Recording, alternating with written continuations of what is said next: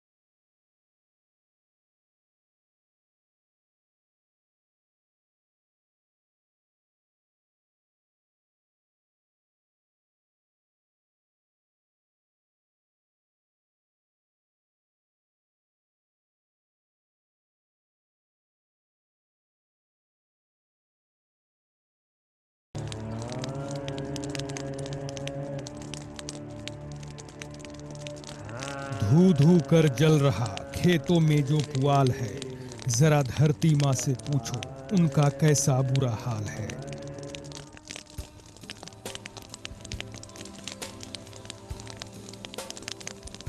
विगत कुछ वर्षों से उत्तर भारत के किसानों में फसल उत्पादन के उपरांत अवशेषों को खेतों में ही जला देने की प्रवृत्ति देखी जा रही है, जो कि न सिर्फ हमारे स्वास्थ्य के नजरिए से जानलेवा है, बल्कि खेतों के स्वास्थ्य के लिए भी भारी नुकसानदायक है। इस समस्या के पीछे दो कारण हैं। पहला, किसानों के बीच भ्रांति। किसानों के बीच ऐसी मान्यता है कि पुआल को खेतों में जलाने से खरपतवार और कीटों को खत्म किया जा सकता है।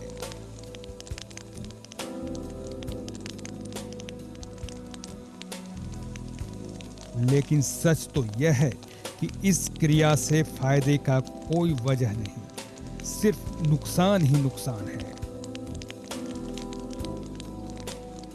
हम आपके सामने कुछ हकीकत रखते हैं, फिर आप खुद तय करें कि फसल अवशेषों को जलाने से फायदा है या नुकसान। पुआल जलाने से मिट्टी में पोषक तत्वों की क्षति होती है। मिट्टी में कार्बनिक पदार्थ को नुकसान पहुंचता है। जमीन में पाए जाने वाले लाभकारी सूक्ष्म जीवियों का सफाया हो जाता है। फसल अवशेष जलाने से हानिकारक गैसों का उत्सर्जन होता है।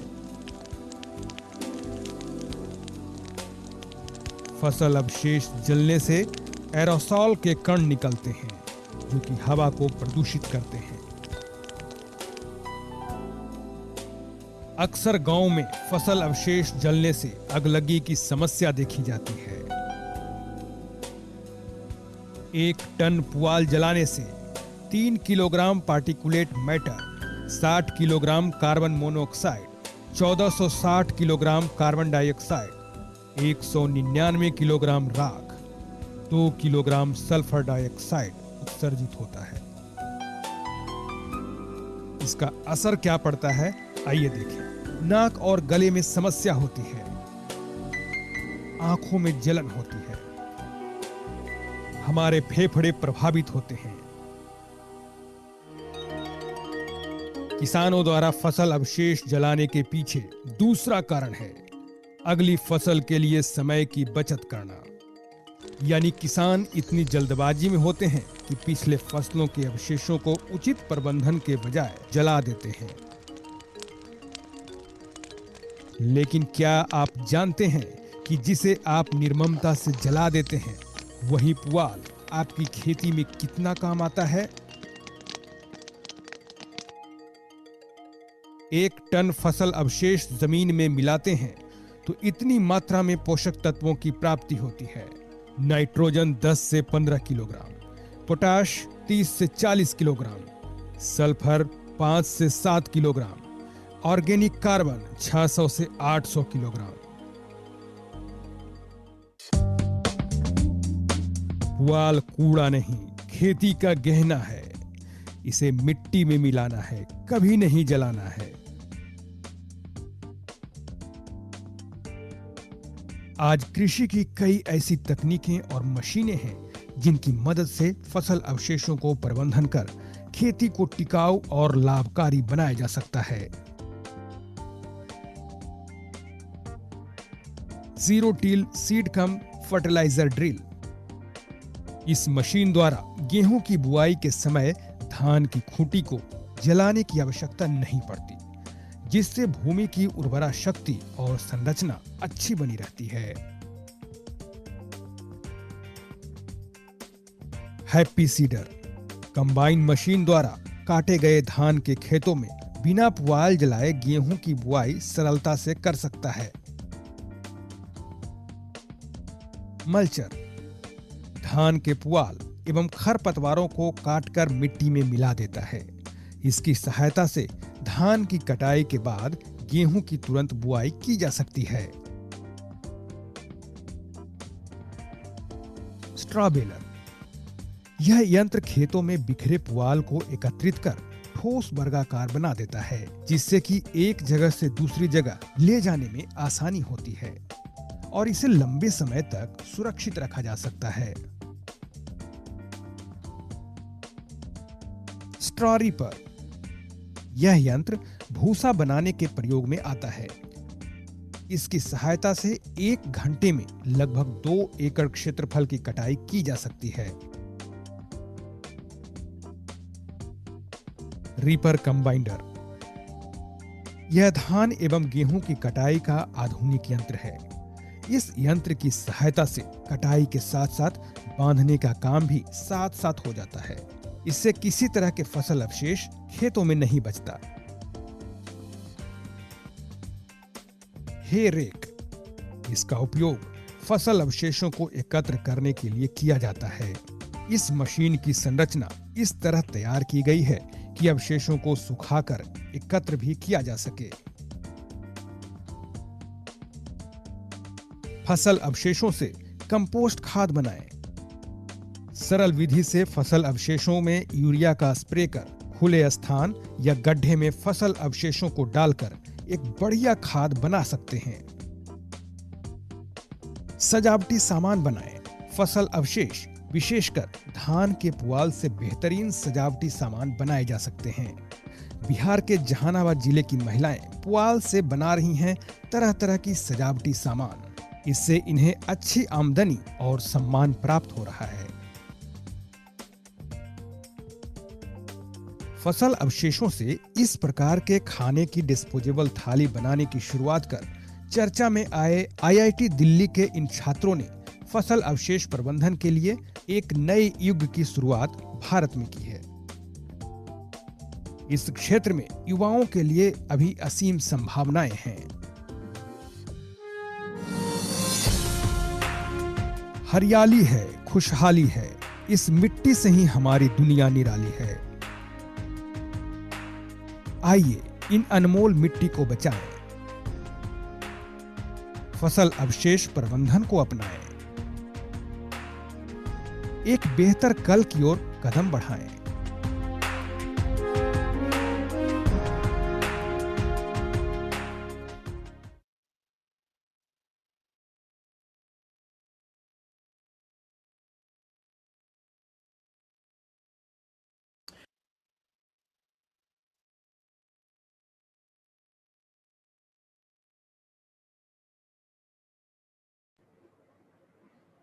बोलो कुछ 2 मिनट में ज्वाइन करते हैं।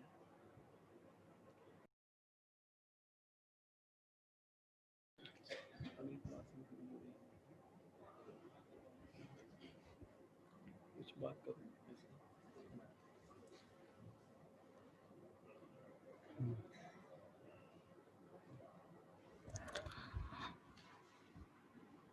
So good morning again to everybody. To the participants, I would again request that during the presentations, Please do try to keep your microphones on mute because sometimes it creates echo and problem for the presenter. And if you have any queries, you can type your queries into the chat box. And after every presentation, we have a 5 minutes time for discussion, and we'll try to address, or the presenter will try to address each and everyone's query. And we'll be starting shortly. We have our chief guest, Dr. N. Saravanan Kumar, who is also Secretary, Department of Agriculture, and also additional in charge of Department of Animal and Fishery Resources, Government of Bihar.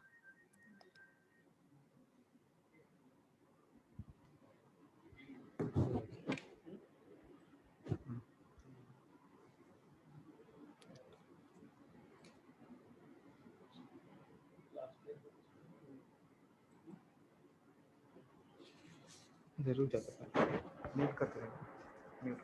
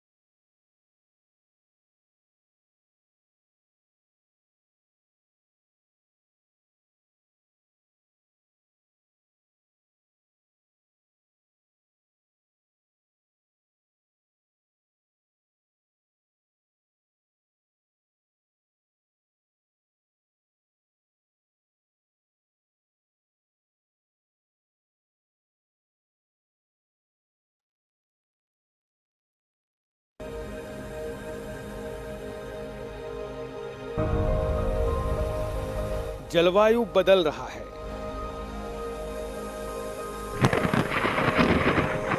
कभी अधिक वर्षा, कभी कम वर्षा, कभी कड़ाके की ठंड, कभी लू के थपेड़े।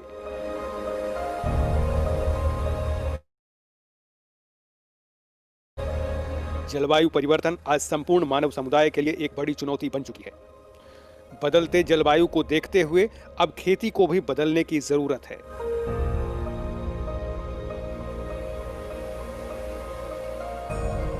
इसी सोच के साथ कृषि वैज्ञानिकों द्वारा जलवायु के अनुकूल कृषि कार्यक्रम को तैयार किया गया है, जिसे आज शुरू किया जा रहा है। इसके अंतर्गत बिना जोते खेती अर्थात शून्य जुताई से ही खेती, संरक्षित खेती, हैप्पी सीडर का प्रयोग, फसल अवशेषों का प्रबंधन, केचुआ का संरक्षण, जैव उर्वरक का उपयोग, ग्रीन सीकर का उपयोग, प्रेसिजन फार्मिंग जैसे अत्याधुनिक कृषि तकनीकों का प्रदर्शन किसानों के खेतों में किया जाएगा। वैज्ञानिक स्वयं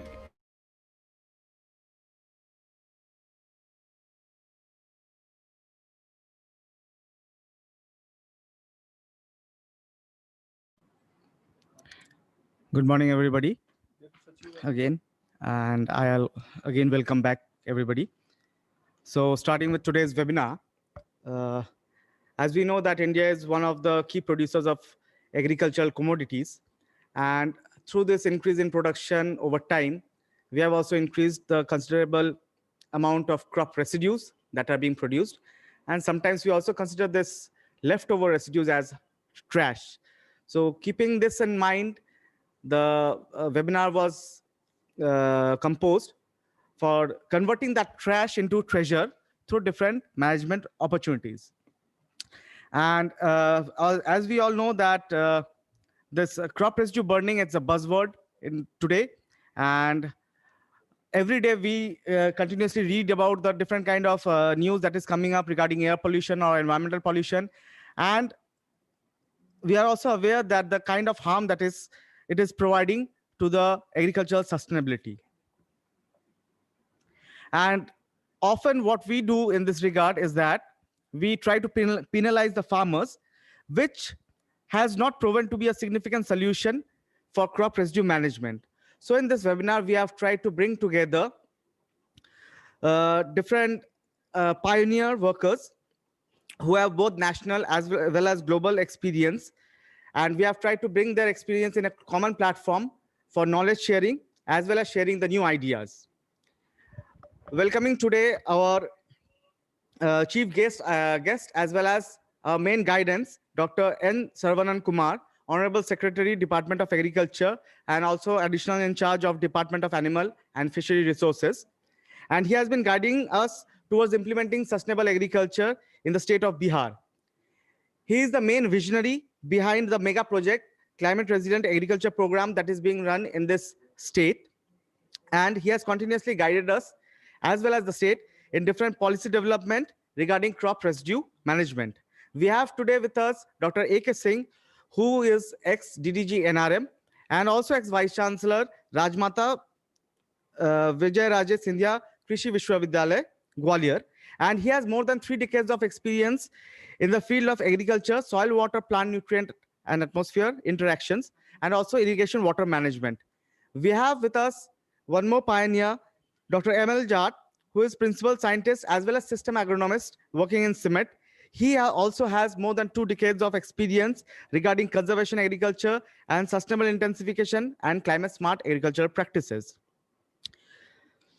We have with us Dr. R.K. Malik, who is also working with CIMET, and he has been awarded with the prestigious 2015 Direct Tribe Award from the Crawford Fund for his outstanding contributions for making food secure world by improving the sustainability and productivity in rice wheat system. We have with us Dr. K. Annapurna, who is the head division of microbiology, IARI, New Delhi, and is also one of the key person behind the Pusa decomposer that is nowadays in the news for its effective, fast decomposing activity for the crop residues in field. We have with us Dr. Hung, who is from Iri, Philippines, and he has been working continuously towards the scalable straw management options for improved livelihoods, sustainability, and low environmental footprint in rice-based production systems in Philippines and also in other countries. We have with us Dr. R.K. Jat, who is from BISA. He has more than 15 years of experience on working with rice wheat cropping systems and also promoting climate smart agricultural practices in this region. We also have with us Dr. Alka Kumari, who is scientist working in process engineering and technology transfer division at Indian Institute of Chemical Technology, Hyderabad. And her key research involves thermochemical conversion of agricultural waste to value-added products. We have with us Dr. Pankaj Jha, Mr. Pankaj Jha, who is Assistant General Manager at SEITZ Technologies. And he has been working with machineries and specially machineries which are involved in residue management in the state. And lastly, we have Mr. Ankur, who is a young CEO of Kriya Labs, a young startup based at New Delhi, which is involved in creating value-added products from the crop residues. With these few words, I welcome all of you in this webinar, and thank you all for participating in this webinar. And I would request our convener of this webinar, Dr. R.K. Swane, who is also Director Extension Education of Bihar Agriculture University, for his gracious words.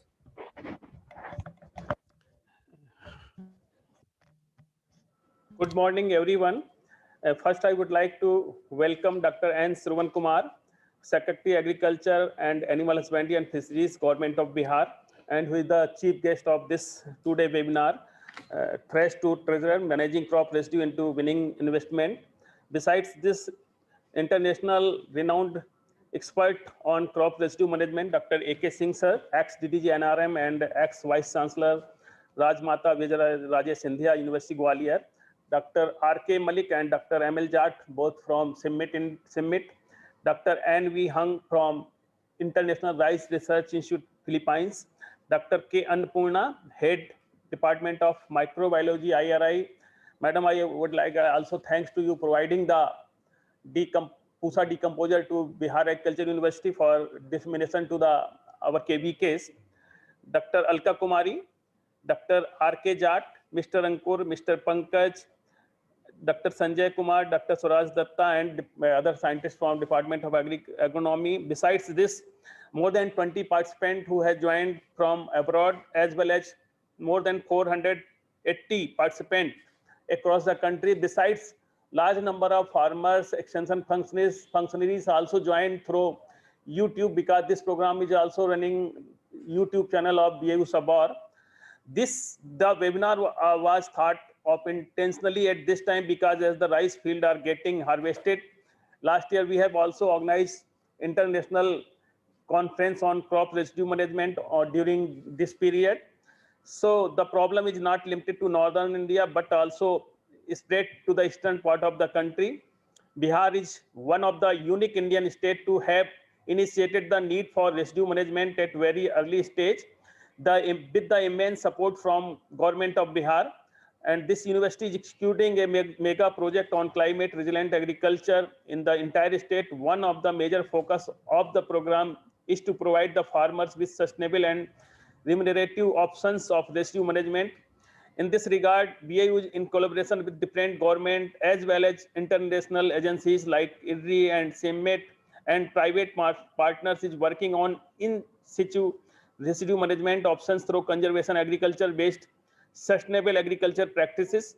Residue burning is also becoming a major problem in some of the region of Bihar, and in this regard, BAU with the support of Department of Agriculture is working on various options for fast track crop residue decomposition, along with the newly discovered Pusa decomposer and other options developed at Bihar Agriculture University. We are also working with the different IC tools, including our community radio station, to sensitize the farmers towards the long-term negative impact of residue burning and scalable options for its management. For providing additional income to the farmers, options for value addition into crop residue through value-added products are being speculated with the different partners. This webinar will provide us with an opportunity for refining our thoughts and developing cost-effective and farmer-friendly residue management option. Thank you. Dr. Suraj, go ahead. And with this kind words, I would request our chief guest, Dr. N. Saravanan Kumar, who is also Secretary, Department of Agriculture, for its kind words and to grace this webinar. Good morning, everyone. Bihar Agriculture University has organized this webinar on such a relevant topic, trash to treasure, managing crop residues into winning investment. First of all, let me take this opportunity to congratulate Bihar Agriculture University and also specifically the Honorable Vice Chancellor, Dr. Ajay Kumar Singh, and his entire team for organizing this webinar, which is very much relevant today. Here I am told the eminent speakers, Dr. A.K. Singh, Dr. M.L. Jha, Dr. R.K. Malik, Dr. K. Annapurna, Dr. Alka Kumari, Dr. R.K. Jha, Mr. Pankaj Jha, Dr. Hung, and also Mr. Ankur, and other experts who have joined today, from on behalf of Government of Bihar. I would like to really thank you for taking your time to join in this important webinar. As you know, the stubble burning is an issue in the country. It's a major issue in many other states. It may not be such a major issue in Bihar, but it is still an issue. What we are seeing is, especially in those districts which are, closer to the border of UP, we are already seeing the incidence of stubble burning in increasing numbers. So seeing that scenario, Government of Bihar has decided to launch a major campaign. We took many kinds of initiatives, in fact. Okay. But the most important one, in my opinion, has been the international conference organized on crop residue management, in which the BAU Sabor has been a pioneer. They really, worked hard in organizing such an event where foreign dignitaries also attended in big numbers. So that was a huge success. Starting with that, then we have taken up many initiatives for crop residue management. But so far, our efforts have been to disincentivize people from burning crop residue, or how we can, on-field management of that crop residue. But I think that today's topic is, how, when we are treating this as a trash, as a waste, how we can convert this waste into wealth. What kind of, winning investments possible to make this waste into wealth. So that is what this, webinar is all about. But I take this opportunity to tell you some major initiatives where the Bihar government has taken up to tackle this stubble burning problem. As I mentioned, the international conference was organized. And number two, we started a program called Climate Resilient Agriculture Program. Climate Resilient Agriculture Program is basically to prepare our farmers to tackle the climate change impacts. The climate change impacts, I think, as just mentioned by Dr. Sohane also, untimely rainfall, flood somewhere, or drought. All these things are happening. It's because of climate change. It is not local phenomenon. It's a global phenomenon, as all of us understand. So now, how we can prepare our farmers to, really be prepared to tackle this climate change impacts. So we started in 8 districts on a sort of a pilot basis, where we are involving Borlag Institute of South Asia, BISA, located in Pusa, and also state university like Bihar Agriculture University, then Dr. Rajendra Prasad Central Agriculture University, then ICAR's Regional Center. So all these 4 agencies are involved in implementing this climate resilient agriculture program, in which primarily we look at introducing climate resilient agronomic practices, which includes like introduction of maybe the early sowing varieties or short duration varieties, and also how effectively we can utilize the 365 days so that all the 3 seasons can be effectively exploited. And the second thing is, all these 4 agencies are expected to do research in finding out better techniques, better practices which are more suitable in Bihar for climate resilience. So this is about the program. And now seeing the success of this particular project in these 8 districts, state, we have already decided, and from the coming Rabi season onwards, we are going to implement this in all the 38 districts of Bihar. So more than, more than I'm told, more than 60,000 acres of land are going to be in this climate resilient agriculture program. And I tell you, in every KVK in every district, 2.5 acres of land has been earmarked for next 100 years to do work only on climate resilient agriculture related initiatives. So this shows the importance the government is giving for climate resilient agriculture practices. So now coming specifically to the crop residue management, primarily we took many initiatives, but the number one is awareness creation. We went for awareness creation in a major way. So now, because of that, now most of the farmers are aware that, okay, the stubble burning is bad. It is bad not because the government is saying, it is bad because, it is spoiling their soil. Okay. It is affecting the microorganisms in the soil. Finally, over the long term, it is going to affect their soil nutrition, soil health. So this message through various channels we are taking, and in that Bihar Agriculture University also is playing a major role. And secondly, we involve the students because they are the next generation, okay, right? They are the future of the country. So we took this particular awareness creation even to the schools. In the morning prayers, we ensured that this message goes through the students to the parents. Okay. So now the next second point is incentivization. How we can really incentivize the farmers to go for crop residue management. So in that, under agriculture mechanization program, we went for a major component of supporting crop residue management related equipments, in which we gave subsidy of up to 80% for various implements which are useful for crop residue management, like happy seeder, straw baler, or straw reaper cum binder. All these things have been given, and I'm happy to tell you, in the last year itself we could distribute 2,878 such implements to the farmers on a subsidized rate. And the second one is, we are promoting the number of milch animals through our primary milk cooperative societies, through our COMFED, that's a milk federation here.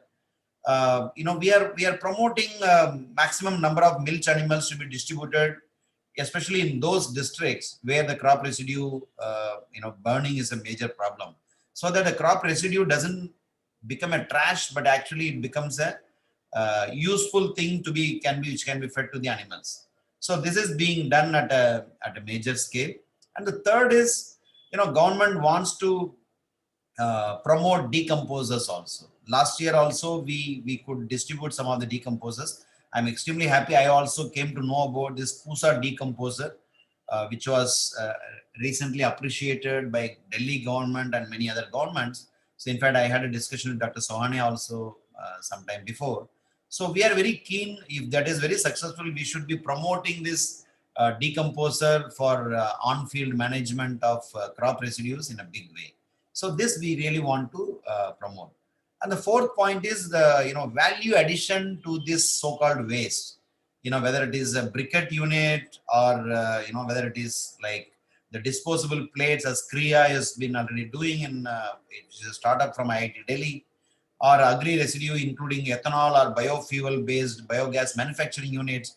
All these units we want to promote. With this in mind, the state government has already made this crop residue management related industries can be set up on a high priority sector. Now it has become a high priority sector in our industrial policy of the state, right? So now let me tell you about some disincentivizing measures we have taken.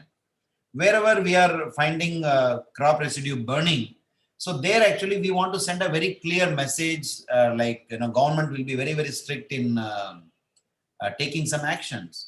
I tell you, in spite of awareness creation, we still, the farmers, we could see farmers burning the crop residue.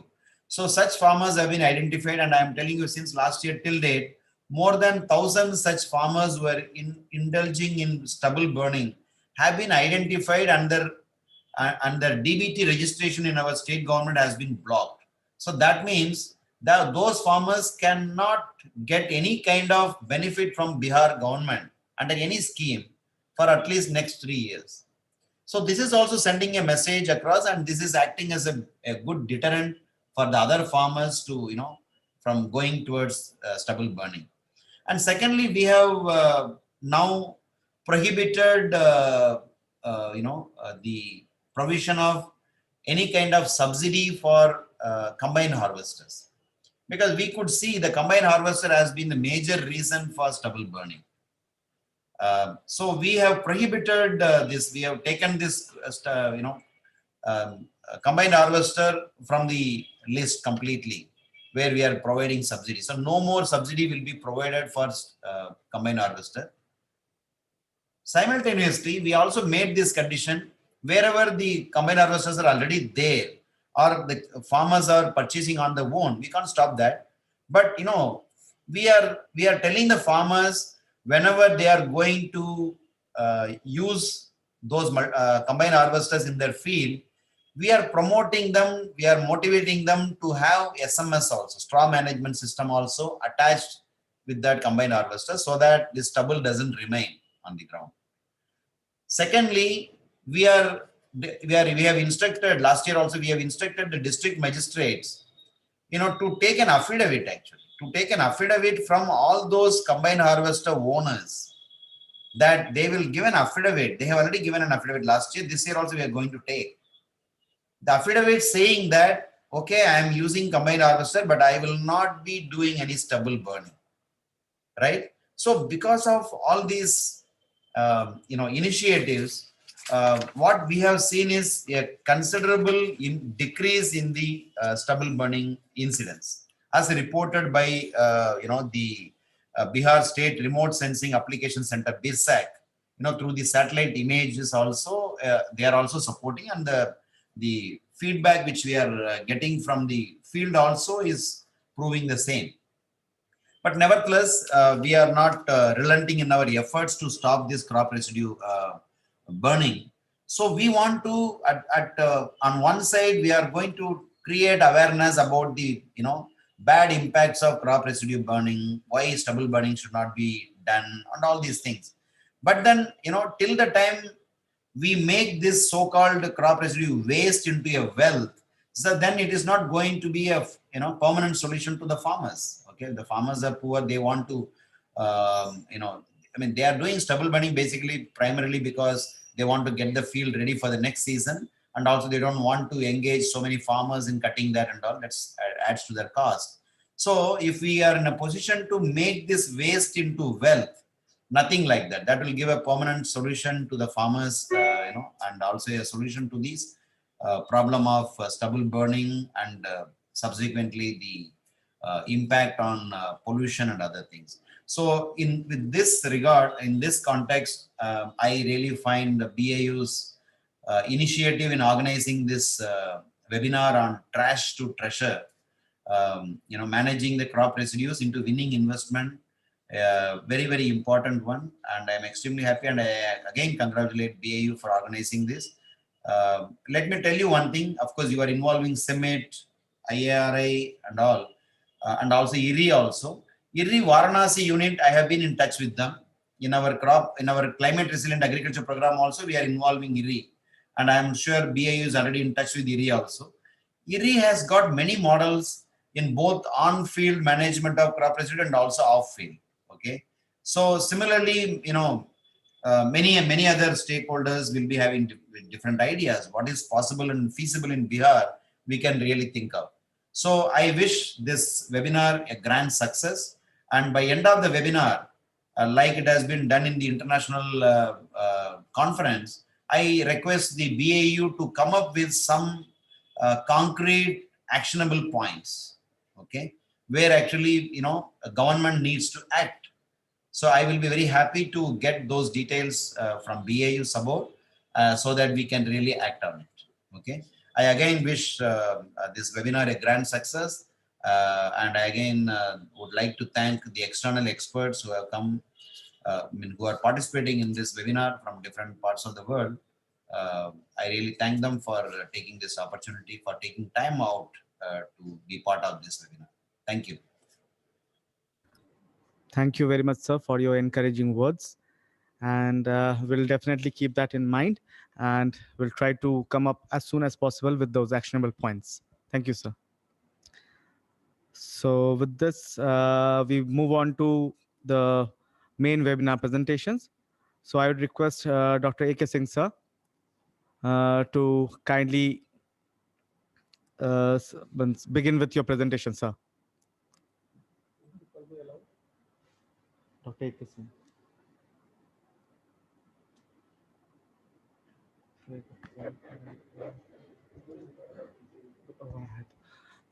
Dr. A.K. Singh, sir. Sir, can you hear me?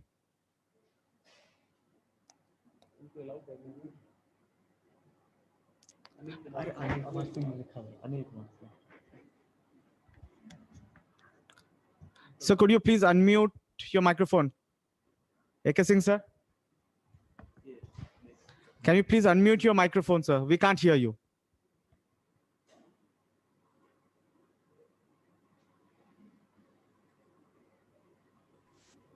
Okay, now, thank you. I was not able to unmute because of the host. Anyway, anyway, thank you, Dr. Datta. Thank you, sir. Good morning to the Honorable Vice Chancellor, Dr. Ajay Kumar Singh, the chairman of today's function, and Dr. N. Shravan Kumar, who is the chief guest, Dr. Sohane, Dr. Datta, and all the participants.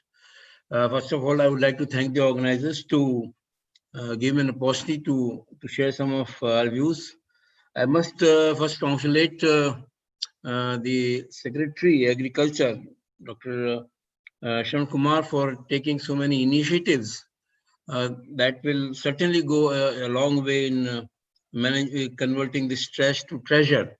And I'm sure that with the spirit that you have shown of implementing programs, particularly I was there in the international conference last year, and implementing those recommendations, I'm sure the problem that is being faced as far as residue burning is concerned will be taken care of.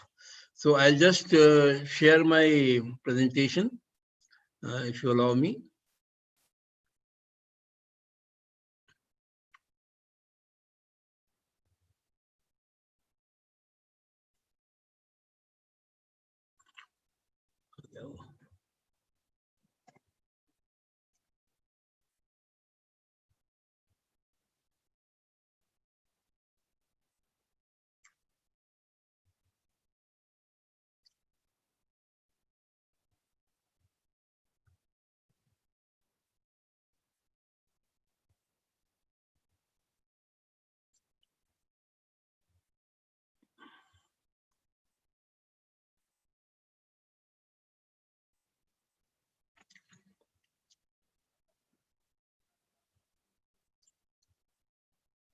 Is it visible?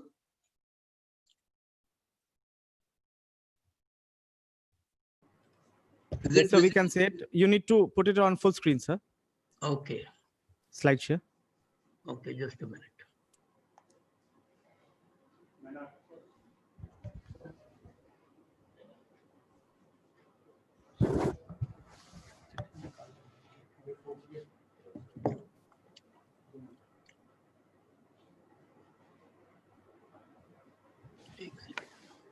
So it's below Yeah, just a second. Okay. the third one, sir. Yeah, no, is it okay now? Yeah, yes, sir. Okay. Yes, sir. Thank you very much. Once again, good morning to all of you. And the topic that I thought I would be speaking on is solving the crop residue management crisis. This is actually really a burning issue because of straw burning. And this year, these are the newspaper clips which came at the last week of October, and particularly from Punjab. So you can see that it was quite serious this year. And in fact, in the month of September this year, which is very unusual, they could record the straw burning episodes from Amritsar and Taran, which indicates that in spite of so many things we have been talking about, this is still continuing. Now, if you look at the comparison, this is for the state of Punjab. The blue line, that is the topmost one, is for the 2016. And then in 2017, people may recall that because of the pollution caused in New Delhi, capital, because of this straw burning, they started taking action, and some I will be talking about what was done. And you see that till from 2016 onwards, the burning events kept on reducing up to 2019. But then in 2020, you can see the red line where the last point is 40105, that means 40,000 events. So it has really exceeded for all the last 3 years. But the situation is not so bad in Haryana and UP. But these are the 3 states which are adjoining Delhi. And so a lot of monitoring is taking place here. So you can see that the maximum observed was in 2016, and then just gradually decreased both in case of Haryana and Punjab. So, which does indicate that at least excluding Punjab, these states are really taking action on the ground to ensure that these uh, straw burning incidents come down. One thing is very obvious, that it has not come down to the level of satisfaction that we would like. And this also shows the percentage change. And you can see the blue line is for Punjab, that the change is on the higher side. That means it is increasing compared to 2019. And there was a slight increase in case of UP and Haryana in the initial days, that is up to 10th of October. Then subsequently, it has reduced compared to previous year. And the same thing happened in case of 2000. If you compare with 2018, in case of Haryana, there were some positive incidents increase in the initial stages, but then they were below zero. That means things were very much in control. So this indicates that some effect is happening on the ground level. And if you really look at this data, which summarizes what has happened in the last 5 years, you can see that from 2016 to 2019, they have been decreasing continuously. If you look at the total from 1st October to 30th November, so the residue burning events have been continuously decreasing from around 1 lakh 2,000 plus to now 50,000 or so in Punjab, and likewise in Haryana from 15,000 to 6,000 plus, and in Uttar Pradesh from around 9,000 to 4,000. So this is the current status, and let us hope that the initial stages where we saw some burning events in case of Punjab are subsequently also taken care of. Now, when in 2017 this whole process started, then if you look at the global status, in this case, you can see that the crop residue produced is about more than 2,000 million tons. The Americas about 1,500 million tons. Asia, Africa, of course, is the maximum contributor as far as crop residue prediction concerned. And this data that the world has about 5,000 million tons is based on 26 crops, which include cereals, legumes, oil crops, sugar crops, and tubers. So, and it has been observed that the global increase has been to the extent of 33% in the 10 years of which data is available, that is 2003 to 2013. And in case of Asia, almost 47% increase was observed during this period. So, which means that this situation is gradually, the amount of residue being produced is increasing. So one has to really start thinking of management in a very scientific manner. Now, if you look at this is the state distribution, and normally you see in the limelight only 3 states, but if you look at the states here, starting from Andhra Pradesh, there is a serious amount of residue which is being burnt. Bihar, of course, is also there. And then you can also see Gujarat, Haryana, and of course Karnataka also, it is quite there, quite serious. Maharashtra also is also getting, sort of defamed because of residue burning. And we have, of course, Tamil Nadu and West Bengal also. So in the Indo-Gangetic plain, you see that quite a lot of residue burning is taking place, and as well as in other places, western part of the country and the southern part of the country. And the estimates are that from the cereals, it's about 352, the fiber crops it's 66, oils is 29, pulses 13, and sugarcane. So, and the rice, wheat, maize, and millets, almost 70% crop residue, and rice alone is about 34%. And that is why probably we, in most of the platforms, we talk of rice residue burning, but it is other crops also which are contributing and significantly. Now, if you look at the agriculture production, as you all know that in 2019-20, we have again a record production of 296.7 million tons. This was around 230 million tons in 2009-10. Rice is 118.4 million tons, wheat 107.6. Now these are things of which we are very proud of these achievements. Oilseeds 33.4 million tons, cotton about 35.7 million bales, sugarcane 355.7. Now, if you look at these are the current production levels. Obviously, we are increasing our production every year. So food production estimates for 2030 is about 320 million tons. And for 2050 to feed the population, which is going to be around 1.7 billion, we have to produce around 400 million tons of, these are the food production. The horticulture production is about 320.48, again a record production this year. And this is expected to be around 600 plus million tons in 2050. The point that is I'm trying to make is that the lot of crop residues are going to be generated as we move towards 2050 because of development, because of the demand of the population, and the need for, of course, higher production. So I think we need to start planning in a very systematic manner if you really want to take care of this.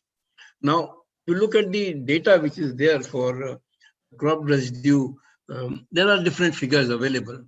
Dhari had in 2014 estimated around 686 million tons. The earlier figure was around 510 million tons, which is 2010. And they say the surplus potential is about 234 million tons per year. And this 686 is being split into 545 million tons cereals, oilseed, pulse, and sugarcane, 61 million tons of horticulture crops, 80 million tons others, including cotton, jute, mesa. Now, in case some estimates have also included spice crops, ginger, cardamom, coriander, garlic, cumin, dried chilies, and plantation crops like rubber and coffee. And then in that case, the estimate is around 1,055 million tons per year. And that is why I think it is very, very important that one should have an authentic data and which should include all crops that are being grown in the country. The other important aspect is that we need to have a protocol also for the systematic data collection, because some crops have more than one type of residues. For example, in case of rice, a lot of husk is also produced. We have been talking about straw. In case of sugarcane, again, a very important crop for Bihar, bagasses, their leaves and tops. And then, of course, competing uses like animal feed, as was mentioned by the Honorable Secretary, that they are encouraging milk so that the animal can be fed. Packing material, bioenergy, biochar, mulch, disposable material plates, as was mentioned. So one has to have an estimate how much would be needed and for what purpose. It's not that the central government has been silent on this. There was a national policy for management of crop residues, which was formulated in 2014. And if you really look at the issues the objectives of this particular policy, the control burning of one of the major objectives was that you have to control the burning of crop residues because of the environmental degradation causes, loss of nutrients, as was mentioned as in the film they showed before the inaugural, and the minerals, and then promotion of in situ management. It could be incorporation in soil, mulching, baling, binding, or for use as domestic industrial fuel fodder. Conservation agriculture has been referred to by the chief guest, and Dr. M.L. Jat would be probably talking in detail about what is the current status. One of the very important management options that are available for reducing the burning of crop residues. Then we have to also see that when we are going to have so much crop residues generated every year, what are the diversified uses like charcoal gasification, power generation, or as industrial raw material for production of bioethanol, which is again a very important issue, packing material, paper board panel indicators, disposal, and all these which are mentioned. Composting is one very important issue which needs to be tackled because we do need to improve the soil health.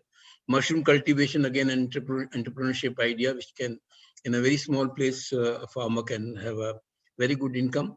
Then bio-CNG, which is being quite pursued very vigorously in Punjab.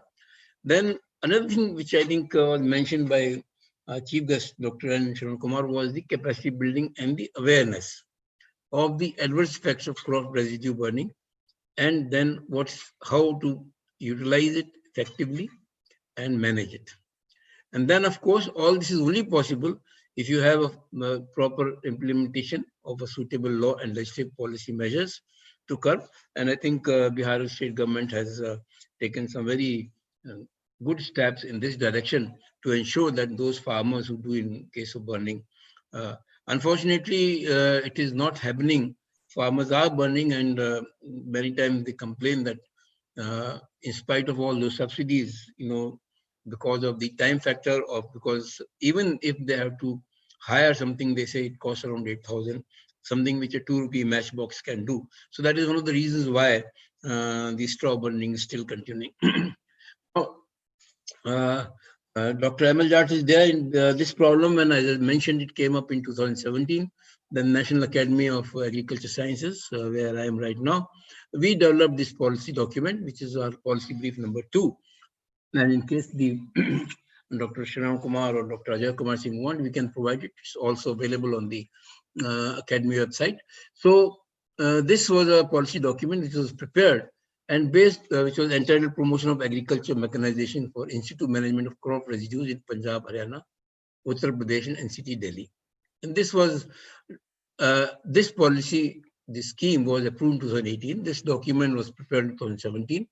And based on this, they said the government, central government sanctioned about 1151.80 crores. In this particular central sector scheme, 50% of the subsidy to the farmers, 80% on farmers group. This is for the machinery part. And for the small and marginal farmers, they will give those who will not burn residues around 2,500 rupees. And in this, in addition to the crop residue management machinery, there is subsidy, and then also custom hiring centers and allocation for the awareness. So all this has been built into this particular scheme. And 2018-19, this is the money that was distributed to the different governments, and in 2019-20 also. This money has been, as we have been informed, that this was distributed to the states for taking up action. And one of the, we could see that the number of events, except for this year, they have been continuously decreasing because of the actions taken. And Dr. Emil Jart, who was involved in this, I think he will highlight the thing. It is not only the, it was also notified as an offense under the AR Act 1981, the Code of Criminal Procedure 1973, and other related things. And this was done at the Supreme Court level. So there is enough provision if some state government wants to take action to discourage the straw burning. Then one has to really look, as I was mentioning many times, that one has to have a very systematic approach. So this is one example of harvesting of paddy, where you can have 4 alternatives: retention on surface, in-situ incorporation, burning of paddy residue. As I said, this is still continuing; it has not become zero, and the removal of residue from the field. Kindly correct the spelling; it is from field. And this is what happens if you go down, as Happy Seeder was mentioned, as one of the equipments which have been given to farmers, where there's retention is there, you can directly go ahead with that. And other machinery was also shown. So these are different options available depending upon whether the crop residues, this of course, as I said, paddy is being talked about. So these are the different options, which also includes one as a management option. If you burn paddy residue, what else you must do so that you can actually maximize production. There was a committee set up by center which went to evaluate what has been happening in the states, Punjab, Haryana, UP in particular. So this is one example. What they showed was, in case of Punjab, that how it was being used in different, for example, the biomass-based projects for capacity of 62.5 megawatt generation, about 1 ton they could use for that. And then this is of the total, I would say, in percentage.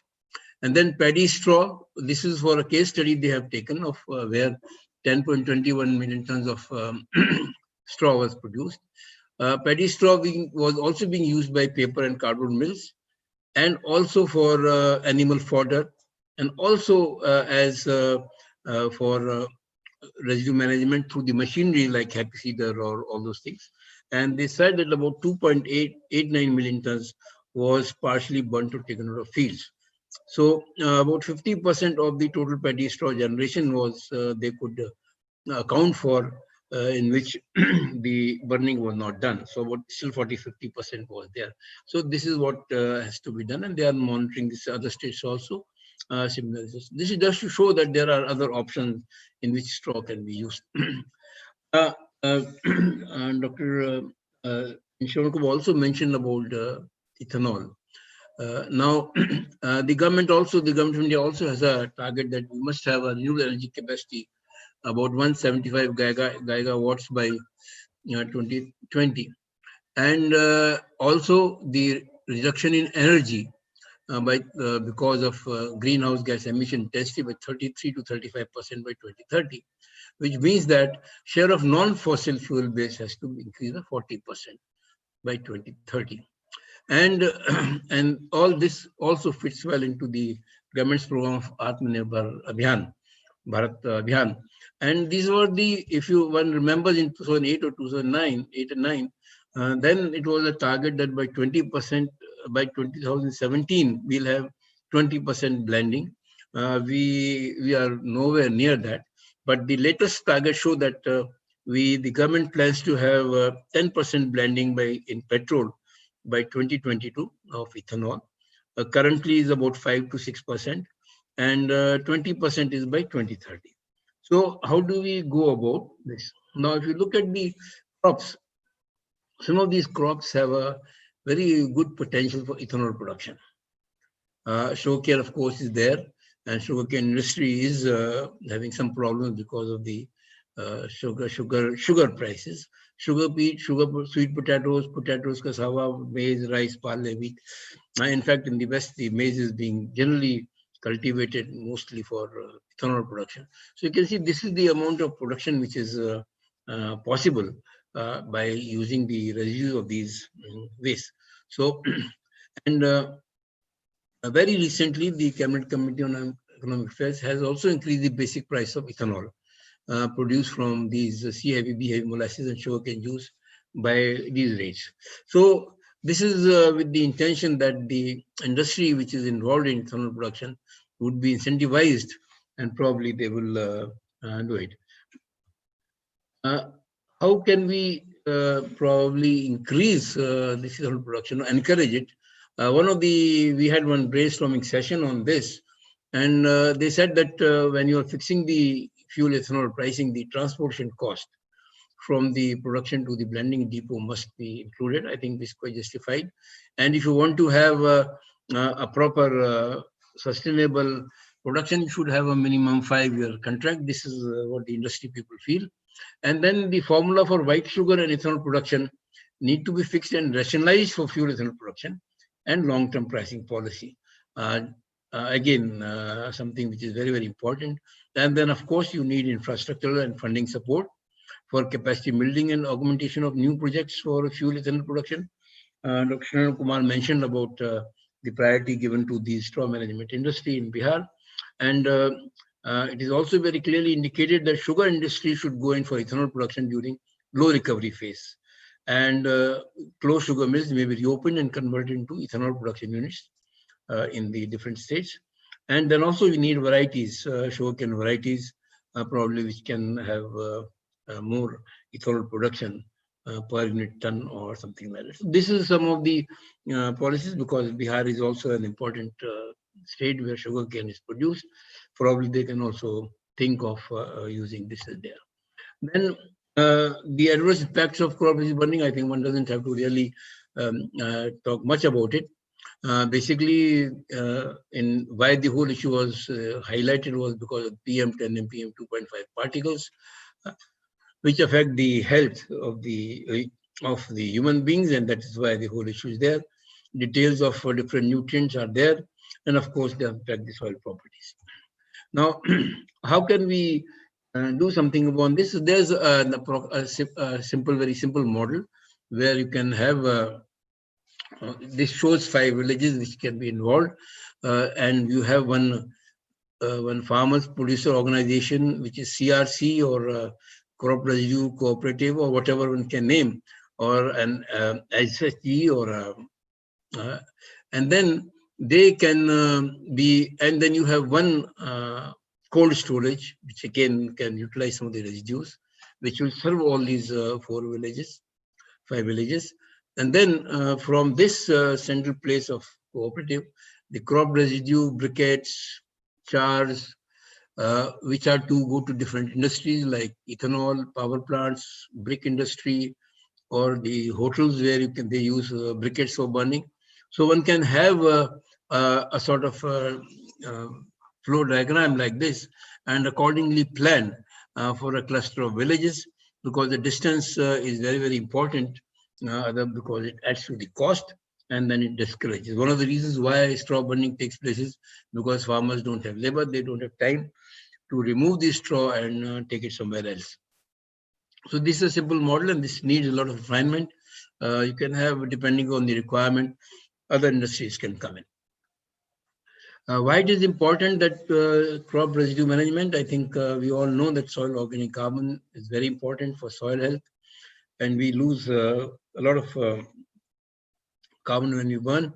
And we have commitments of 17 Sustainable Development Goals with 2030 as the target year. Carbon sequestration, which is one of the plus points of residue incorporation, is that it is 3 of these: zero hunger, climate action, life on land. India is committed, as I mentioned earlier also, that GHG emission to be reduced by 30 to 35% of the 2005 level by 2030. This is only possible if you create an additional carbon sink of 2.5 to 3 billion tons of CO2 equivalent. And I think the residues can contribute very significantly.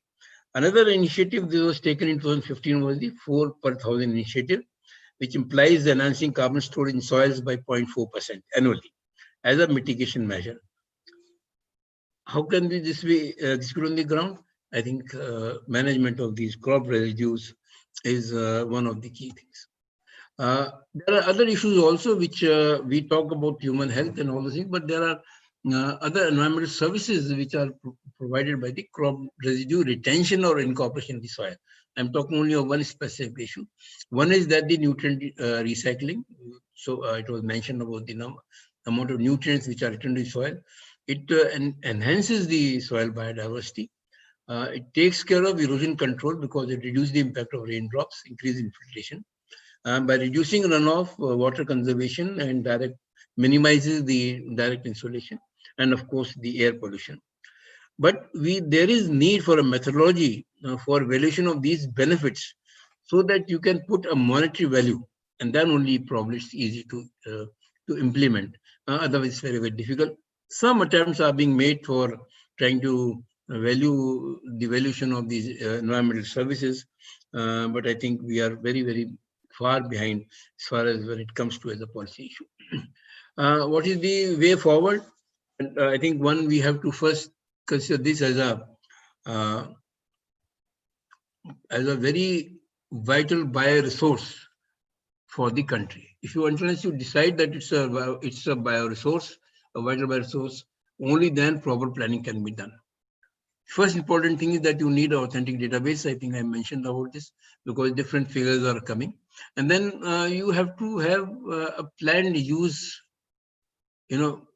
already chalked in. That is very essential, because maybe it's not possible for all the crop residues to be encropped in soil. So what is the in situ amount you would need? What is the ex situ, whether it's for fodder at the local level, regional level, biochar, because energy generation, composting, mushroom cultivation, building material, packing material, any of these. So you have a certain X amount of straw. how this X amount is going to be divided for in situ, ex situ, and all that. The Mahatma Gandhi Narega scheme were very strong recommendation that you should allow the labor to transport these straw waste, crop residues for composting, because it's labor intensive and farmers generally avoid indulging in such activities. As I mentioned, you have to intensify crop residue utilization. Some steps have been taken by the government of Bihar. And what I mentioned was the environmental service provided, that is payment for ecosystem services, sort of incentivizing the farmers that if you are going to incorporate straw, this is the benefit that you're doing. And then for all these things, you need a business model in the public private partnership mode, where you think of creating markets, direct procurement of crop residues by agro waste management companies, and they like, for example, NTPC has done by involving local entrepreneurs, SHGs, FPOs, and then because you need to move some of these products, like fodder itself, from one state to another, so there should be some interstate trading models as well. I think with this, I have come to the end of my presentation. Thank you very much.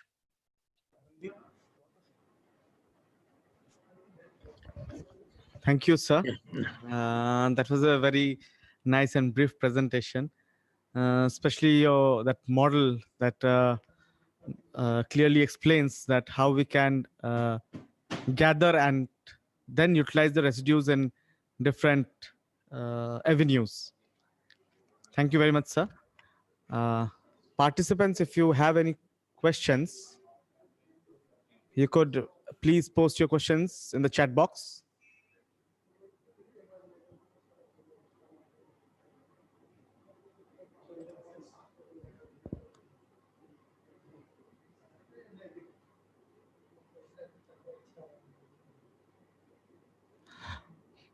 Thank you, sir. I think they don't have any questions. I would like to say, yes.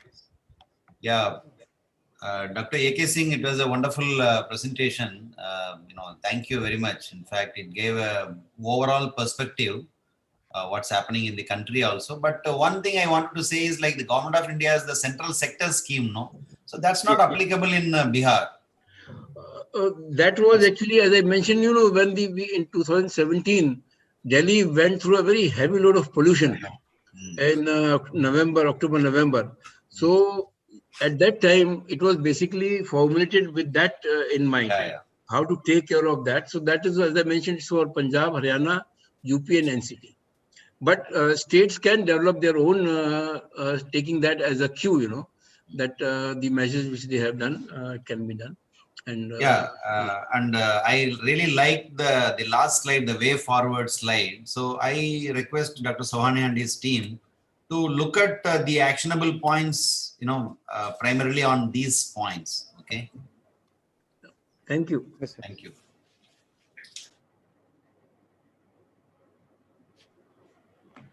Thank you, sir. Oh, thank you very much. Then I'll go off for some time because I have to go somewhere, and then I'll be back, right, in about an hour or so, right? Yes, sir. Yes. Sir. Thank you. Thank you very much for your patience here. Sir. So our next speaker, I would like to invite Dr. R.K. Malik, who is from Summit, for his presentation, sir.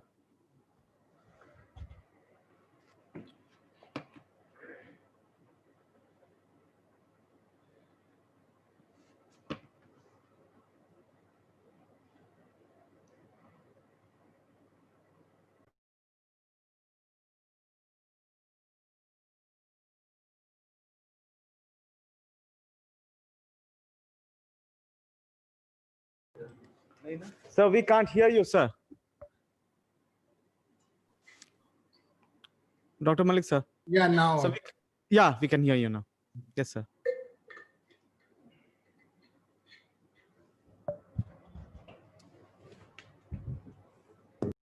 Good morning, everybody. I would like to thank Secretary Agriculture, Dr. Sarwan Kumar, for initiating today's discussion. In fact, I liked his idea of going to schools, And I think this is where we can start the awareness program. And we have seen many things coming up in Bihar during last 10 years. I'll give you a brief idea of rice in Bihar only. And then I'll take you forward that what could be the important action points for farmers' perspective. In fact, if you look at the interest of farmers, in my talk, I'll take everything on scientists, not on policymakers, because policymakers, I have seen in my own experience that they are ready to implement good policies and they are always waiting for something good, you know. I don't even blame farmers because farmers, you know, they have their own requirement. So I think many things again fall back on us because sometimes we are not able to give the technologies that farmers need. And that's why the adoption is a bit less. So in the end, I'll try to focus on monitoring. Now the farmers, you know, we have to be very careful, you know, that is it the profit we are looking at or the environment or both? I think we are looking at both, you know, and if you look at both, then if you look at the condition of farmers in Bihar, it is, you know, very small farmers and the paying capacity, spending capacity is very low. So the profit has to come and profit will come only by revenue generation and revenue generation can come only by yield enhancement. And if you look at the residue problem in Bihar and compare it with Punjab, the yield levels in rice are almost half. So sorry to interrupt you, sir. I would interrupt you. Are you sharing some slides? You are not able to see slides? No, sir. You need to share your screen, sir. Just wait, just wait.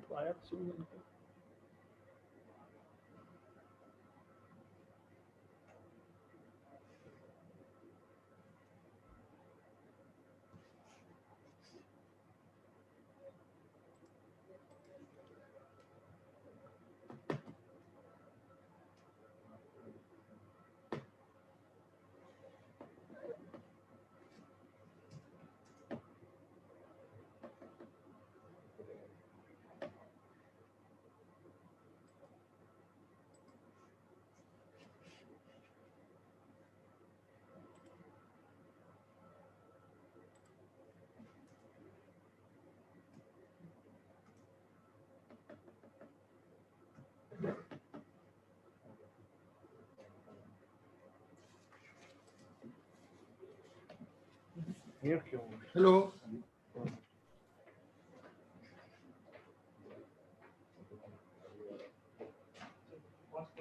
Hello, can you see it now? No, sir, not yet. You need to share your screen. Yes, sir, we can see it now. You just need to go to slide share, sir. Yeah, yes.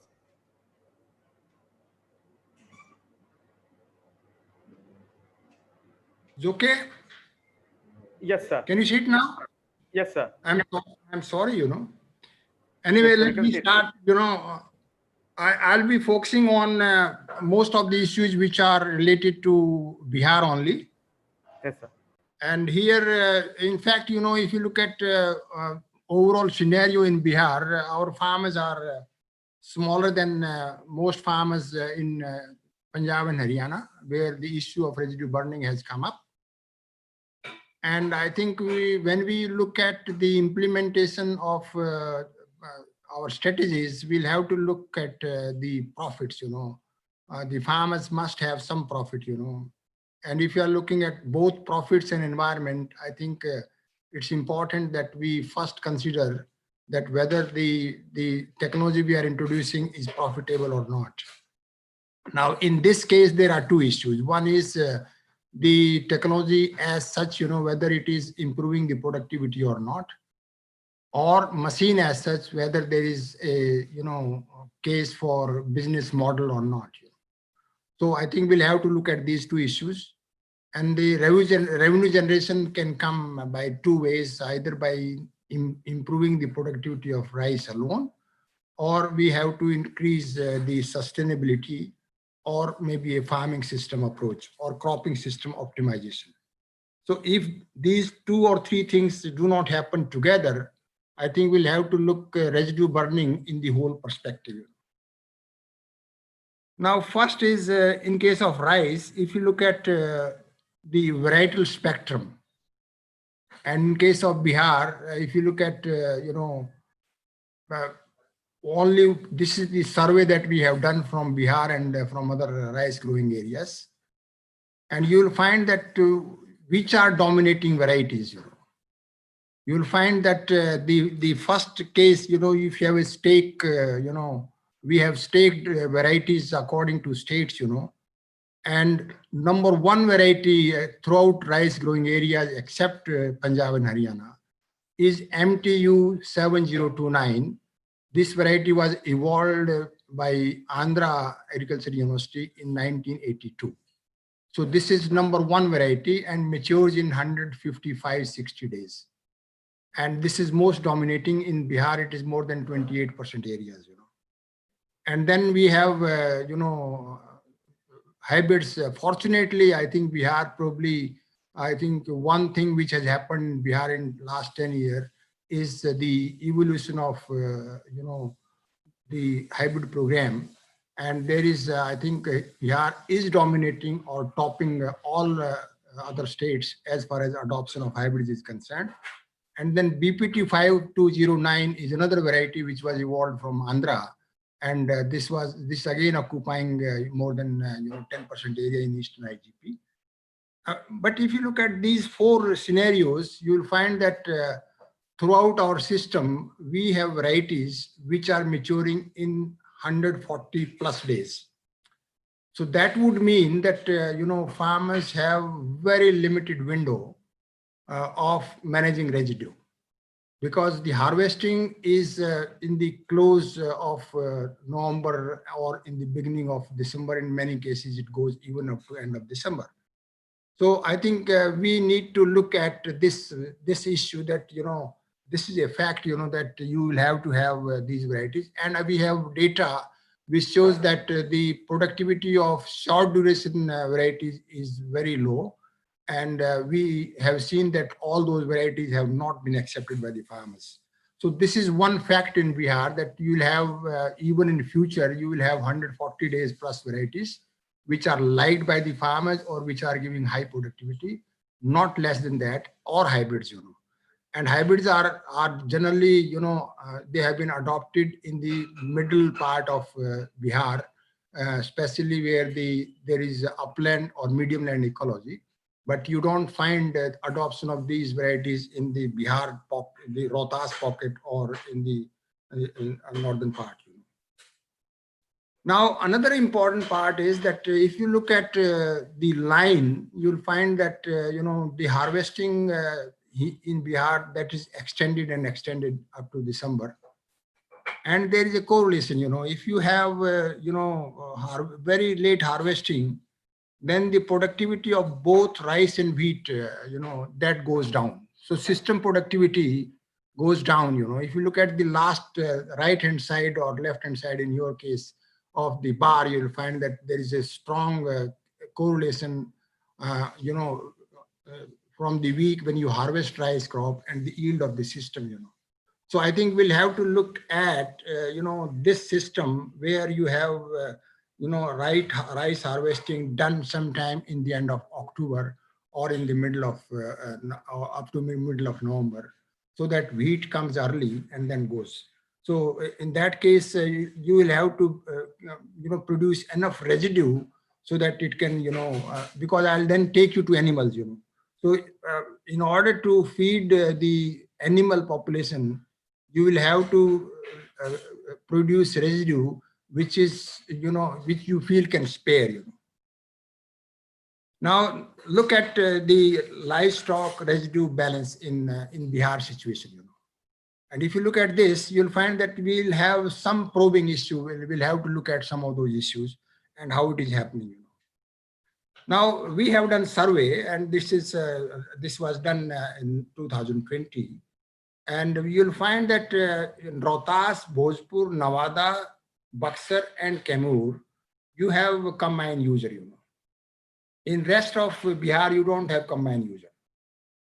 And you'll find that because of this residue burning is happening only in 3-4 districts, where there is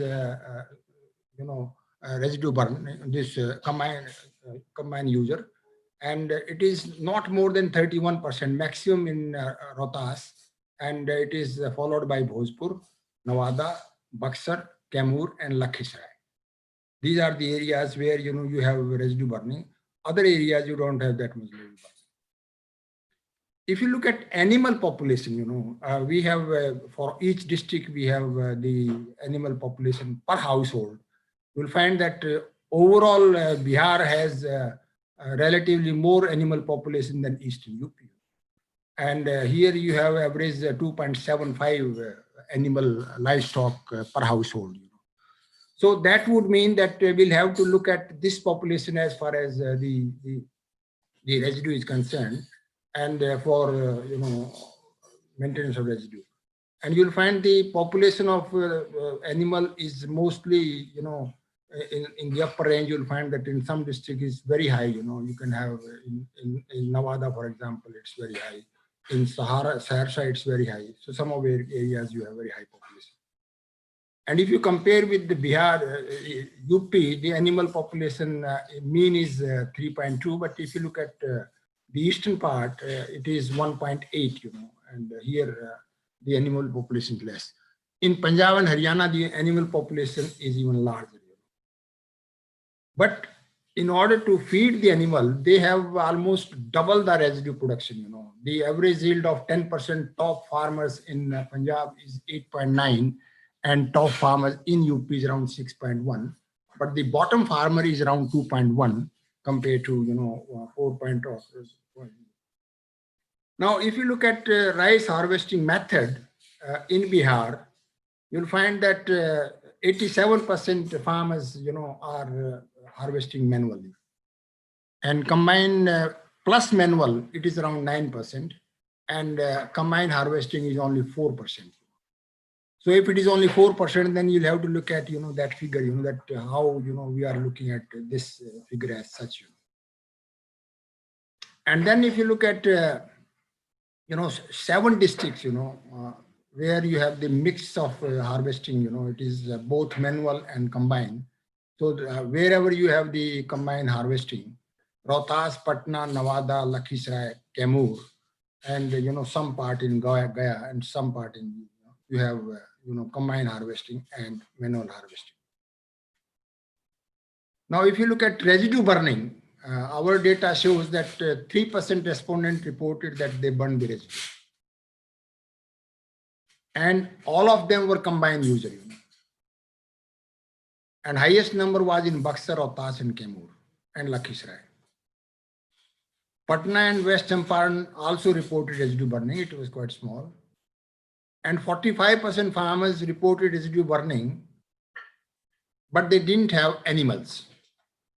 So those farmers who didn't have animal, they resorted to burning of residue. So we'll have to look at, maybe, residue bank kind of strategy where, you can have, those who have extra residue can, how, that can be used as a fodder bank, and that we'll have to look at that. Now, as Dr. A.K. Singh also, pointed out, you have maybe requirement is much higher, but we can have maybe only 1.7, ton per hectare per year, this nutrient management requirement that can come from farmyard manure.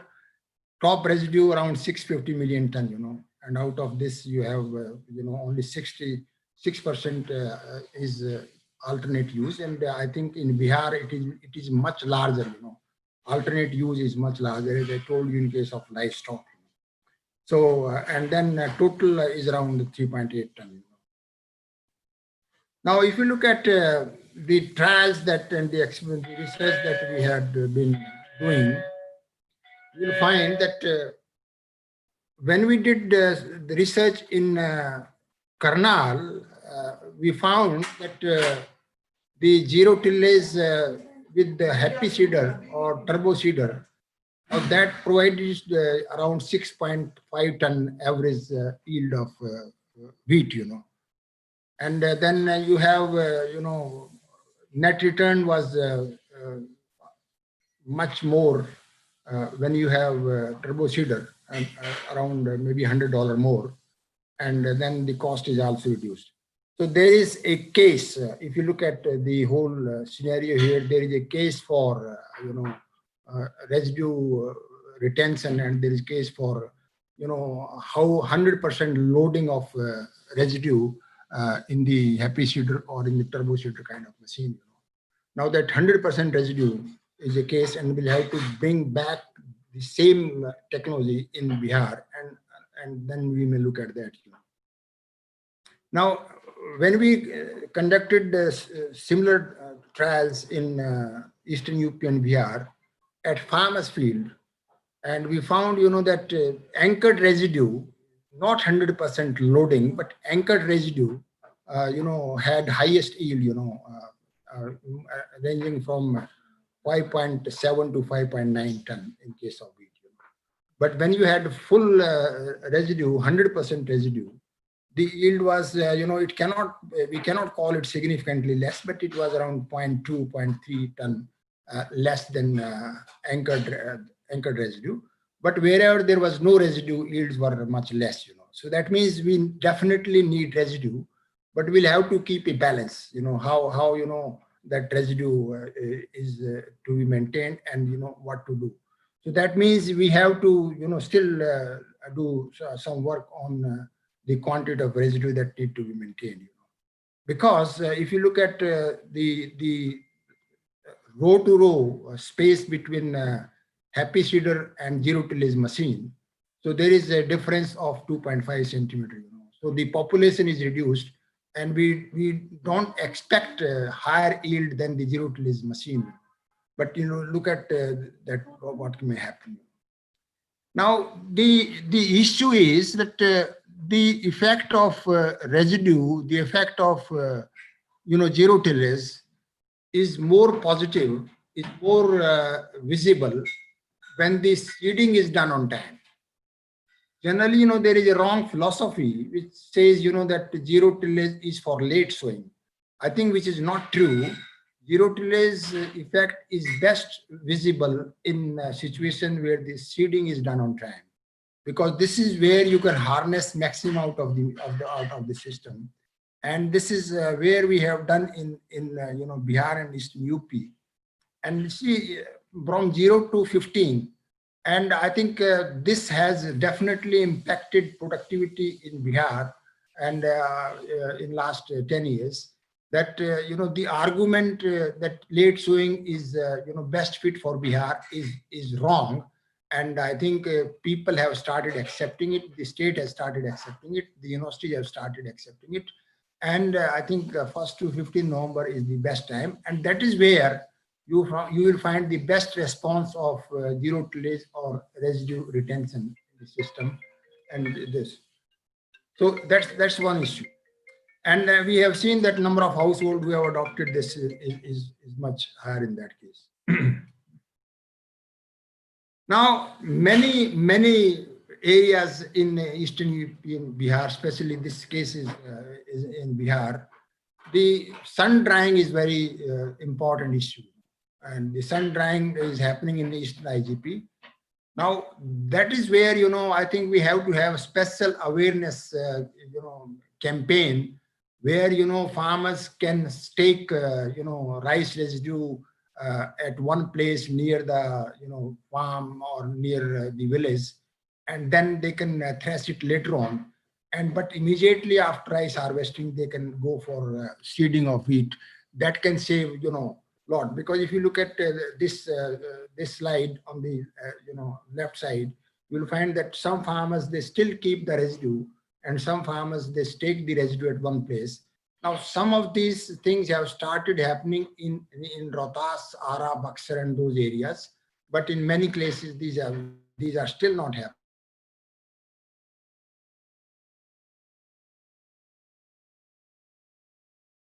In that we have made lots of effort for adoption of zero tillage, but adoption rate so far, the extent of adoption is only 2.4% in Bihar, and which is very low if you compare the efforts. And I think that probably will again come by a special kind of effort in the form of service provider. We'll have to make this as a business, because if the farmer who purchases machine, now if that farmer is using the machine on his own farm, I think it's not that much economical. But if you can probably, custom hire service can be adopted. We in fact worked with around 3,600 service providers, and we found that, it can be a very profitable proposition for, service provider in the situation like Bihar, because here, the tractor intensity is very low, around 7 tractors, maybe, per 1,000 hectare, compared to, 80 to 100 tractors in Punjab and Haryana. So the custom hire services concept has to be introduced, and where the income, other sources of income can come up. Same thing is, in case of rice nursery, the custom services, or, the rice entrepreneurs who can, raise nursery and sell nursery, can also have those kind of things. Now, if you look at the yield in case of conventional, and in this case, you'll find that you'll find the best effect of zero tillage is visible only if it is done on time. Otherwise, it is not there. And that's why, sometimes you argue that this can happen. And we have seen, trials in Haryana that we had been doing, means we have, some field where tractor has not entered into the wheat field for last 21 years. So that means, it doesn't, zero tillage can be done for years together without tractor entering into the system. So there is no question that you can do 1 year or 2 years. So there's no need of coming back.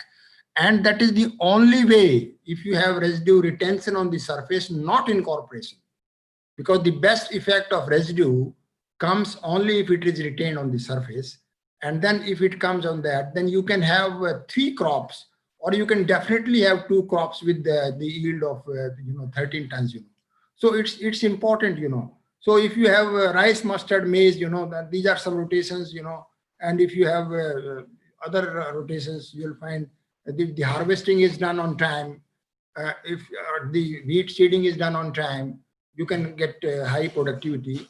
And I can as I had been telling in my presentations, that yield of up to 7 ton has been harvested in situation like Bihar. Now that means the climate is not suboptimal in Bihar, as far as wheat is concerned. It is as good as Punjab and Haryana, but the time management has to be done, and time management can only be done by retention or residue or by utilization. This is how the things can happen. This is how. Now, this is what we want. That if you can have throughout Bihar, if you can have because honorable secretary is here in the meeting. Now, this in the end of October, if you have these kind of hoardings, where you can have zero tillage. Now, this is first step. Second step is you have 60-70% residue, and the fourth step is 100% residue. So that's where you can have some of those poster hoardings throughout. You can have all partners coming in, even private sector can come in. And this is where I wanted to conclude that Bihar has the highest gain in productivity. We have seen around 19.4% increase in the yield of wheat if you have zero tillage, but as against only 3 to 4% in Punjab and Haryana. Punjab and Haryana farmers have adopted because of cost saving. Farmers here have not adopted because the number of tractors are less or the service provisions are less. But yes, if these provisions are made and if the focus is on time, then everything can happen. I think the primary issue is time, time, and time. And once you resolve that issue, the zero tillage or residue itself will automatically come in. So these are the prerequisite, for introducing the residue retention or residue management in the system as a whole. This is where I wanted to conclude. Thank you so much. Any question? Hello. Thank you, sir. Yeah. Thank you very much for your elaborate presentation. So I would request the participants, if they have any question, please do type your questions into the chat box, please.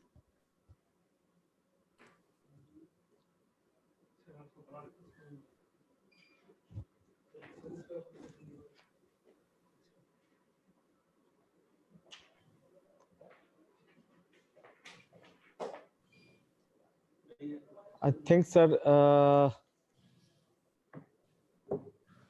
there are no questions from the participants.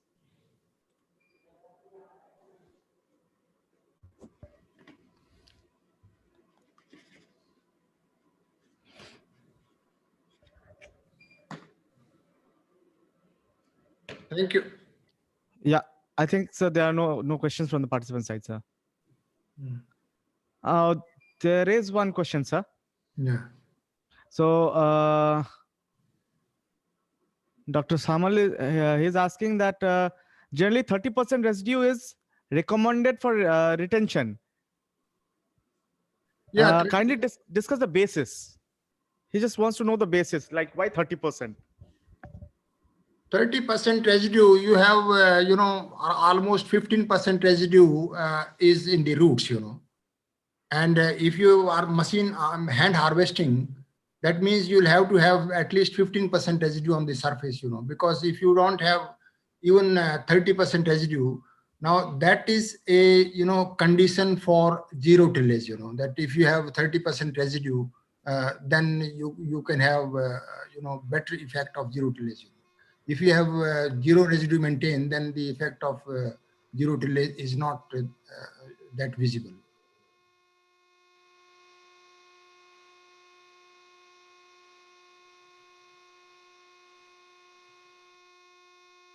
Hello, Sama.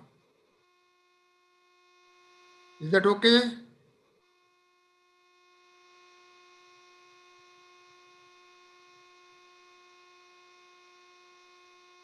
Hello.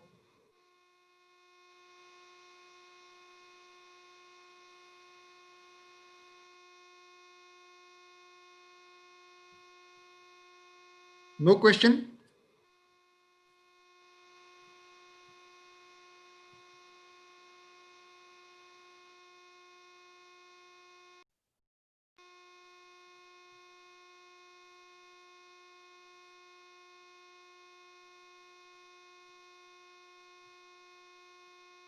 Hello.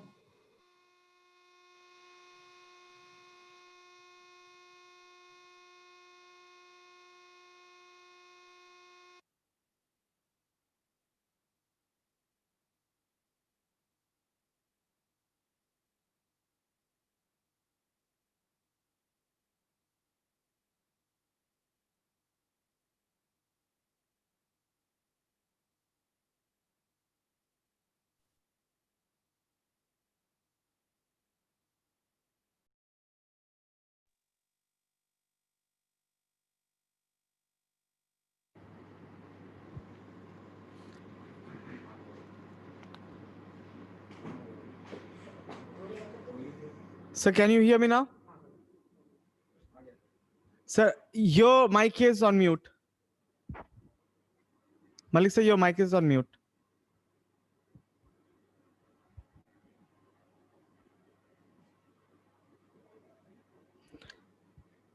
We can't hear you, sir. अच्छा, RK. नहीं, ये तो आगे चलो ना।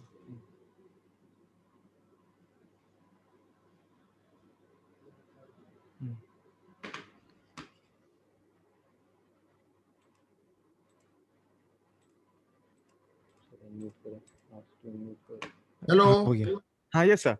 Yeah, you didn't Sir, allow. in Yeah. oh, yeah. Sorry, sir.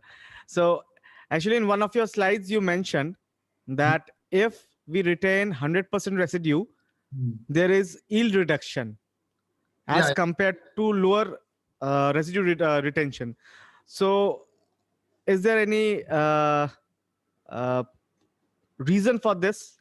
Like any definite reason, or No, I think it is, the field, if it is field is not very well level in these ecologies, you'll find fields are not very well leveled. I have shown you Karnal and, Eastern UP Bihar at farmers field, In Karnal, you'll find that fields are leveled. Here, sometimes fields are not leveled. And then, with the, machines which are, with 100% residue retention, you have the spacing is bit more, the overall population is less than the normal zero tillage machine, Normal zero tillage is 17.5 or 20 centimeter, but that, with the turbo seeder or happy seeder, it's around 22. okay? Yeah. Hello. Thank you, sir. And Dr. Hung also, do you want to say something, Dr. Yeah. Hung? Can I just have a quick comment on the? Do you want to add something? Yeah. Yeah. Can you hear me? Yeah. Okay. Thank you. Thank you very much for the nice presentations of Dr. Malik. I just want to comment on the questions on how much rice straw or residue should we remain in the field. Yeah, for us, we conducted a lot of experiments, and it really depends on the soil needs. So basically, the soil needs how much NPK possible for rice is usually it's like a 100 kilogram, and for one crop season, that is just an example for one specific soil. So based on that, and similar for potassium and phosphorus, so we can make a balance or calculate the residues, optimize residue to be remain in the field. But if we remove residues, so we need to manage potassium or nutrients, and too much residue it will cause problems of decomposition and as well as methane toxicity. So that is the point. So we have several data on that publication we can share. I'm from Italy, so we can share that information as needed. So please feel free to contact us. Thank you very much. Thank you. Thank you, Dr. Hung. So should we proceed? Malik sir? Yeah, please. Okay. Thank you, sir. Thank you again for your nice presentation. I would request Dr. K. Annapurna, who is Principal Scientist, Division of Microbiology, IRI, for our presentation.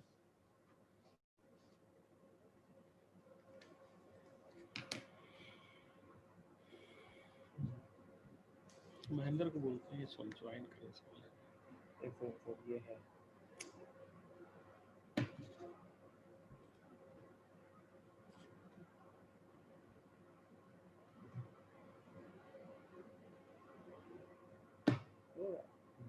क्या ये कर रहा है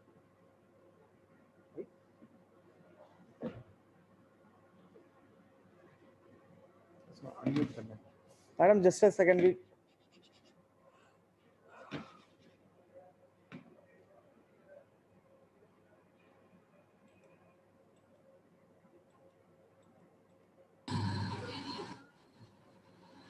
Yes, madam, we can hear you now. Am I audible now? Yeah. Yeah, my request to the host is once the presentation is over and somebody wants to ask a question, I think you should unmute them. Otherwise, we are only saying hello, hello. Nobody is able to put any question. I just saw in Dr. Malik's presentation right now. So maybe after the presentation is over, at least you can unmute the speakers so that they can, if they have any comment to make, they can do so. And any other question, you can take it up. Yes, ma'am. I hope that is all right with you all. Yeah. Yeah. Yeah, thank you very much. And firstly, I would like to acknowledge the invitation received from the organizers and for me to speak on the microbiological component of how the residue management can be taken further. You are all aware in recent times, there's a lot of news which is coming up because of the trust of Delhi government and for the Delhi government who has come forward to use our microbial solutions for the residue management in the Delhi and adjoining farmers fields. And this has been going on for the past 10 days now, and there's a lot of news on that. So I would like to concentrate my talk on this particular microbial solution and how we have developed this and how this is going ahead with a great success in managing the paddy straw specifically, but in general this microbial solution is actually able to degrade and accelerate the decomposition of many other residues also. We have tested on sugarcane residue. We have also tested on cotton, and we Madam, have sorry tested. to interrupt. Yeah. Madam, Yes. you need to go to slide share, I think. This is on slide share only. It's not showing. No, I mean full screen. This is on full screen only. No, madam, we are. You're not able to see. Now we can see it, but it's not in full screen mode. I'm in presentation mode. It's not in presentation mode. Now. Ah, yes, yes, ma'am. Thank you. Thank you, madam. The second slide is on now. You can see the second slide. Yes, madam. Okay, so the slides are functioning well. So I just wanted to give you a brief introduction of that and also to apprise you that this agri-residue management needs to be done in a very holistic fashion. I mean, we cannot use only one single approach, though for a particular instance, maybe one approach is good enough, but to bring out any goodness out of this residue management, we need to use different approaches. Once you have just now heard about Dr. Malik's, where the residue retention is one of the approaches. When we talk with the agriculture engineers, the engineering people, they would say that bale formation and other things are also another approach. So as a microbiologist, I would like to go through the microbiological approach. So here I would like to concentrate on how we decided about 5 years back when this issue of burning started in Punjab and Haryana farmers and how the Delhi air was getting polluted every year from October onwards till after Diwali is over. So there was an in-house research program which was given to the microbiology division where the scientists started looking at different combinations of microbes, both bacteria and fungus, to come out with a consortium which can easily degrade this paddy straw and convert it into a compost. So this is the microbial eco-friendly approach that I'll be talking about now. Now, we already know, and I'm sure the previous speakers have already spoken about what is the quantum of nutrients present in the residues. Why we don't want residues to be burnt, rather why we want them to be degraded and decomposed into a nutrient rich, because whatever components like nutrients are present in these residues, we would like to release them using enzymatic reactions, and that those nutrients are again going back into the soil, thereby enriching the soil health and improving its nutrient status. This is the basis of using a microbial solution. All the microbes have an ability to generate enzymes, and most of these enzymes are either lignolytic in action, pectinolytic in action, and even amylases. So these enzymes are specific and are produced only by specific microbes, majorly by fungi, which are able to degrade the crop biomass, which is composed of lignocelluloses. You are all aware the composition of a crop biomass. It is made up of polysaccharides, lignocelluloses, which are extremely recalcitrant for degradation. The microbes have the ability to produce these cellulolytic enzymes, which can be used for bioconversion of these agriculture residues to nutrient-rich compost. So on an average, these residues contain about 0.5% nitrogen, 0.2% potassium and phosphorus, and 1.5% of K2O. So this is a huge richness of the nutrients, which we don't want to be just burnt out and get volatilized into the air. We would like these to be plowed back into the soil. So this being the basis, we started working on different microbes, and then we came up with the consortium. Now, this is the biggest problem, and especially because IRA is stationed in Delhi, year to year, we have been facing this problem. Post-harvesting of Kharif crops, mainly the rice, because Punjab and Haryana are growing rice paddy, this leaves a lot of abundant waste, including fruit and forest waste residues during this onset of winter season also get abundant due to the maximum demand and production. During the harvesting season, the constraints of low temperature provides hindrance to the composting process, and disposal of the accumulated biomass creates problems, and the widely practiced incineration process increases environmental concerns. I would like all the student, the community who are listening to this, the basic problem here you need to understand is, for any enzyme and microbe to function, the optimum temperature should be around 28 to 32 degrees centigrade.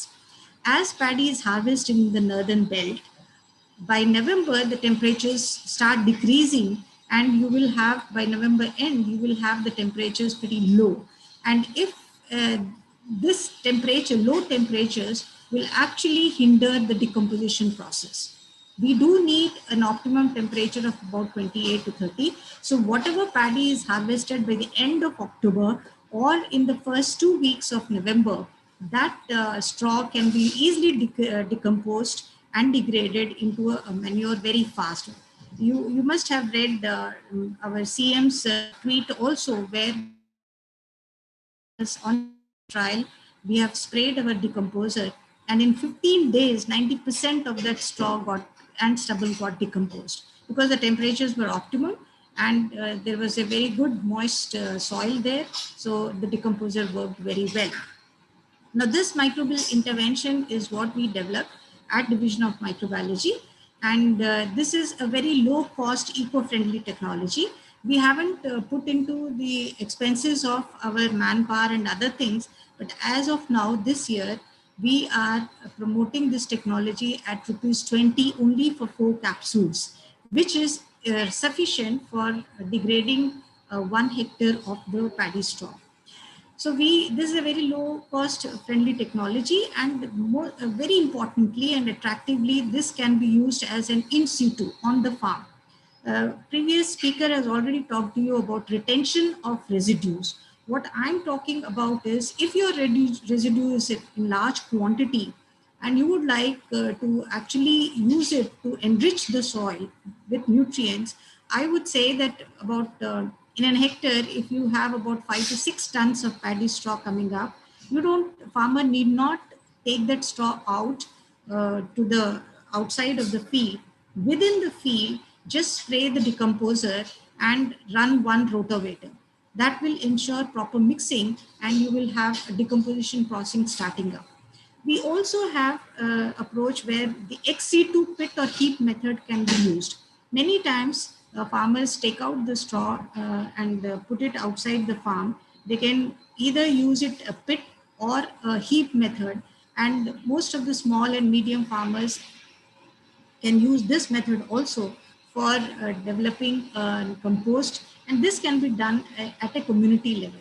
We are encouraging the farmers in Punjab, where we have adopted some villages where we are bringing all the village farmers together, and one particular area near to the schools we have identified where they can just transfer all the paddy straw there, and they can use either develop windrows or big heaps, and in that they can put the pusa decomposer solution and convert it into manure which is rich in the nutrients.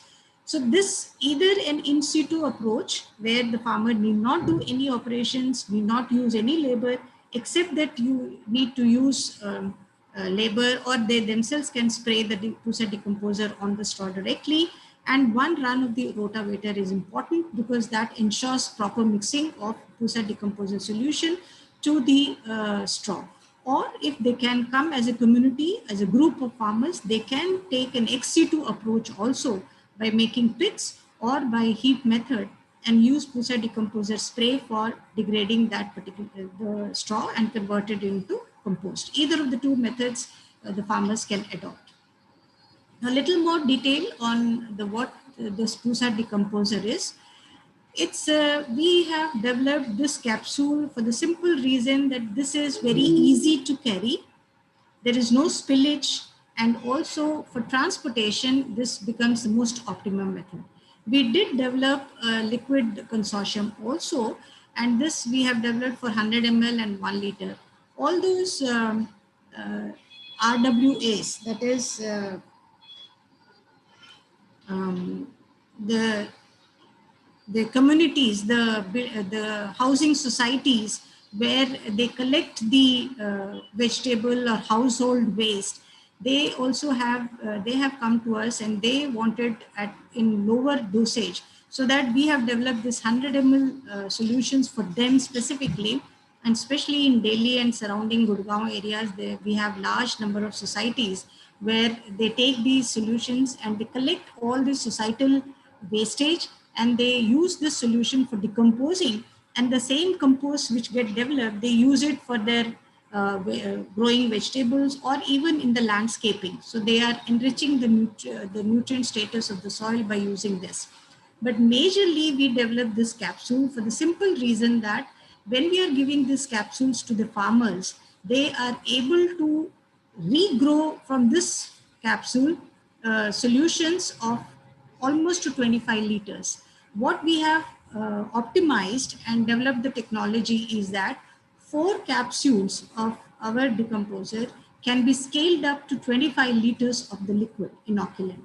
And this 25 liters can be applied to 1 hectare of the field if the farmer, and this process takes about 12 days. I'll come to this in detail.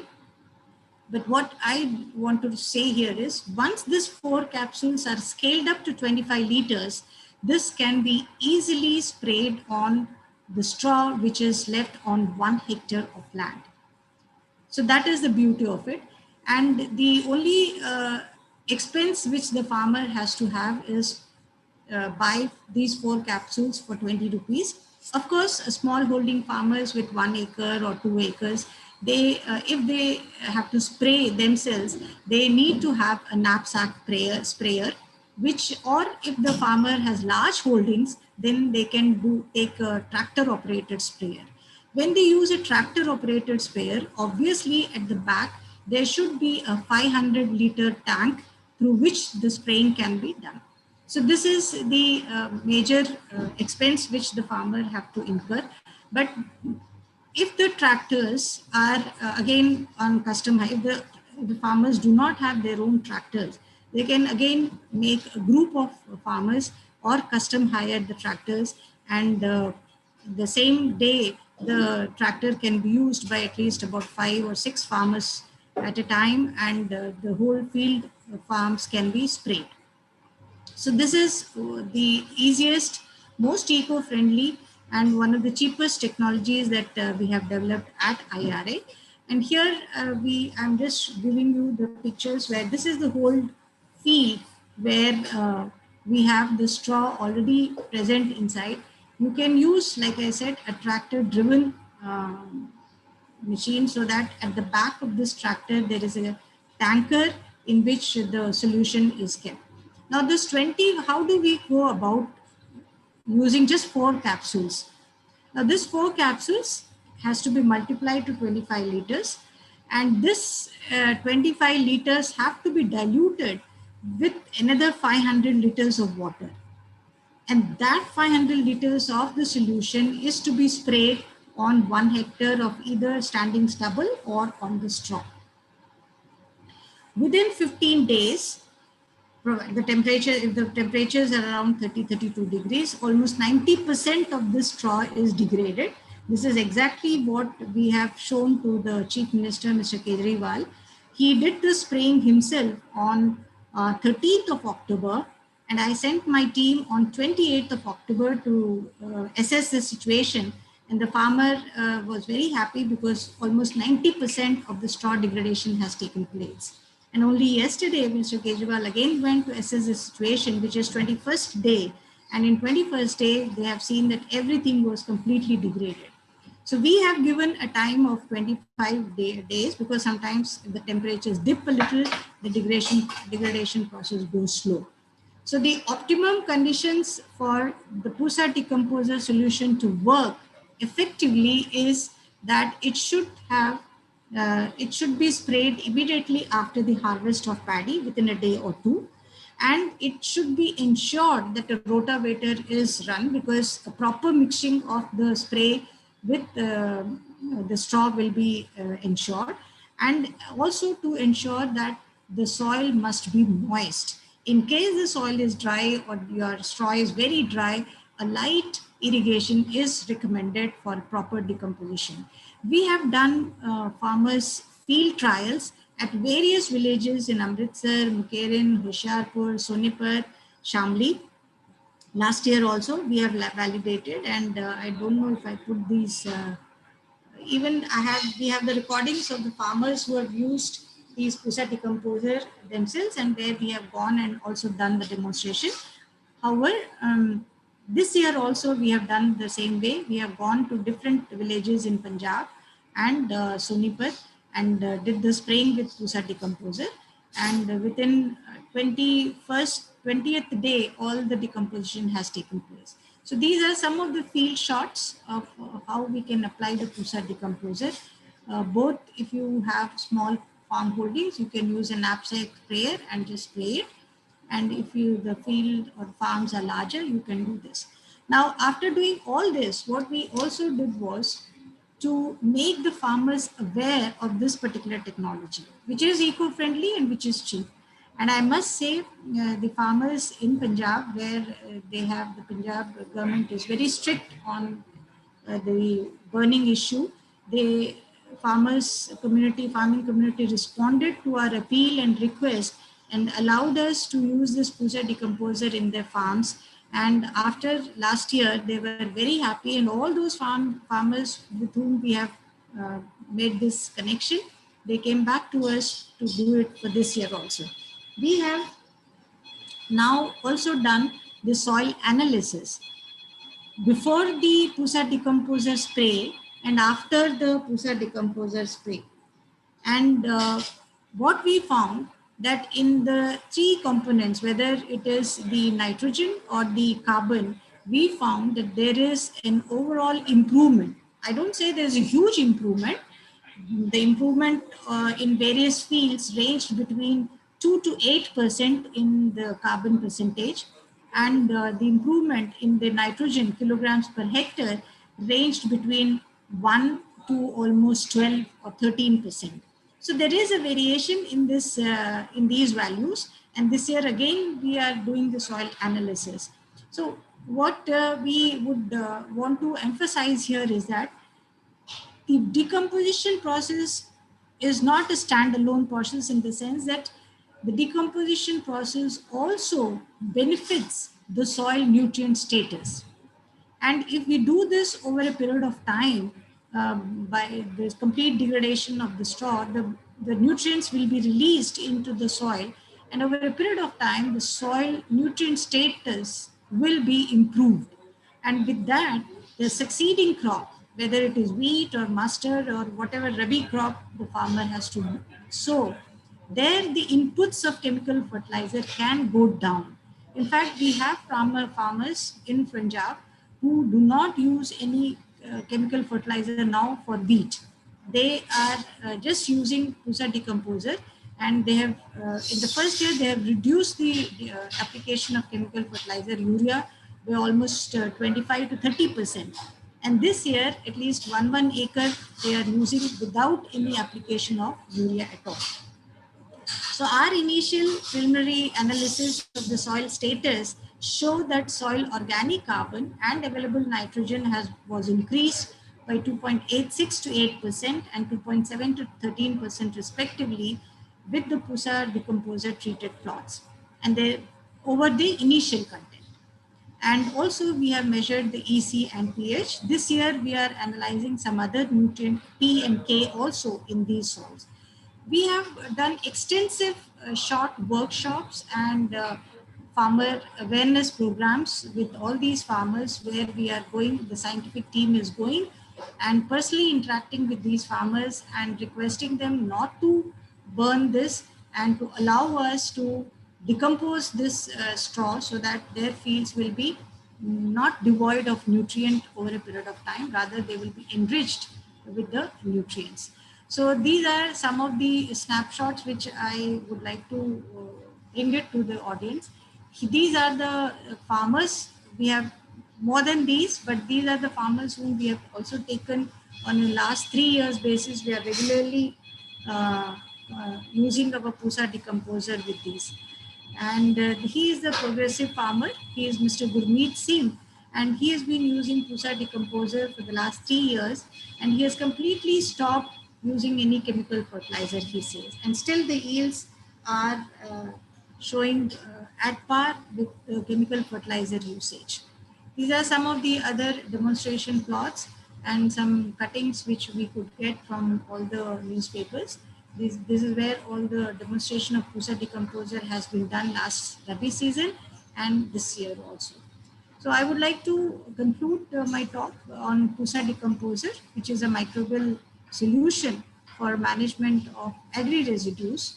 Like I said, not only paddy, straw and stubble, but also it's been proved useful for flower waste, for vegetable waste, and also for leaf litter. In IRA, all the roads are laden with jamun trees, and we do have a lot of, and neem trees. We have a lot of leaf litter. What we have been trying to do is collect all that leaf litter and take it to our biomass unit and use Pusa decomposer for converting all this leaf litter into a nutrient-rich compost. So this Pusa decomposer, we have also commercialized it and licensed it to almost 8 companies now. And still there is a demand by some of the startup companies and other big companies to enter into an MOU with us. So with this, I would like to conclude my talk and request if they have any questions on this. Madam, Thank you. thank you, madam. Thank you very much. Thank you very much. Actually, this Pusa decomposer is already being appreciated throughout the country. And I think participants are also eager. We have a lot of questions in the chat box. So should I read them out or would you like? Yeah, you can read by one. Shall I unshare my slides? Yeah, madam, as you prefer, because Okay. it's mainly related to the process. Yeah. Okay, if it is related to the process, let me come to that particular slide. This one? If any questions related to the process? There are a lot of questions, madam. So I'll start with the first question. Yeah.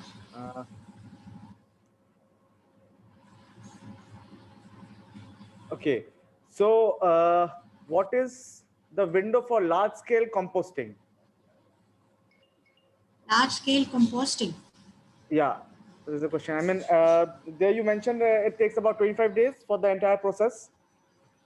Or decomposition. Yes, ma'am. Yes. So that's what I said. If if the temperatures are optimum and you're doing the spraying within the first week or second week of October, the decomposition takes only 15 days. We have seen it practically when Mr. CM Kejriwal ji did the spraying on 13th of October. On 28th of October, when we went to the farmer's field to check and monitor and assess the situation, 90% of the degradation has set in already. So, and the farmer could very easily carry out his preparations for the wheat sowing. So 15 days, 90% done. So we in fact, we are also looking into other farmers' field where we say after 7 days, is a field in a condition for operations of wheat sowing or not? That also we are looking. But So we have more or given a less- window of about 25 days. So more or less it will be 25 days. Yes. So what will be the scale of, or whatever may be the volume of the residue? There's hardly anything. In 21 days, when yesterday the team visited, there's no residue at all. Yeah, madam, that's the point. Like irrespective of the volume, it'll take around 25 days for the entire decomposition. No, see the straw residue in 1 Yes, ma'am. hectare of paddy after harvest is anything between 5 to 6 tons. Yeah. So that 5 to 6 tons is completely turned into manure, compost. Okay. Madam, there is one more question. After spraying on residue, if we don't go for rotavator, Yeah. will the time for decomposition be extended? Slows down for this, yeah, for the simple reason that you are ensuring then the top portion, like if you are not using any rotavator for mixing, then what happens is the solution will percolate and the straw which is underneath will be degrading, the straw which is on the top will still remain like that. So what we ensure is if you run a rotavator, the proper mixing of the straw with the microbial solution is ensured. And that will see that the top and the bottom, everything gets degraded. Okay. So in fact, we did last year this also in our IRA experimental fields where we did not use any rotavator and we used a rotavator. For sure, degradation is much faster when we use a rotavator, but degradation still goes on without a rotavator usage also, but the time is little more. So this year in the farmers' fields itself, we are doing this again, that for 1 acre of land, we told them don't use rotavator, and in the other we are asking them to use rotavator and see how much is the time delay in the non-rotavator field. So it gets delayed. So madam, one thing, then suppose if the residues are retained on the surface and we spray the decomposer, so could we again go for zero tillage, means zero tillage wheat? You can go for zero tillage wheat. It won't harm wheat in any case. Okay. We have one more question from Dr. Sri Latha. So she's asking, after spraying solution, in how many days we have to run rotavator, as in paddy plots, there will be moisture. So in how many days do we need to go for the rotavator after application of decomposer? As soon as your field is good enough to operate a rotavator. See, when we did it here, what happened was the soil wasn't really puddled. It was still just moisture was just good enough. It wasn't logged the conditions. It was not in a puddled form at all. So after the harvest, when you are harvesting paddy, it's not in a puddled form, no. You let the paddy dry and then only you will do your harvesting. The soil is really not in a puddled condition at the time of harvest.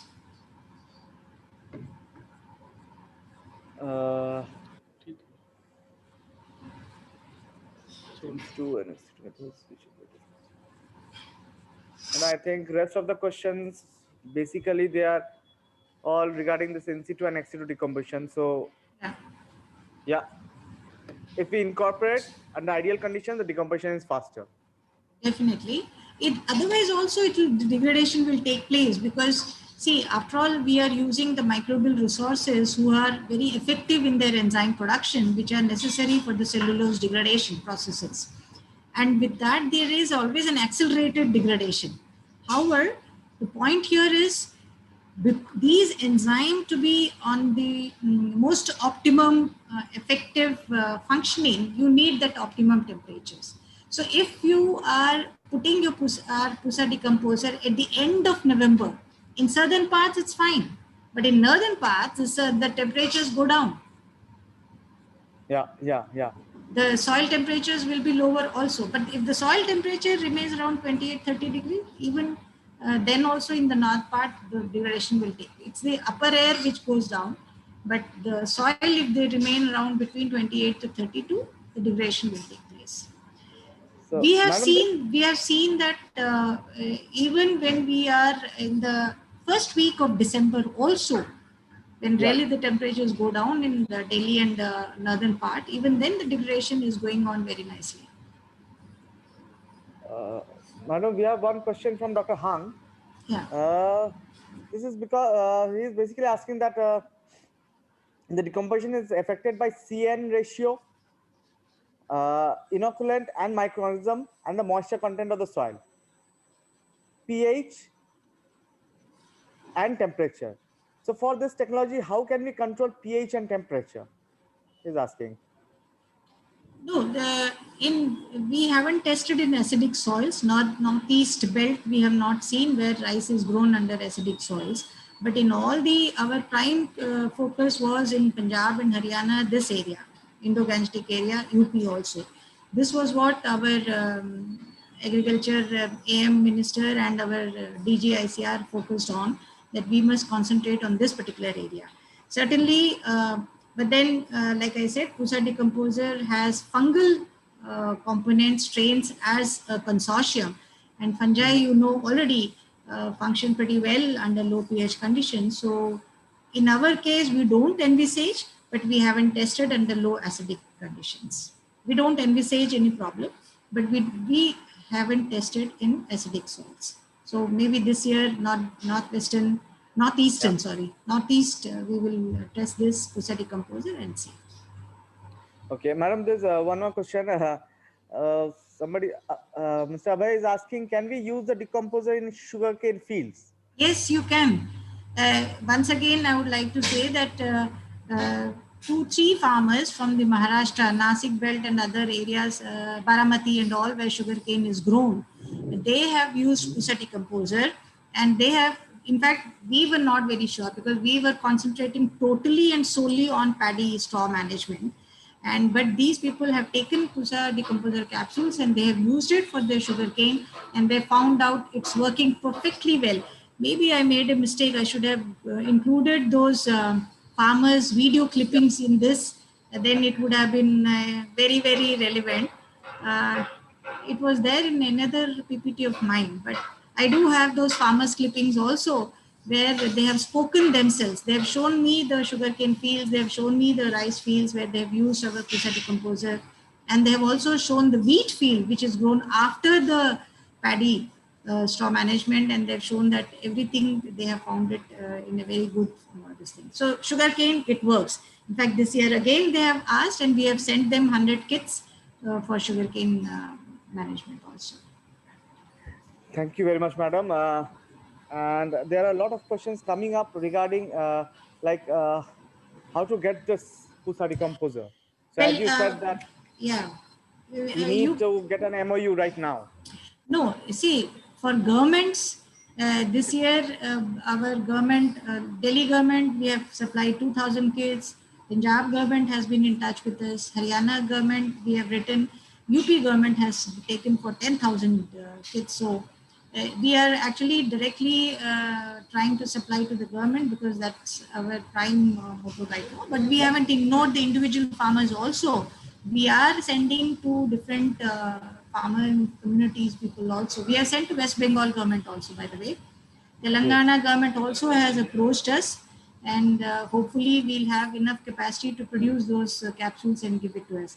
This is why we say that we have also licensed to 8 different companies. People who are interested can contact them also. However, if the requirement is low, Yeah. if they are not in thousands, then you can write to us or send an email with your request, and we will see how much we can accommodate and send it. We send it by post. Like I said, transportation is not a problem at all with capsules. Okay.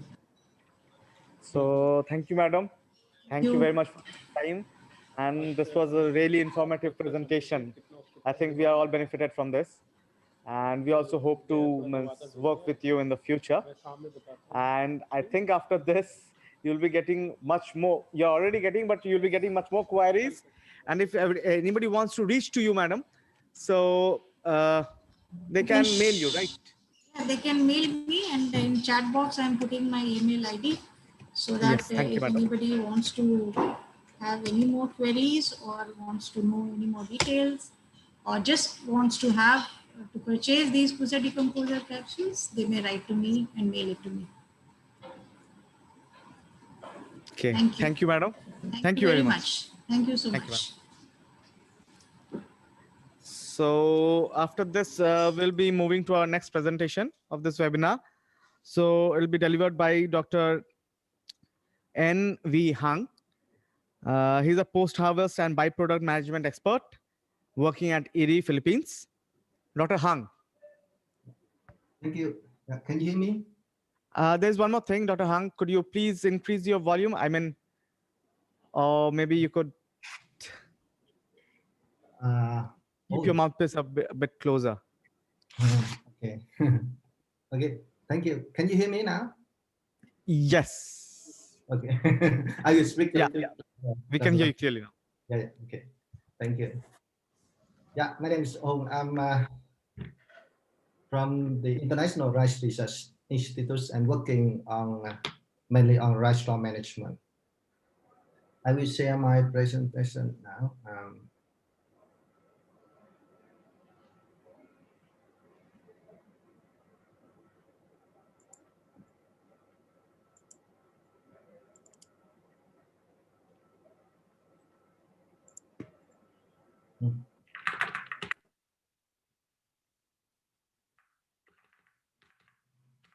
Sorry. Okay. Can you see my slide? Yeah, we can see it. Yeah. Okay. Thank you very much. Yeah. Hi everyone. So my talk is on sustainable rice straw management challenges and solutions, and I will come up with some comments or some suggestions. So my presentation has some key points such as challenges of rice straw management, the best practice of rice straw management, and available solutions. So already discussed by a previous presentation, such as Dr. Kumar from DOA and Dr. Malik and some others. So combined harvester as a game changer. So in the previous harvesting system, farmer use a thresher, so straw is in pile and easy to be collected. Combined harvester is coming very fast.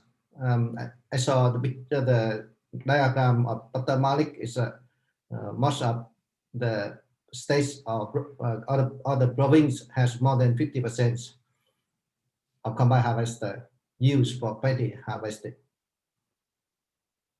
Combined harvester is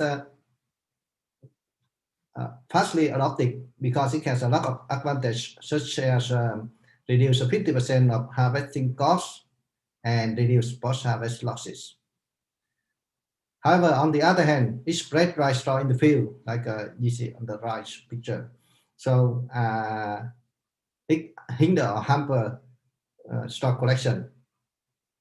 And with the problem of labor shortage during harvesting season, so manual harvesting collection is not feasible, and then the farmer just opt to burn rice straw in the field. I think it's the big challenges of rice straw management. So, for example, in Asia, average is about 60% of rice straw burning the field and cause waste and greenhouse gas emission, human pollution. So, what should we do with rice straw? So, should we burn? Should we incorporate or collect or remove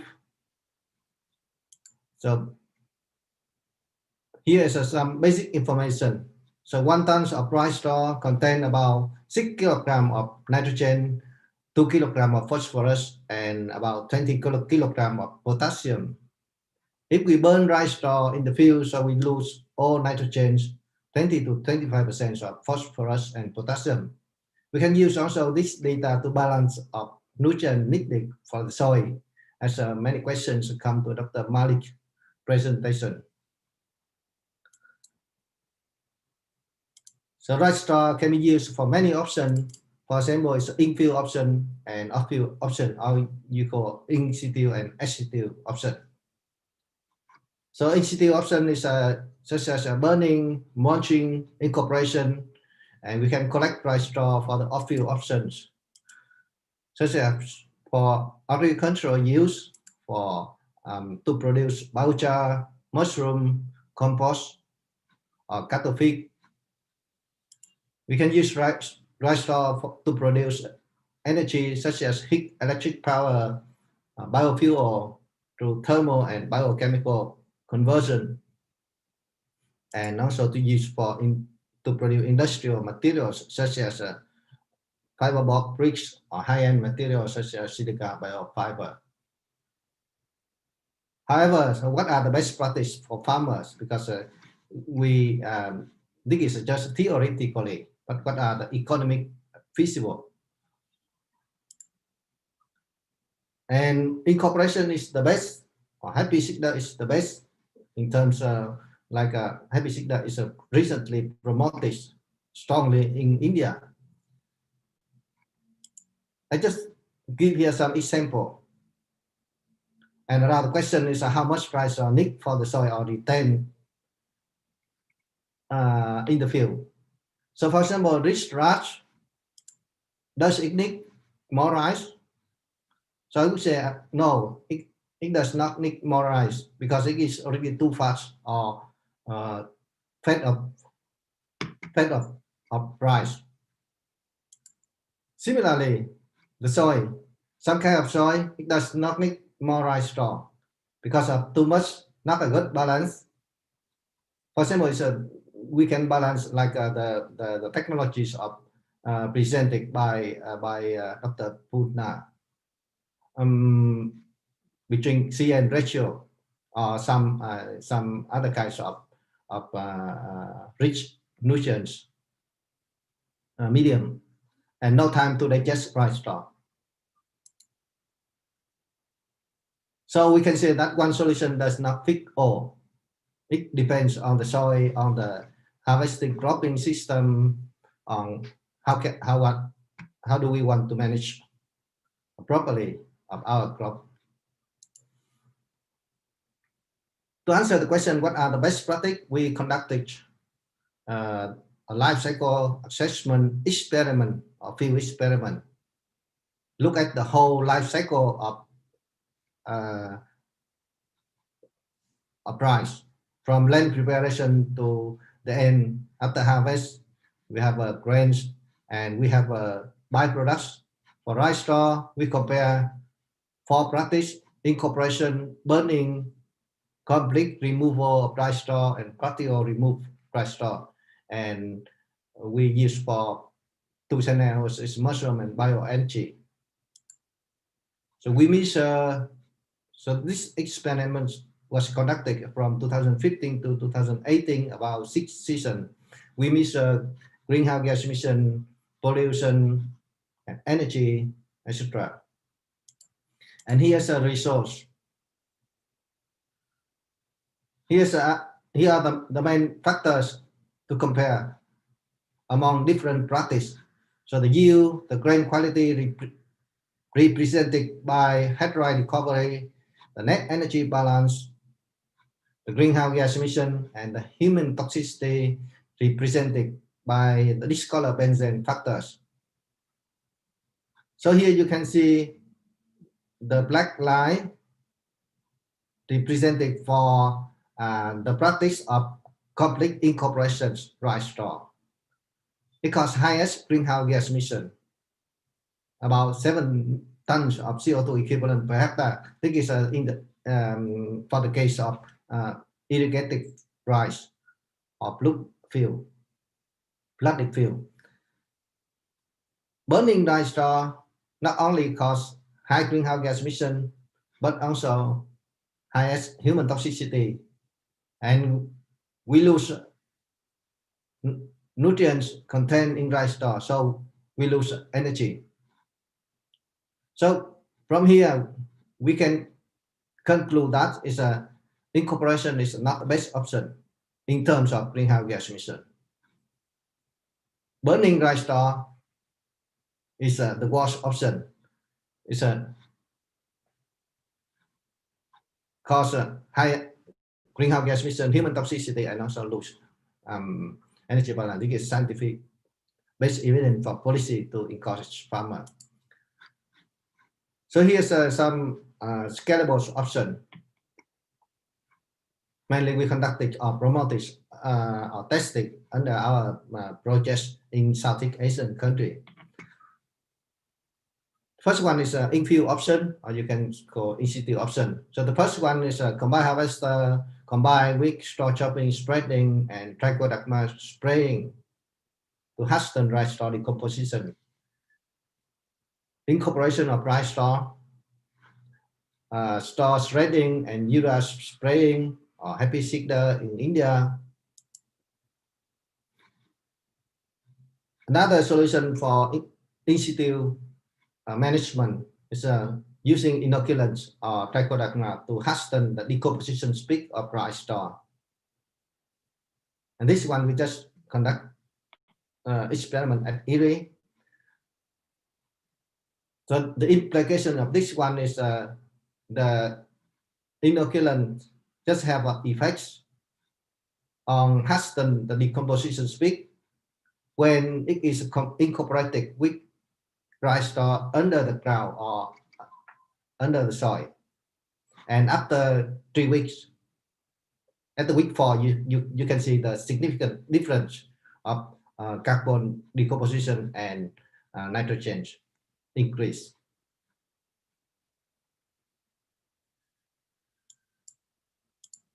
For the off-field option, so we should look at the whole value chain.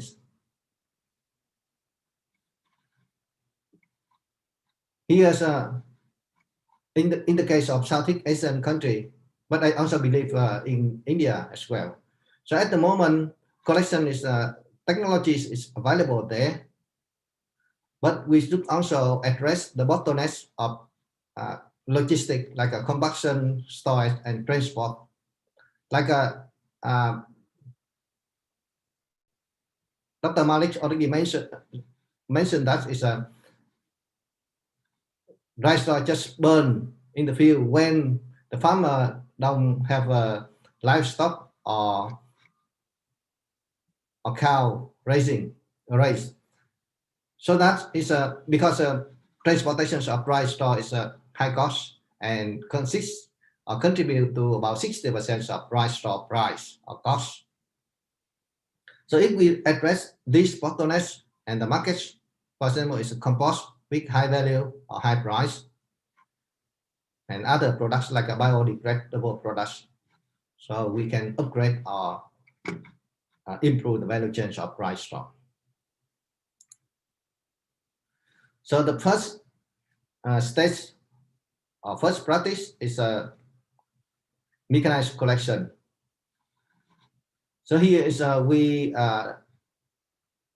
co-develop and tested 4 kinds of rice straw collection machines: the bigger balers, the self-propelled balers, the small round balers, and the square baler.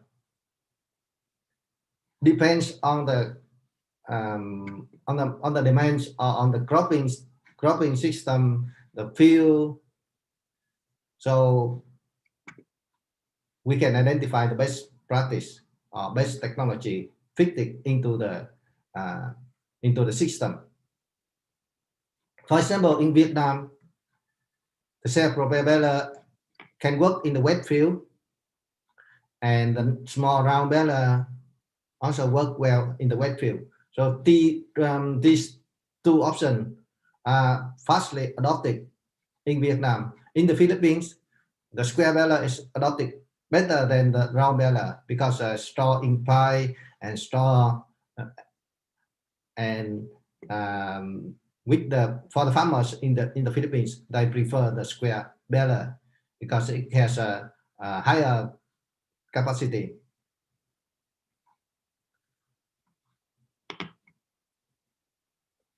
And an example is that we promoted this technology since 2016, and just 3 years, or about 6,000 balers already adopted in Vietnam. It contributes to enable feedstock, rice straw feedstock for further use for mushroom and for cattle feed, and reduce about 20% of rice straw in field burning. Another technology is to reduce transportation costs. So we also promote this is the high density combustion of rice straw. This one is like a compacted 10 round bale to 1 bales for transportation by ship or by ferry from the south to the north of Vietnam, and it is well adopted. Other high density products such as briquettes and pellets used for bioenergy for production or for cattle feed. Mushroom production is a good option for Southeast Asian country.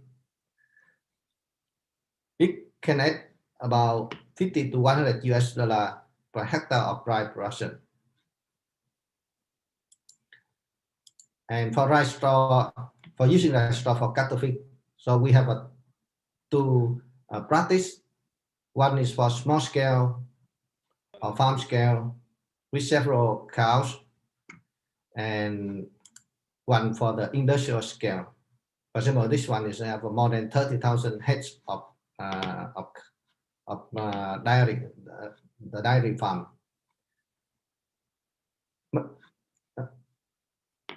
Technically, the technology is just inside rice straw with molasses or lime and urea.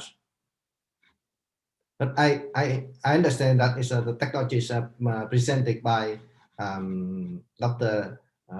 Puna is similar to the principles of this one. One of the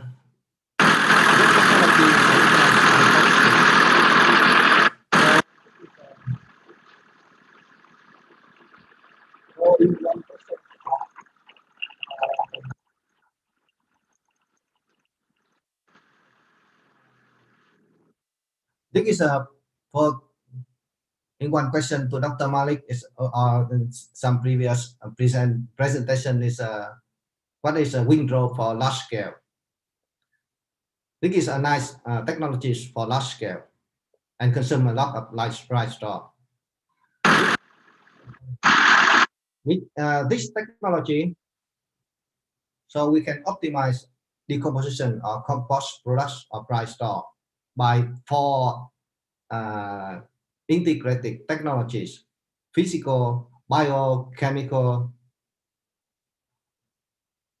and we can control optimize conditions such as pH value, temperatures, when it need aerobic, when it need anaerobic digestion.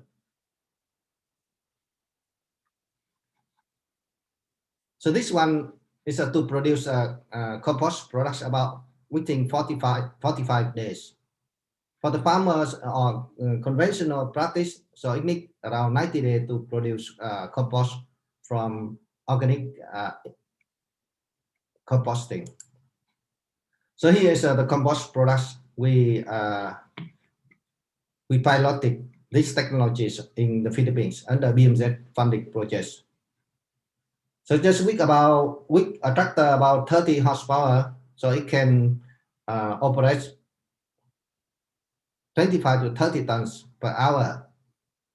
It means that this can be used for a large scale, and 20 tons per hour, it means that one day it can produce about, it can work for about 200 tons. And this is a very has a very high value, so that it can draw or rival the rice straw price or value change. Another green technology is we recently have a project to develop biodegradable products using rice straw, such as blower waste replacing for plastic, blower waste, and the foam used for transportations of recharge materials or products such as television, electronics materials, etc. Okay, back to the problem of logistic costs. Rice straw in the field is free or has very low value, so farmer burn rice straw. But rice straw price in the market is not cheap. It's because of transportation costs. So we need to optimize logistics to reduce costs. And we recently developed a testing app for optimized rice straw logistics. So it provides function for farmer to book rice straw bearer, similar like Uber. I can provide detailed information later. And it provides a function to optimally match between the resources or a rice straw in the field and the demand, such as a dairy farm. Here we are testing this in the Philippines. And it, for example, is if you choose some in one province or one region, and you have information of the demand. So it will provide information is where we should how much amount, how much rice straw should transport, how many trips, the cost of the trips, etc. And for preventing, if we have a solution, we have some solution to subsidize or to encourage farmer not burning rice straw. So we should also effectively control rice straw burning or warning. So we should monitor it through the remote sensing plus with drones. So we already proposed these activities under the Bihar CRI program, but still pending. To sum it up, we are looking forward to further collaborations on the first is technology transfer or collaboration, further development of mechanized collection and high density compaction, rice straw logistic optimization and app, mechanized composting or windrow machines, mushroom and fodder production, biodegradable products, bioenergy, remote sensing, and digital agriculture for better rice straw management. We can do capacity building, training, value chain based and business model development, and carbon footprint analysis. We can transfer the tools to calculate or to simulate the carbon footprint from the whole value chain. With that, thank you very much for your attention.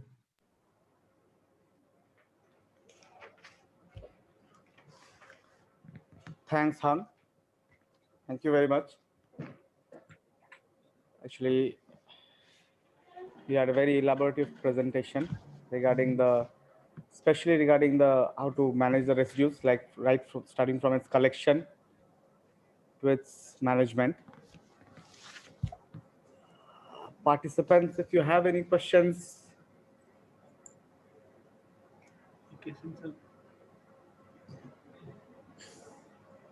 I think it was very illustrative. There is one thing, like when we are operating with those small balers, so it does it have any separate attachment with the tractor, or it comes in like a complete machine? Yep. Yeah. Can you hear me? Yeah. Yeah. The baler. Yeah. The baler. So the round baler, the small round baler is a separate technique tractor to how the machines, to how the baler.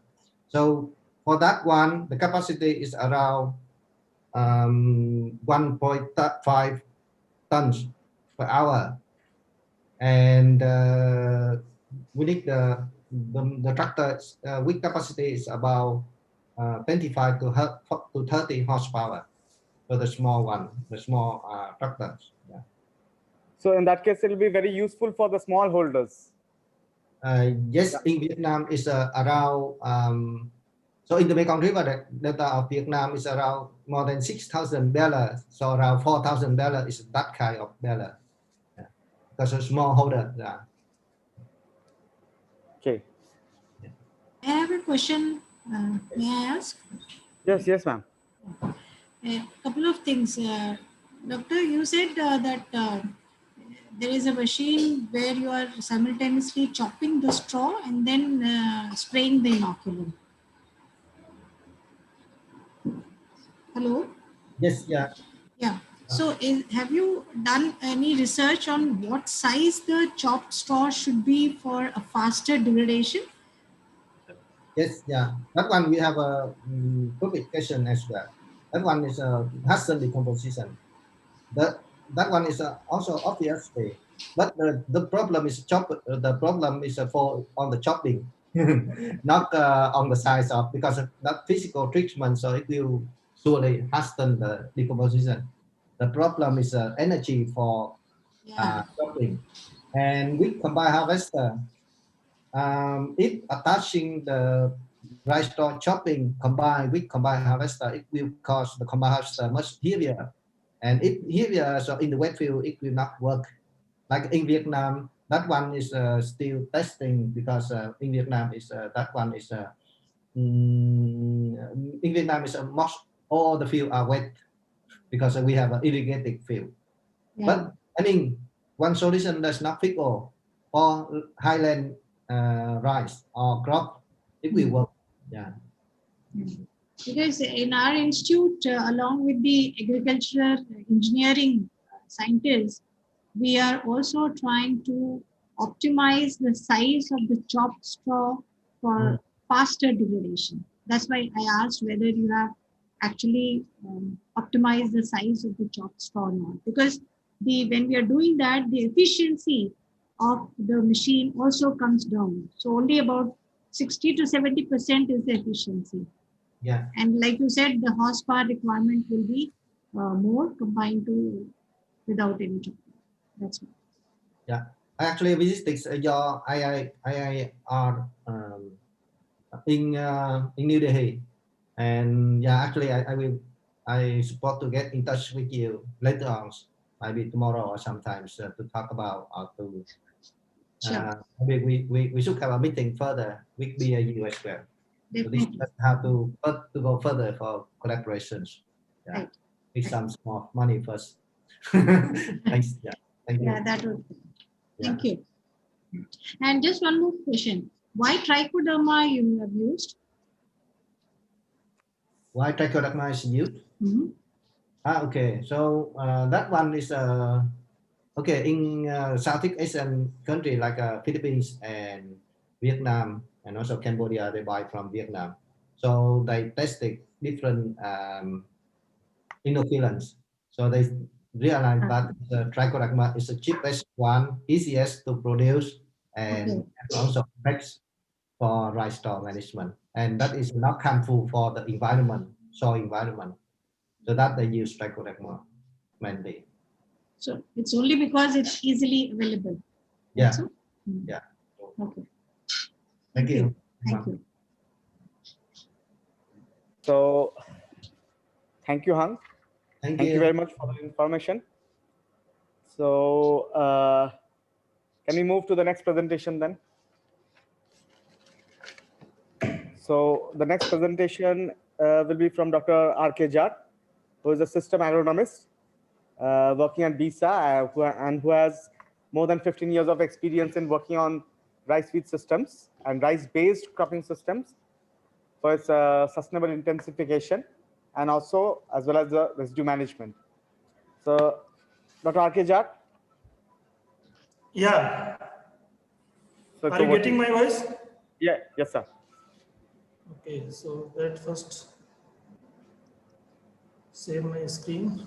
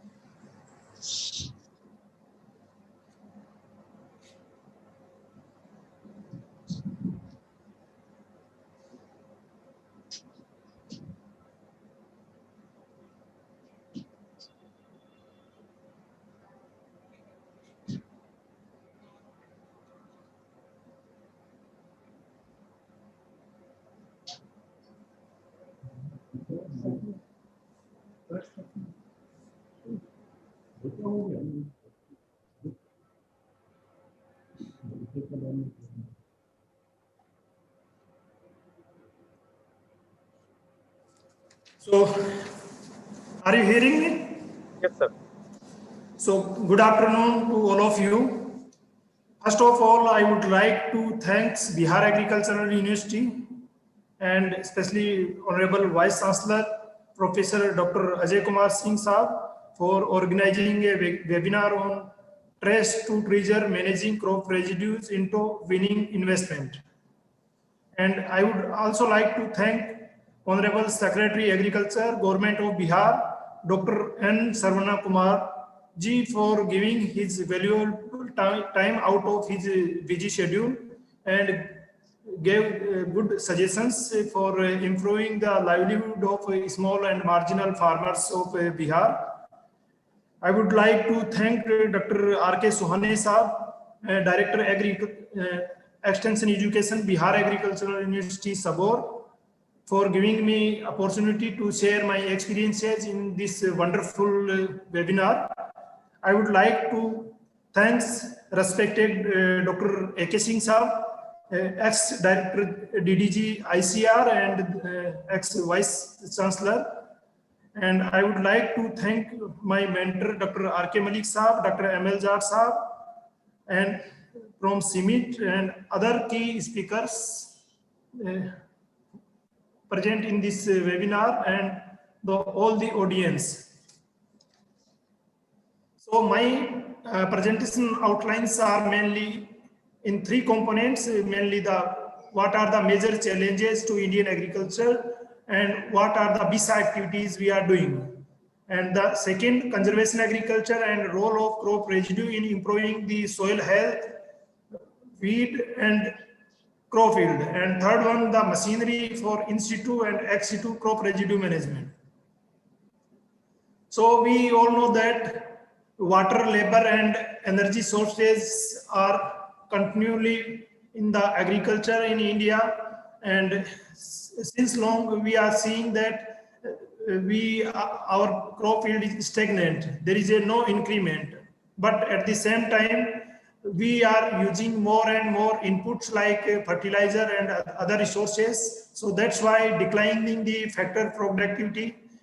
And recently we are facing the challenges of climate change.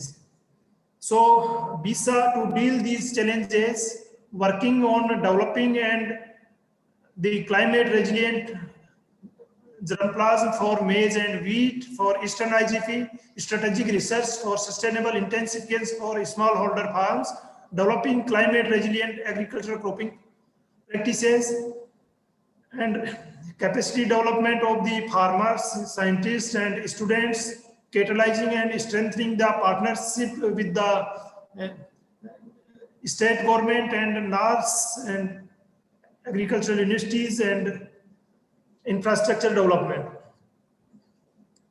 So conservation agriculture basically have three principles, mainly drastic reduction from intensive tillage to no tillage, and crop diversification with the different crop rotations and intercropping, including oilseed and pulses in the crop rotation, and third one, the retention of the crop residue.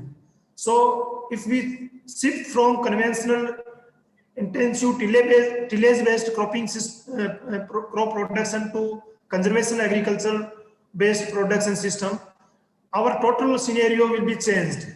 So what will be the effect of crop residue and CA on the soil health? So conservation agriculture and crop residue improved the soil health. So in our long-term trials on conservation agriculture is since last 14-15 years, we observed that conservation agriculture improved the soil physical, chemical and biological properties. CA increases soil aggregation, infiltration rate, soil moisture.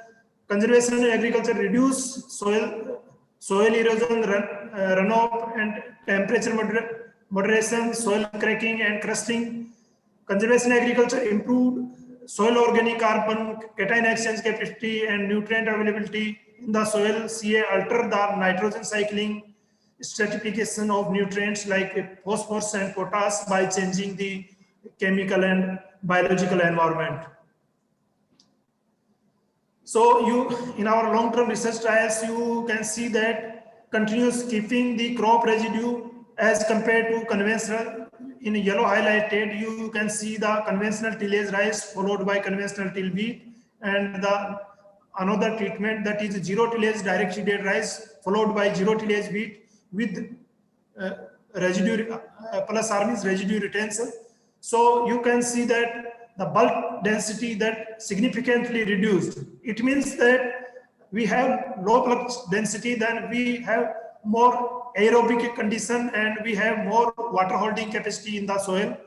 And similarly, the crop residue retention reduced the soil resistance because continuous tillage in the field that create a hard layer at 15 to 20 centimeter below the soil ground that restrict the growth of the roots of major cereal crops. So continuously keeping crop residue and no tillage significantly reduced the penetration resistance and increased the soil organic carbon, increased the water infiltration rate, which means that we have less runoff and less soil erosion.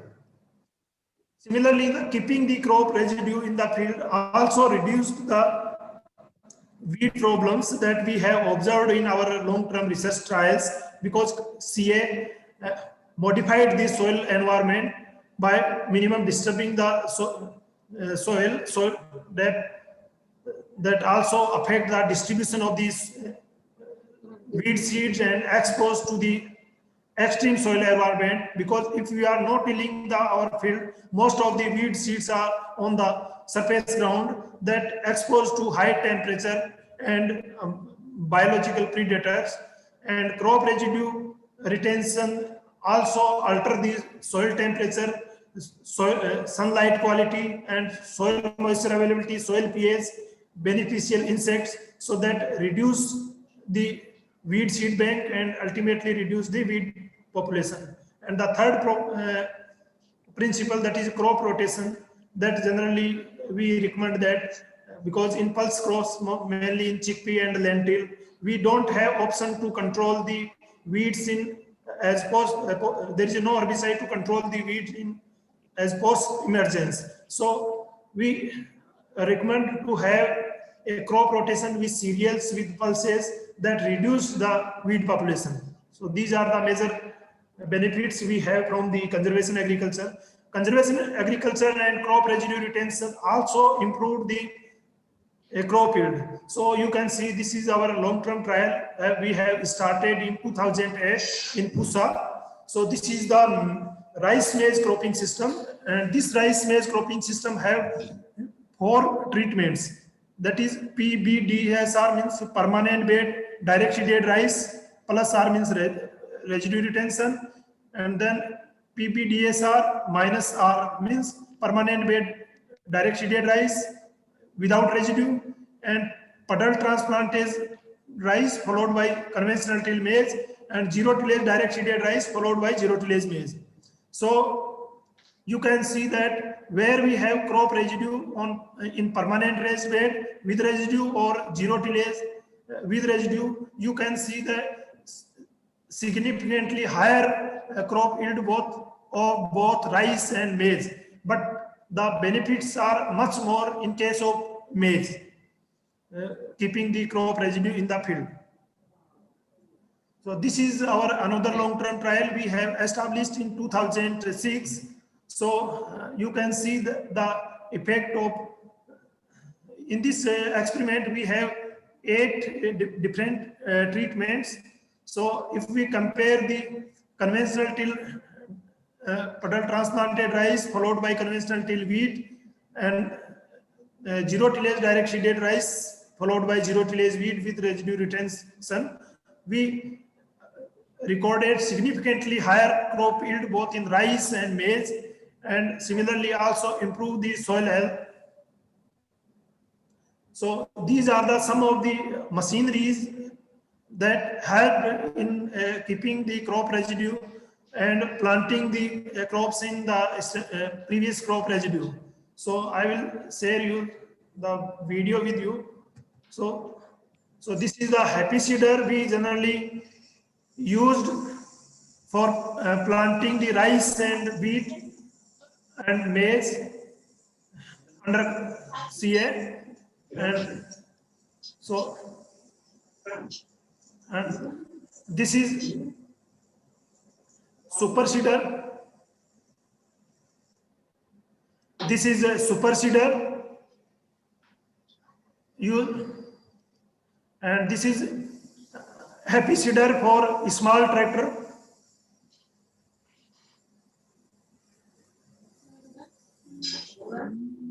So these machineries we use to plant the, sorry.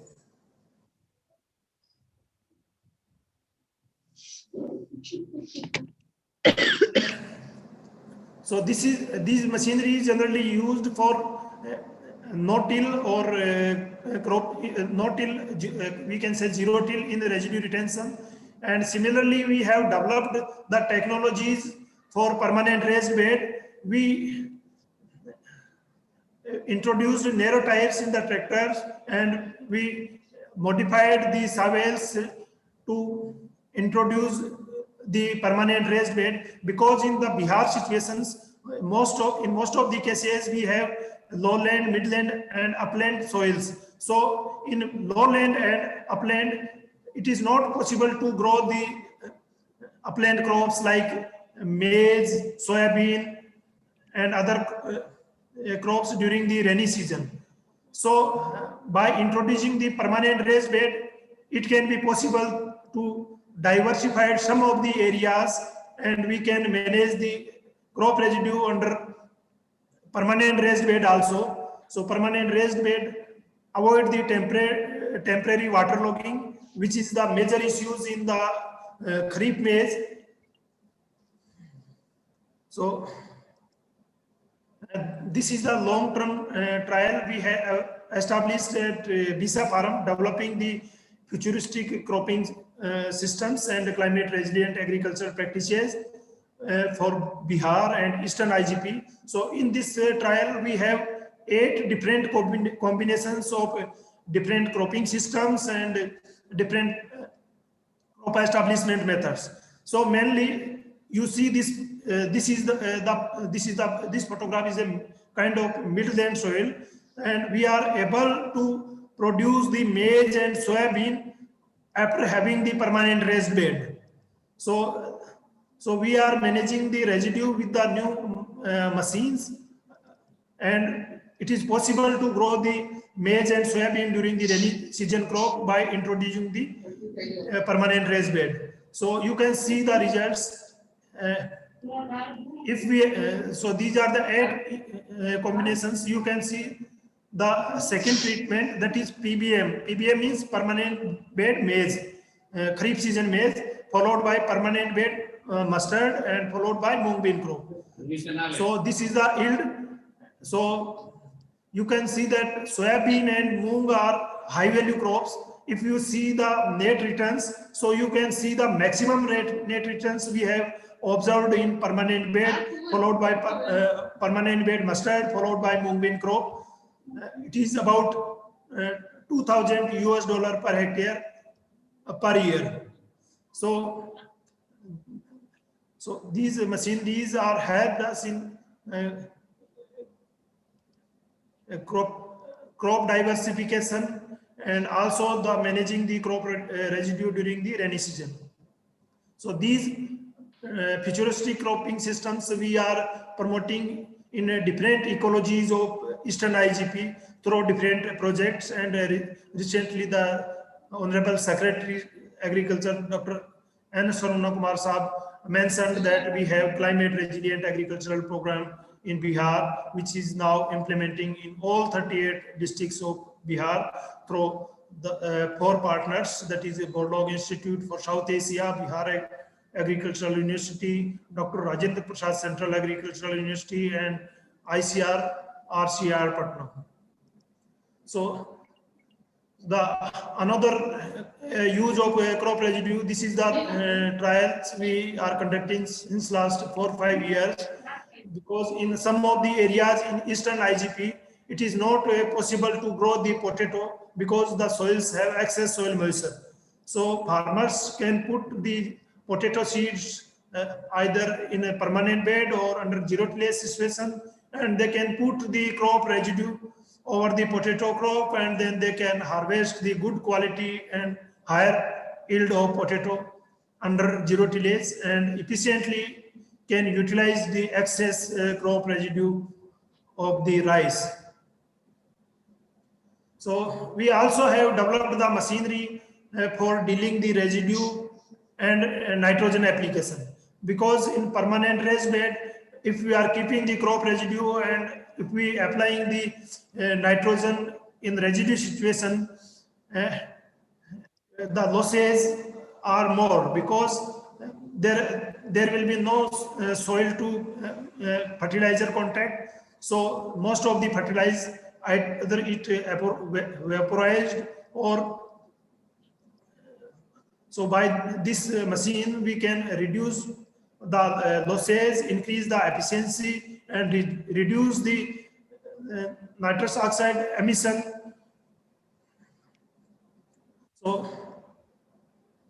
So we have developed the technologies for applying the nitrogen in maize, wheat cropping system. So you can see the application of nitrogen in standing wheat crop.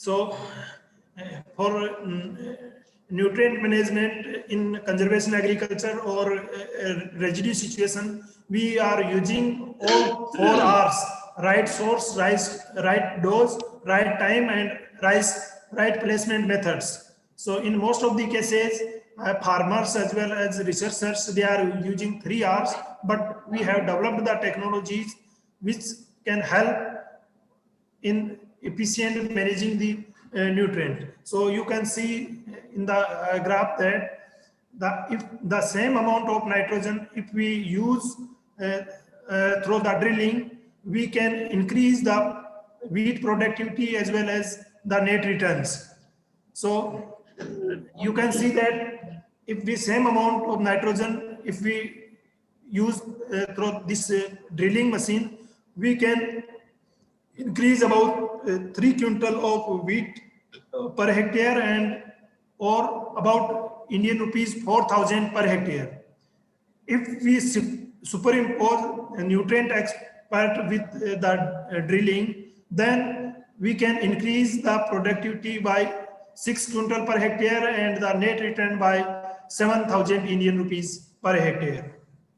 So these are the new machines for dealing the residue in nutrient management.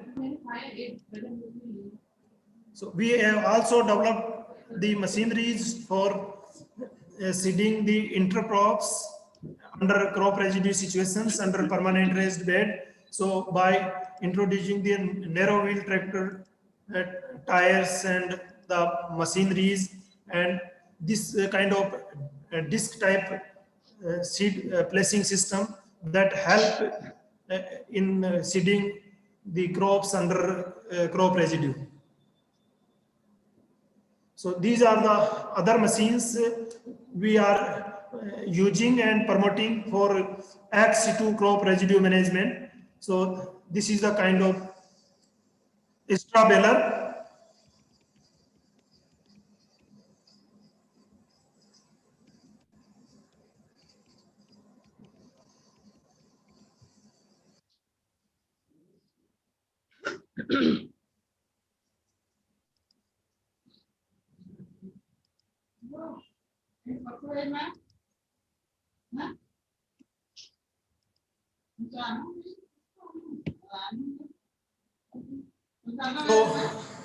So these machines we are using for ex-situ crop management. So in case of rice, we are keeping 100% rice residue in the field and we use happy seeder to plant the succeeding wheat crop. But in case of the wheat residue, or because wheat residue is a very important for dairy sector or for animals. So we are collecting through this straw making machine, or we are collecting through the straw balers, so which can be easily transport to the other locations where it have high values.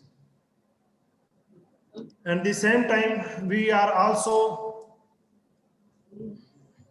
convincing the policy planners to invest more on these kind of climate resilient agricultural practices or crop residue management practices. So Bihar government investing a lot on this kind of climate resilient agricultural practices. Thank you very much. Healthy soil, healthy crop, healthy food, and healthy human being. How we can defeat the corona. This is the case of India. Thank you very much.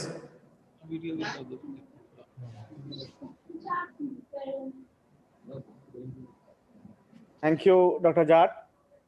Thank you for your presentation. And I think we have a question for you. Can you hear me? Yeah. So the question is, what is the difference between happy seeder and super seeder?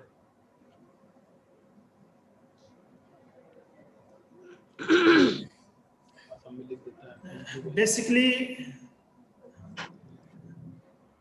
the principles is almost the same, but the seed placement method is different. And second thing is the power requirement. Super seeder require much more power as compared to the happy seeder. So we can, if we have less residue load, then we can use 45 horsepower tractor, and that tractor can easily run the happy seeder. But in case of super seeder, we require much more power. Okay. So thank you, sir. Thank you very much. And we also hope that we can work with you together towards this sustainable and resilient agriculture program. So thank you, sir. So moving on to our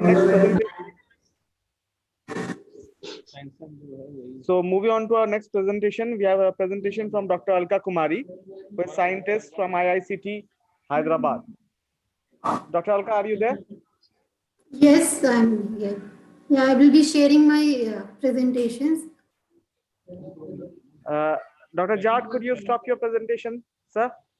Yeah. Thank you, sir.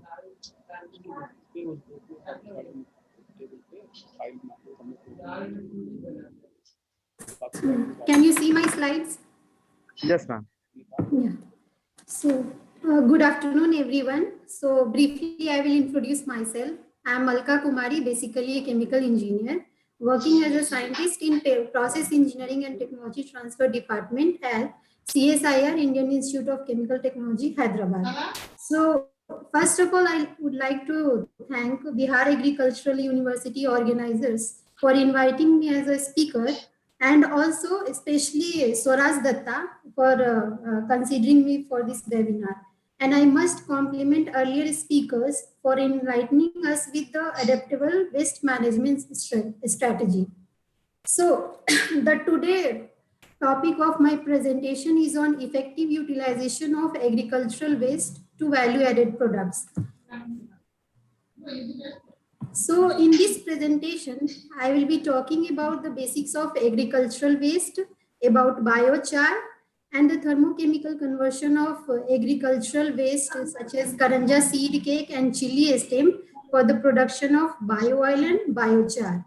And the different case studies will be presented here, where biochar and bio-oil will be utilized as a biosorbent for the wastewater treatment and as a slow fertilizer and as a catalyst in the esterification reaction, and as well as a trial of soil amendment studies will be presented, and directly the biomass can be converted into the platform chemicals such as furan based chemicals. So my presentation will be somewhat different from earlier speakers because I have the experience in converting the waste residue into the biochar and biochar application for the different aspects. So coming to the classification of agricultural waste, there are mainly three types of agricultural waste generated, such as field residues, animal waste, and process residues, that is also an industrial waste stream. So the field residues are present in field after the process of crop harvesting, such as wheat, straw, leaves, bagasse, and roots. And in animal waste, like urine, litter, unused food waste, poultry waste, and fishery waste comes. And in process residues, after the crop has been harvested and it has been transformed into the other valuable resources, it is still remained in the field or it generated from the industry like sugarcane molasses, potato peel, and other plant processing waste.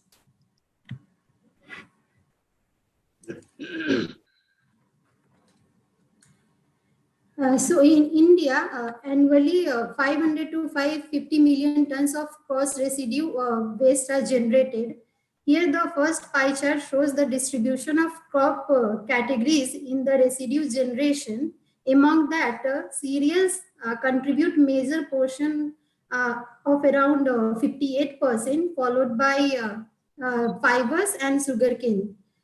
And in the figure first B, it shows the distribution of residue generation of cereals category. There, rice residue generation is highest, which contributes maximum to the waste residue generation.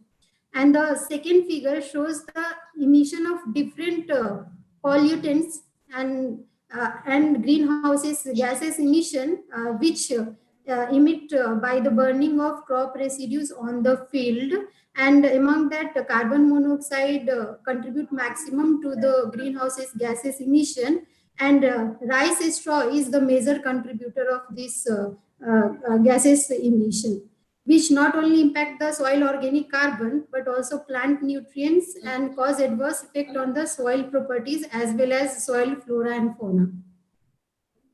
So in India, mostly the residues are being burnt on the field, which not only deteriorate the soil fertility, but also reduces the plant nutrients, loss of carbon, and which releases the greenhouses gases, which ultimately cause the global warming.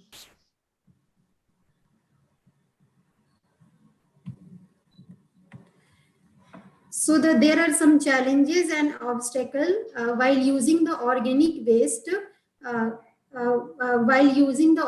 waste. That is from production stage, that is in the inner circle, to the waste utilization stage. There are many challenges, such as there are logistic challenges are there, mainly the economics are there, equipment utilizations and public acceptance, and also there are environmental concerns related to it. So the major problem here for using the waste utilization is that there are variety of feedstocks are being used, which ultimately impact our product quality, and the low nutrient content in the residues as compared to the fertilizer limits its application in soil amendment studies.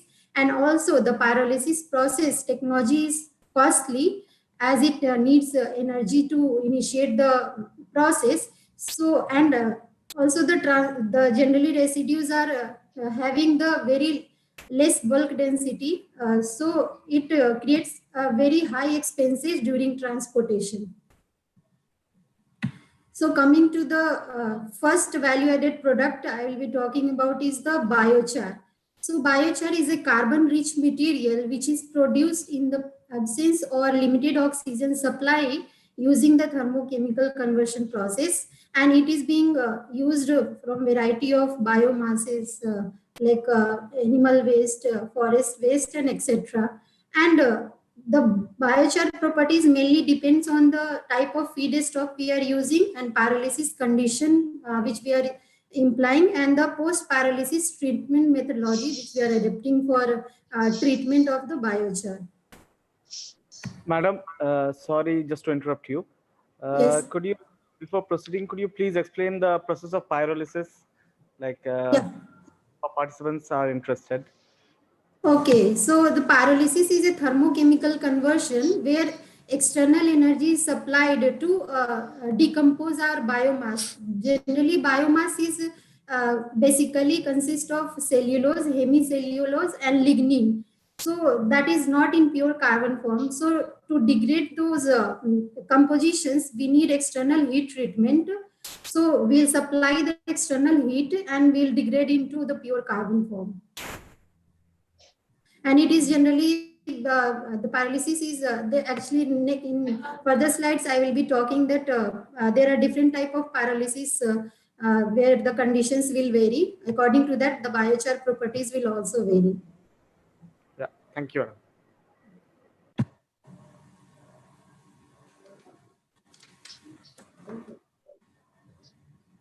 So actually, it is assumed that the biochar has been originated 25 years ago, and it improves the soil fertility in the Amazon basin in Brazil.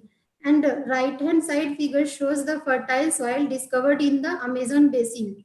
Actually, there is no doubt that this fertile soil in Amazon basin is known as terra preta, and there is no doubt that the terra preta of the Amazon exists and very fertile.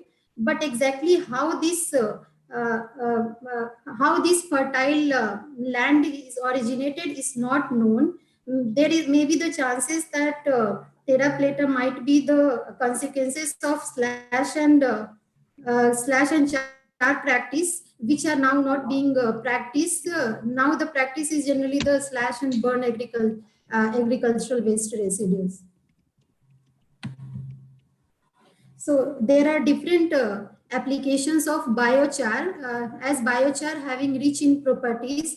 So it is being used for the soil improvement, waste management, climate change mitigation, and energy production. So according to the different properties, like if H by C, the carbon mainly consists of carbon, hydrogen, nitrogen, and oxygen by elemental analysis. So if the biochar has low H by C and O by C ratio, it is assumed that it is stable and it can be used for the carbon sequestration. And if the biochar has high surface area, it can be used for the water remediation, and it can be used for the soil amendment study as a liming agent and nutrient uptake.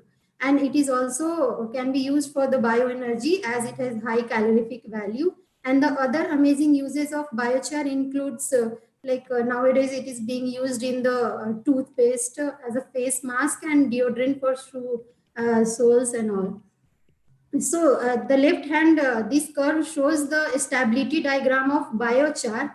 So generally it is assumed that if after the crop harvesting, if residue is remaining on the field, so it generates CO2 by decomposition. So if instead of burning or kept it for rotting, if we rather charred it, so 50% of the carbon can be utilized and redirected to the soil. And there are different preparation technique of biochar like hydrothermal carbonization, pyrolysis, torrefaction, and gasification. And in pyrolysis also there are different techniques available for making the biochar like slow pyrolysis, fast pyrolysis, flash pyrolysis, vacuum, and hydropyrolysis. So generally the main product biochar is produced by the slow pyrolysis technique because longer time is given at around temperature of 300 to 600 degrees Celsius. And the generally biochar yield increases at the low temperature, high pressure, slower heating rate, and if we use the feedstock as a larger particle size. And as the temperature increases, biochar yield decreases and fixed carbon increases and also the surface area increases. But as the temperature increases, the carbon content increases, which is resistance to the biodegradation and improves its absorptive quality.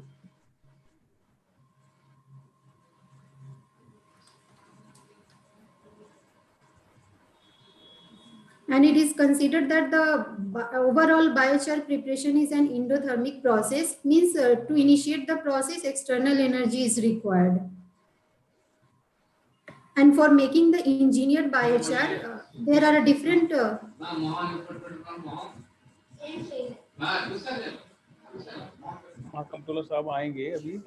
Participants, we request to just mute your mic so that we can listen to the presenter very clearly. Participants who have kept their microphone unmuted, please mute your microphone. Okay, madam, please carry on. Okay.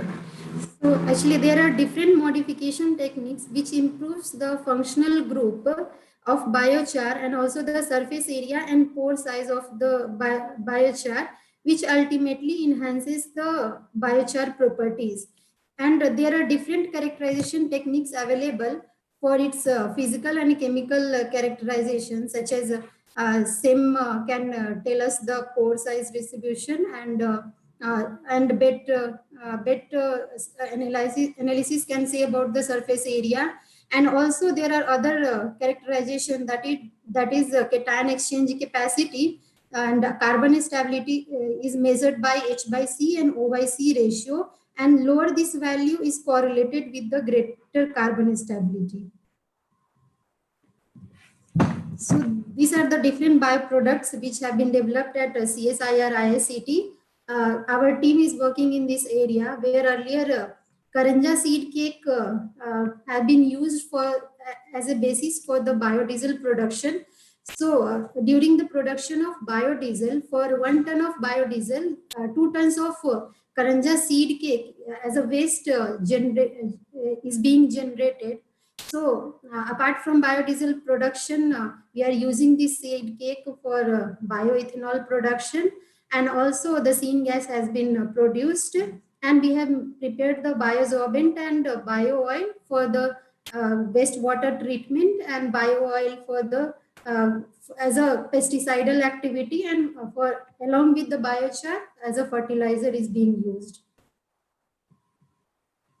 So coming to the first case study, where the engineered biochar has been produced using agricultural waste such as karanja seed cake and chili stem, and this engineered biochar, that is called biosorbent, has been used for the removal of targeted pesticide, that is agricultural wastewater, for its decontamination. So in this work package, we have prepared the biochar and we have modified the biochar to produce engineered biochar for the targeted contaminants removal. And finally, we have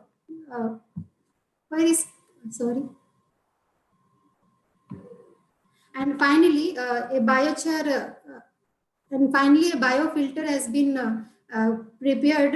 A prototype biochar filter unit has been proposed. So generally there are different mechanisms involved with the absorption process. So like pore filling mechanism, diffusion and partition, and hydrogen bonding, aromatic pi-pi interactions. So there are different types of complexation happen between biosorbent and the contaminants in the wastewater. That due to that, those contaminants get absorbed onto the surface of the biochar. So in the present study, biochar has been prepared at 100 gram scale and 1 kg scale. So for 100 gram scale, we have used traditional pot method, where our biomass is packed into the earthen pot, and in the nitrogen atmosphere, it is kept in the muffle furnace for a specified period of time, like 1 hour, at around the temperature of 500, and we are getting our biochar. And for 1 kg scale, we have used the vertical reactor, where biomass is packed into the vertical SS reactor, and nitrogen is supplied from downside, and we are collecting our biochar, and after condensing the gases, we are getting bio oil. The non-condensable gases we are getting as a means biogases. So this is the overall methodology for preparation of biosolvent. Initially, the waste karanja seed cake is being dried, and initially the orthophosphoric treatment has been given, and finally the pyrolysis has been done, and the carbonized biochar has, again sent it for the steam activation for the enhancement of surface area and pore size, and finally our drying, we are getting our biosolvent for the further experimental studies. So this is the result of temperature effect for the pyrolysis of karanja seed cake, and its characterization in terms of ultimate analysis. So here from first graph, we can see that as temperature increases from 200 to 500 degrees Celsius, the biochar yield decreases, but the gases yield is increasing. And from the table, we can see that the carbon content increasing with the temperature, and hydrogen and oxygen content is decreasing with the temperature. So the biochar contains less oxygen and high carbon than original feedstock, which means it is quite stable for any kind of application. And the right hand side diagram shows the one prevalent diagram, which is being used for the assessment of quality of biochar, and it is compared with the coal category, different types of coal category. If H by C ratio and O by C ratio is decreasing, means we are getting higher quality of biochar, which represents either lignite, coal, or anthracite.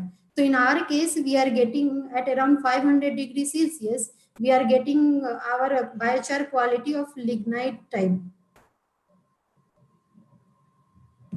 And this is the characterization result of karanja biochar. So from here we can see that as H by C ratio is less than 1, means our biochar is quite stable, which is giving a calorific value of around 24.5 megajoule per kg, and surface area of around 720, which is comparable with the activated carbon.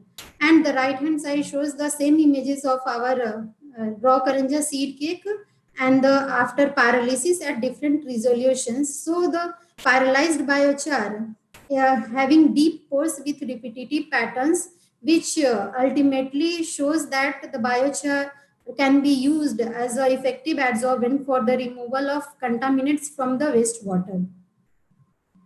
Similarly, for the chili stem, we have optimized the pyrolysis temperature using thermogravimetric analysis. So thermogravimetric analysis has been done at different heating rates of around 10 degrees Celsius per minute and 20 degrees Celsius per minute. And we have seen the where maximum mass loss is there. So we can observe that from 250 to 350 range, there is a maximum mass loss is there. So we can fix this range as the optimum pyrolysis temperature range, and we can see that there is not any significant change of the heating rate. So this is the this is the approximate and ultimate analysis of chili stock biochar, where we can say that the H by C and O by C ratio is less than 1, which again signifies that our biochar is quite stable. And right hand side again shows the raw chili stem biomass, and the down one shows the biochar prepared, which have again the repetitive deep pose pattern, which again signifies this biochar can be used as a adsorbent for the removal of contaminants from wastewater. So as I have earlier said that there are different modification techniques available for modifying our biochar, which can specifically use for the removal of targeted contaminants. So in the present study, we have used chemical modification in that acid base, and in physical modifications, we have used a steam activated treatment methodology, and which engineered biochar has been used for the different types of herbicide and pesticides removal from wastewater, like simazine 2,4,6-trichlorophenol, 2,4-dichlorophenoxy acetic acid, and carbofuran glyphosate. And this top images shows the initial biomass which we are using, then after pyrolysis the biochar, and after treatment methodology the activated biochar, which clearly says the pore size has been defined and regular in pattern. So in the treatment methodology, if we are doing the acid treatment, it enhances the surface acidity of biochar, and also the porosity is being enhanced, and the acidic functional groups such as amine carboxyl group introduced into the surface, which results into the active sites, which increases the uptake capacity of the biochar and absorb more contaminants. And in alkali treatment, increases the hydroxyl group content of the biochar, which ultimately enhances the uptake capacity. And in steam activation, the biochar trapped some products, that is after incomplete combustion, some molecules will be trapped in the pores. So after the steam activation, these pores are cleared, and the high surface area and pore size biochar we will get. And this is our adsorption optimization result, which we have shown here for carbofuran from wastewater stream. So we can see that we are getting a higher bioabsorption capacity, around 170 milligram per gram of biochar. And here the biochar, there are different functional groups available in the biochar, but for carbofuran removal, the aromatic and hydroxyl group are mainly responsible for its adsorption.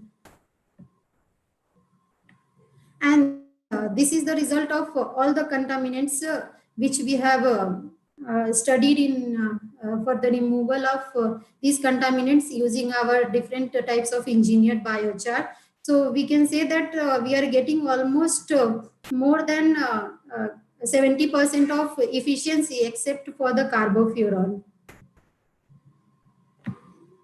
And from the result, we can also say that the hydroxyl, amino, and amine group, along with the carbonyl group, are mainly responsible for these contaminants to be absorbed on the biochar surface. And based on our studies, we have also developed a continuous setup.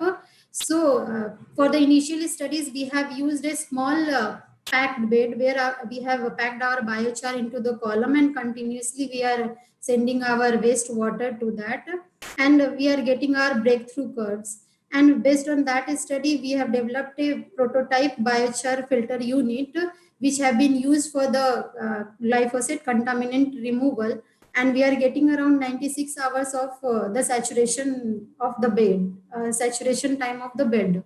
And this is the cartridge of the biofilter. And from breakthrough curve, we can say that after in initial 100 minutes, we are getting the maximum adsorption efficiency, and after that the bed is quite stable. And coming to the second case study, where we have used biochar and bio oil as a fertilizer and for pesticidal activity. So the different kinds of stubble waste and non-eatable cakes has been used for making the biochar and bio oil. And this bio oil with further upgradation has been converted into organic pesticide, organic fertilizer, and bio oil in combination with biochar is uh, finally giving us the solid nitrogenous fertilizer. So this is the image of we have visited the Pidial Gura in Nallod district here. So our team has visited the place and talked to farmer there. So their general practice is that they are burning the residue on the field. So we had a detailed discussion with them and we talked to them. So they were agreed to parcel us the stubble waste after crushing and grinding, so we can use for our scale up studies. So this is the experimental procedure where we have made our slow release fertilizer. So initially we are taking our pyrolysis oil combined with biochar and we are reacting with aqueous ammonia solution for around 60 degrees Celsius temperature for half an hour, and simultaneously it is being heated at higher temperature at around 100 degrees Celsius in open environment so that moisture content get reduced. And finally we are getting our solid dry mass, that is the slow release fertilizer. So basically the bio oil contains high carbonyl functional groups which reacts with ammonia and it gives imine. That imine is content of high nitrous. That imine is get fixed on the biochar that acts as a slow release fertilizer.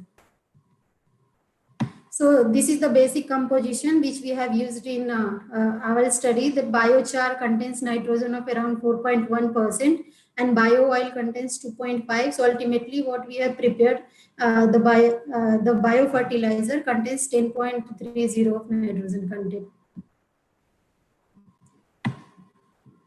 And this is the experimental work which is still in the progress. So whatever we have prepared the slow release fertilizer, we have given one industry here, the MSME industries, that is Resta Organic and Ankuram Technology. So they have tried this fertilizer in their field application, and they said that there is an increase in harvest rate of around 10 to 20%, and this bio oil has been used along with the fertilizer in 50-50 ratio. And as can see that in different bio oil, the carbonyl content is the maximum, which generally reacts with our ammonia solution to give the imine fixed nitrogen fixed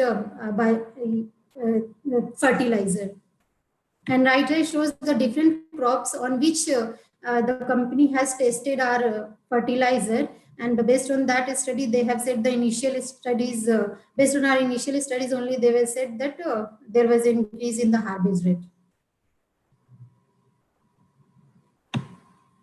And coming to the third case study, where we have used biochar as a catalyst in the esterification reaction. So basically the karanja seed cake has been taken and it has been carbonized at around 600 degrees Celsius temperature. And after that, the activation has been done. Sulfuric acid has been used for the sulfonation of the biochar, and we are getting our solid acid catalyst. So we have used it for the lactic acid esterification reaction. So here different characterization techniques we have applied for the characterization of our catalyst, and we are getting the surface area, pore size, and other same and other characterizations for the for the catalyst. This catalyst has been used in the esterification of lactic acid in the presence of N-butanol, and in this case we are getting maximum conversion of 74%, and also we have done the recyclability studies. So our catalyst using biochar was stable up to the 3 cycles, and we have compared our biochar catalyst with other conventional available catalysts like sulfuric acid and methane sulfonic acid. So we can say that it is comparable with it is comparable with the other available commercial catalyst. And finally, a trial study has been conducted for the soil amendment of biochar, where a pot experiment has been done with the control and fertilizer application with the biochar, and we can say that the a growth rate of almost equal we are getting in the case of soil plus NPK and soil plus biochar, and a higher growth rate was observed in case of soil NPK plus biochar. So biochar have different advantages for being used in the soil amendment studies, like it increases the microbial activity of soil, water retention capacity, and it also reduces the nutrient leaching, and it has good nutrient uptake capacity, and it also balances the soil pH. So this is the different application of biomass. Like in earlier studies, I was saying about the biomass conversion to biochar, and then finally that biochar application for different purposes. For this study, we have used directly biomass for the platform chemicals.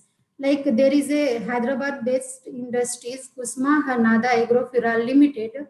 They are using corn cob biomass for making the furfural. So they are getting around 6 to 7% of furfural, and it is being widely used in India. Like, so they have come to us and they were telling that they are directly selling the furfural, even though they want some value addition for that residue and along with the furfural. So, so we have signed one project with them where we are using furfural for making the tetrahydrofurfural alcohol and 2-furic acid. So we are using the Cannizzaro reaction for making these two chemicals at 1 ton capacity. So for 1 kg of furfural, it is giving around 50% yield of furfural alcohol and 2-furic acid. And further, they were also agreed to take further upgraded chemicals. So we have hydrogenated this basic furfural alcohol and furic acid for the conversion of tetrahydrofurfural alcohol and tetrahydrofuric acid. And this is it. So based on that, we can conclude that the biochar on current global carbon emission ability to reduce 10% of the emission. So, and waste is not waste until it is wasted. So this is it from my side. Thank you. Madam. Thank you very much. Actually, you have presented it in a very informative way. I needed to ask you something. This was basic, means whatever you presented, it was basically around the ganja and all, from where we can derive the ethanol. Yes. Right. Yeah. So regarding this residue management, this rice straw is a bigger challenge, madam. Yes. From agriculture perspective, if we look, rice straw is a bigger challenge. So will this be commercially feasible, like if we opted for biochar from the rice straw? Yeah, actually, right now the company is using corn cob as a biomass for making the furfural. It depends on the biomass composition also, because the basic content of biomass is lignocellulosic biomass is cellulose, hemicellulose, and lignin. It varies on the type of feedstock we are using. So rice straw also have high content of cellulose, hemicellulose. So it can be used for making the platform chemicals in a sustainable manner and in economical way. So it can be used. Okay. Thank you, madam, and thank you for your time also. I think no, there's no question right now, but maybe if somebody wants to reach out to you regarding this, anything they want to know, so how would they contact you? Means how would they reach out to I you? will share my mail ID here in chat box so they can contact me. Thank you, madam. My talk was actually somewhat different from them, because I am basically working in thermochemical conversion. They were more side of management, but we are more side of process. So generally in IICT, we are developing the process at bench scale, and then we are going for pilot scale studies, and finally we are designing it for commercial scale purposes. So my main area of working is for process development and design of fine chemicals or specialty chemicals. So we are aligned to the side of biomass also right now. Yeah, madam, because if you were means, in a starting presentation from Dr. A.K. Singh also, in his presentation he mentioned the importance of like extracting ethanol from the sugarcane. So that should also be a process of your means this Yeah, chemical process actually, of here degradation. our team is working. So I did not work on that process actually. Our team from other members have worked on the ethanol production, where they are using this karanja seed cake and other rice straw also they have used for the production of bioethanol. Especially, I didn't work on that project. Yes, and also because look one thing, this biochar it's a uh, longer form of carbon sequestration. Yeah. So definitely means your presentation was relevant to our field, although it was not directly linked with rice straw, but still uh, there are scope for conversion of this rice straw or this agricultural waste into biochar for longer period carbon sequestration, right? Actually, right now we have that project. One DST WMT theme is there. So they have sponsored this project. So there are burning issues of right now in Punjab and Haryana. They are burning on the field. So that theme is related to that. So they have sanctioned that project. Earlier we proposed different residues. Like in Hyderabad, the chili stem is the majorly produced or generated as a waste. So we have proposed that, but they were telling that the major issue right now, burning of the rice straw is there. So they have suggested us to use that. So we have started working on that process. We are using that and we are converting into bio oil and biochar, and we are making the value added products like fertilizer, and the bio oil has some molecules which have pesticidal agents also. So we are trying out that study even. So thank you, madam. It was nice listening to you. Thank you. Uh, Thank you. So moving with our next presentation. The next presentation will be made by Pankaj Jha, who is Assistant General Manager at SIETZ Technologies. Sir, are you there? Yes, I'm here. Ah, good afternoon, sir. Good afternoon. Very good afternoon. And Yeah. good afternoon, gentlemen. First of all, I have to thank to Mr. R.K. Sohane, sir, who has invited me to join this webinar. And yes, I have to honor my Vice Chancellor, sir, and Sarvanan Kumar, sir, who has given some input on the farm mechanization and um, development of Bihar. Then I came to know from Mr. A.K. Singh sir and Mr. Dr. R.K. Malik sir. Majorly machine they have covered up what I have to tell to the forum. And now I will tell for the Bihar only, because I'm working since 12 years in Bihar. So I will go for the first use of machine in Bihar, what we are doing here. Uh, Everyone knows we have the small land holding size of plots, and marginal farmer is there. So they did not have the capacity to buy the big machines.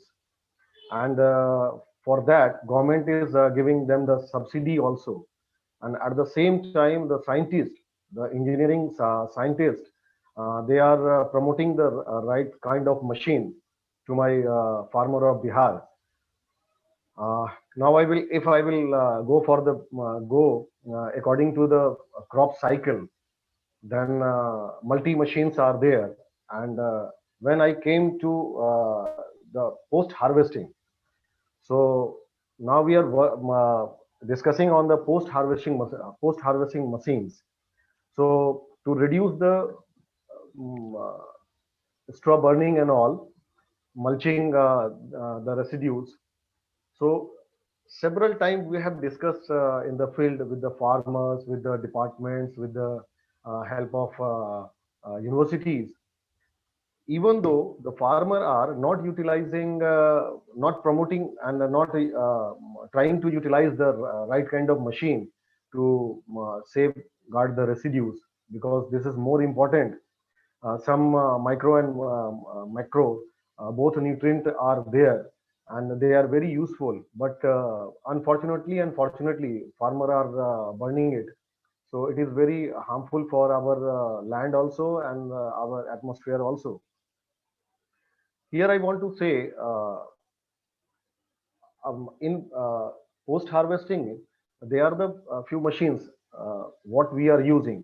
And in the presentation of Malik sir, they have shown very clear picture of Bihar. Only 5-6 districts are using the harvester combine. Not every district are using this machine. So if I will go for the sixth district, like Shahabad is our region in Bihar, they have larger machine of harvester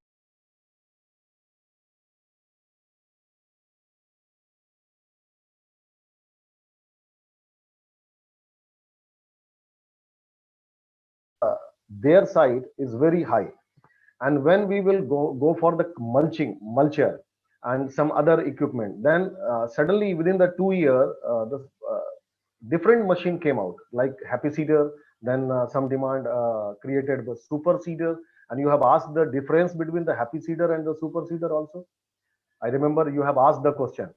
Yes. Yeah. So what the difference between the happy seeder and the super seeder? So Jat sir has given you the right answer.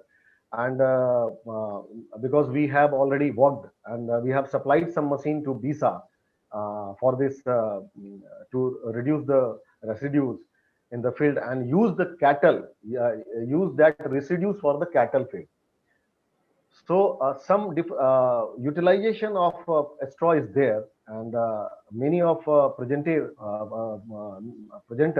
had also gone through the utilization, how to utilize the straw, and why not we have to burn it. So multiple of uses are there, but my farmer are not educated.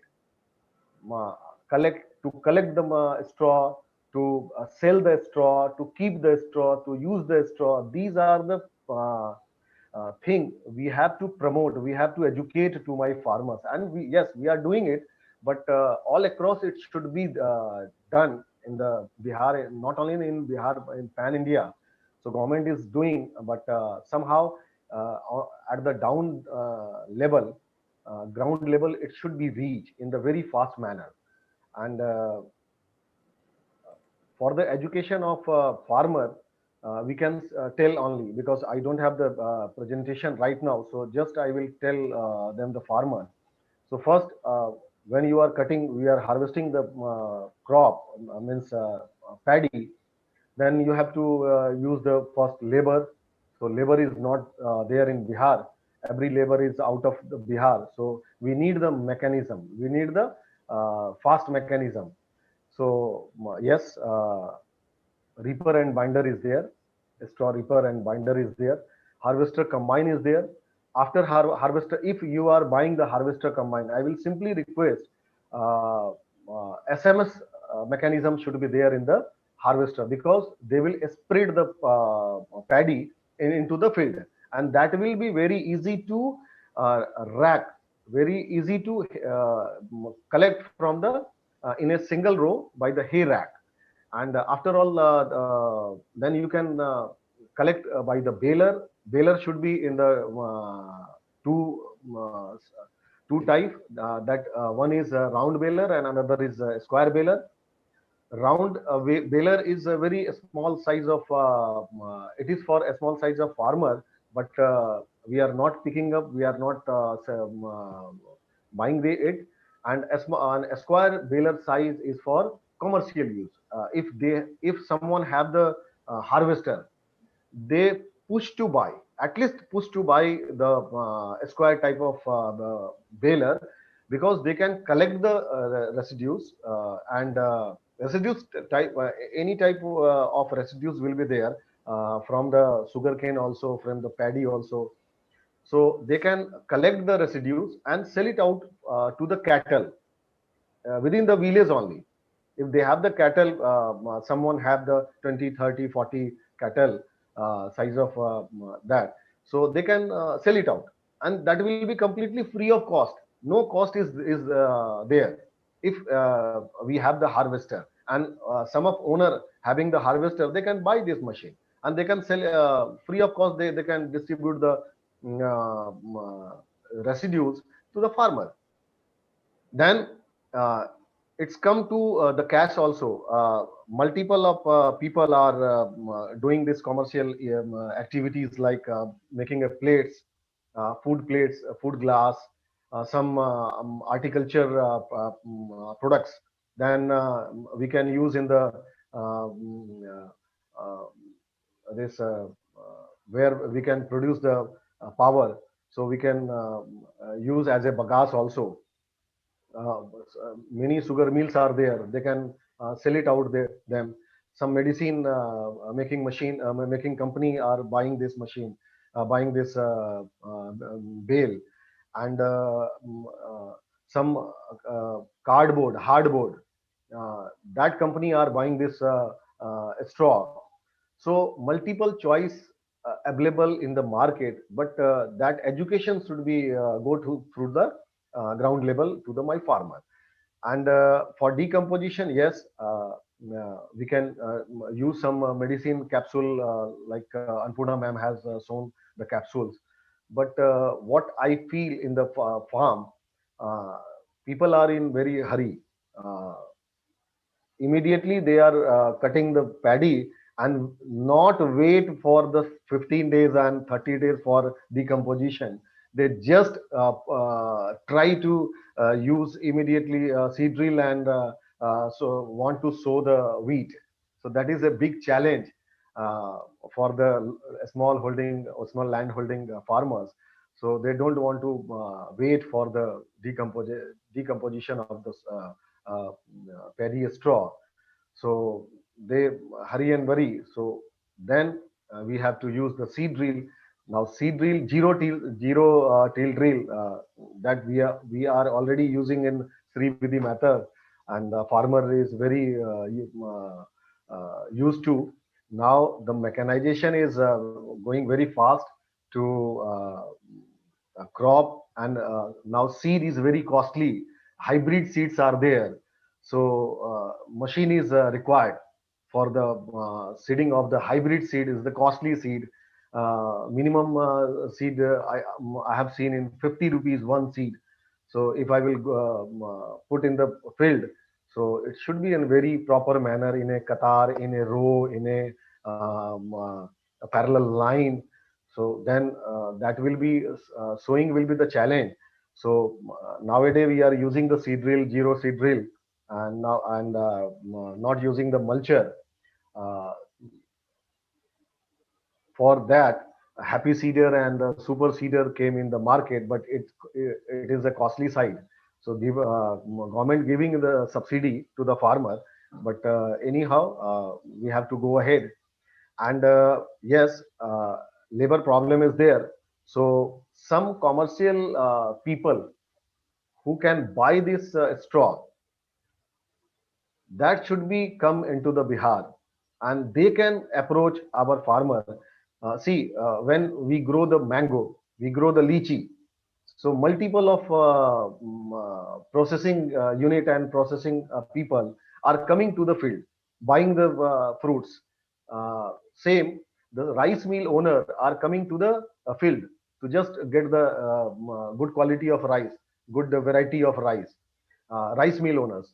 Then parallelly, similarly, some people who can buy this bale, buy this straw, they can come to the field. They can come to the our Bazaar Samiti and all, where yeah, either in touch with the KBKs, where they can give their information just to collect the bale and straw, and uh, so that will be easy for the farmer also, and that will be beneficial for beneficial for the farmer also. So that is very important. And yes, machine is um, one question you have done, sir, Swaraj sir, ki how to collect the bale from the field. It is a big challenge. Yes, actually, I was going to interfere you. Yes, sir. So you were talking about the square whales, which Both is bale. Both comparatively bale. popular here. Yeah, The square both whale. bill. Yes, Esquire. I have sold to the I have given to the BAU one upon a time, and now Visa already I have sold it out, and they are using it. They are shown the video also. So two type of baler are there. One is a square baler and one is round Round baler. whale. So round No, baler, sir. so I was what my point was that ultimately all these machineries are coming up only because there is a labor shortage during the peak period, or at least when the farmers need them the most. True. Now It is true. this balers, what they do is that they make the bales and they leave them on the field itself, right? So again there is labor involvement for taking those bales out of the field. So it's again somewhere in between the labor intensive agriculture practices as well as the involvement of machinery. So is it a viable solution? First. Second thing is that what do the farmers do with those bales? Is there any market? Because in today's webinar we also have different people from different kvks as well as extension functionaries. So if we could give some insight on how we could market those bales, or what are the probable areas where the bales could be marketed, or they could be utilized. Agreed. And a third, if you could shed some light on the custom hiring purpose, because what happens is that you come with a machinery, you just market those machineries to the farmers. But after that, what? Like there must be some custom hiring centers, or how do you think about the custom hiring centers should be operated here under Bihar conditions? So if you could shed some light on these points, sir. Right. So first of all, I want to answer your first question. Machine required when labor is not there. But I want to clarify one thing here. Machine not the replacement of the labor. Machine is a useful tool to reduce the time of labor. Utilization will be the fast. Labor labor is also required there because who run the machine? A skilled labor, Yeah. and unskilled labor will be carry the bale from farm to trolley, from to trailer. So labor is required, but multi labor when we are going to the field, just harvest by the hand or by the reaper, by the some tools means some small I can say Implement machinery. yes, Yeah. from a small to big machine. Even we need the laborers who will collect, who will take the produce paddy from the field to the home. So that is required. Labor is required. So I never go wrong with the labor. Labor is mostly required, and machine is just for the time saving because machine have the cost, so they can multiply the efficiency of the labor. So labor is required, number one, just to carry crop from the crop, or maybe residues is the big large quantity of residues is there, so we have to collect it out. So collect it out from the farm to my home. So there labor is required, tractor is there, trolley is there, but from farm to trolley it required. If I will go in the other country, then there is a loader is there, a scrapper is there. So multi other machines are there, but we are not cash rich. Uh, my farmer are not, matlab, 90% farmer are not cash rich, not having the big land holding. So they can go with the labor only. So yes, labor is required. Then some second, which round baler or a square baler, which baler is more efficient for the farmer? If we have the small land holding, then round baler is required because its cost is very low. And if we are doing the commercial business, if we will go for the commercial business, then we require the square baler, because uh, uh, by and large running of the both machine required the same horsepower, not horsepower doesn't different. It is running by the 45 will be 40 to 50 horsepower tractor, so not more than that it required the tractor horsepower. But the requirement of, if individual farmer is want to purchase, then go for the round baler. And if we have the cattle and we have the large farm, then we have to go with the square baler. Now coming on the CHC, custom hiring center.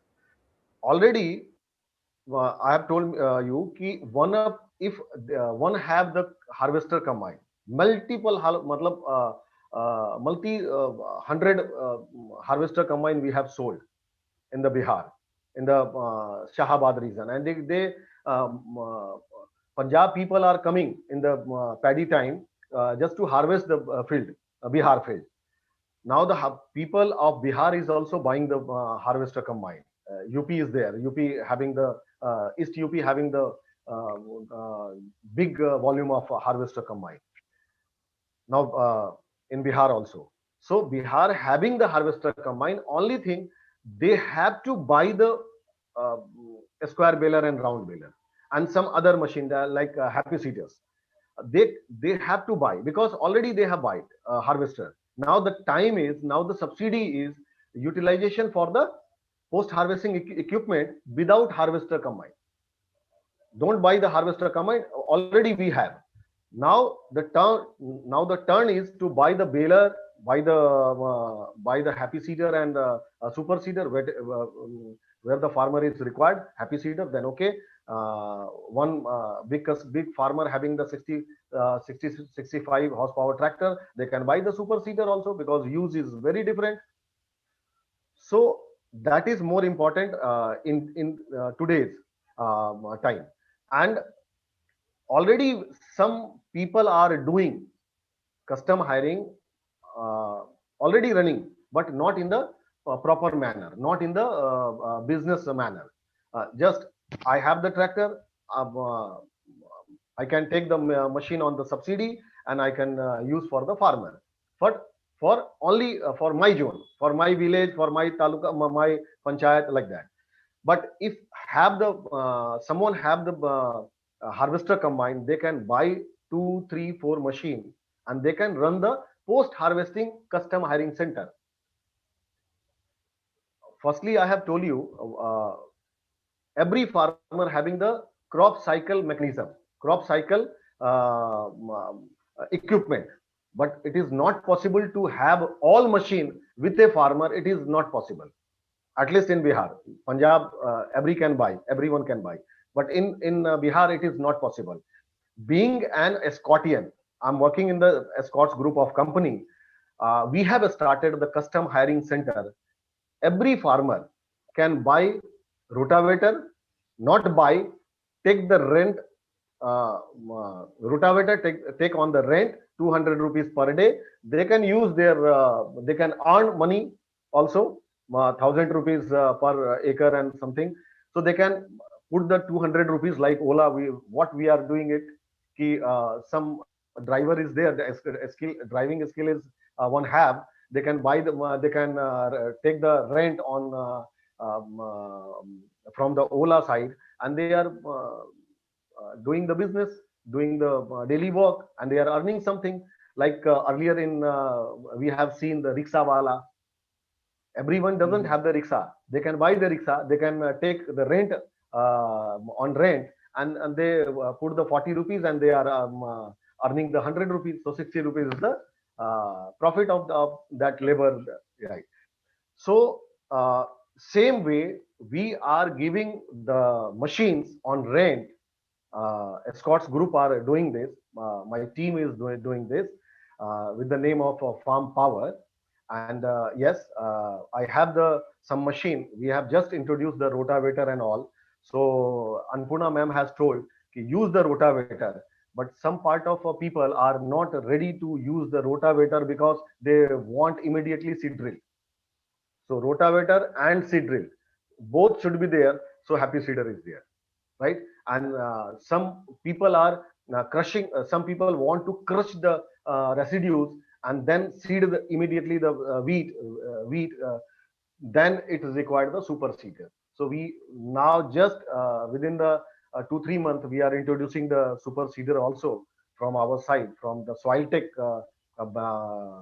brand, uh, and yes, multiple machine will come from our company, but CHC is there. We are running, and 2-3 CHC already, like Yantrikaran Bank, Equipment Bank, Implement Bank is there in Bihar.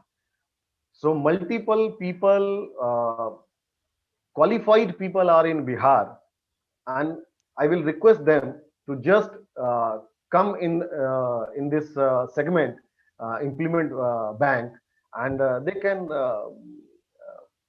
can be very what I can say, the very fruitful for the farmer, Bihar farmers, because they have the education, they have the qualification, and if they establish a Yantrikaran bank, farm bank, that will be very easy for the for our farmer reach. So farmer can immediately take some machine and on the control road, control rate. So if you want to take the rotavator, the charges will be like this. So small charges, and it will be very useful for the farmer. So my government are promoting this. Government is going through this, doing this advertisement, creating the melas, educating the farmers. But some of the farmers who have the 2, 3, 5 machines already available, they can go beyond that machine, and they can introduce this farm machinery bank for the farmers, small marginal farmers, and that will be very useful.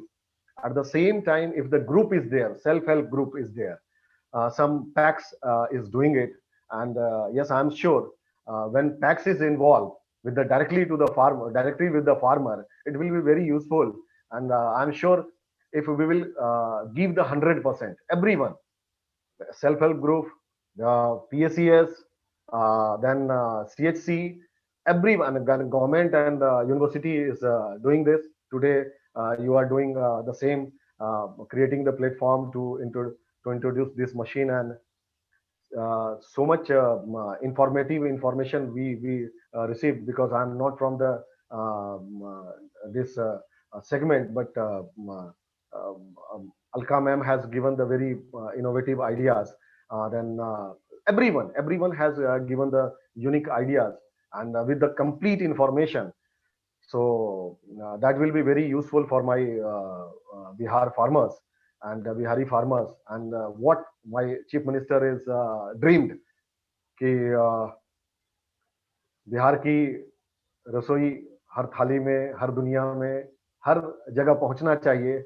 So we are a barrier on, हम समझते हैं कि हमारा मेहनत उसी line length पे है जो बिहार से दुनिया के हर थाली में बिहार का व्यंजन होगा.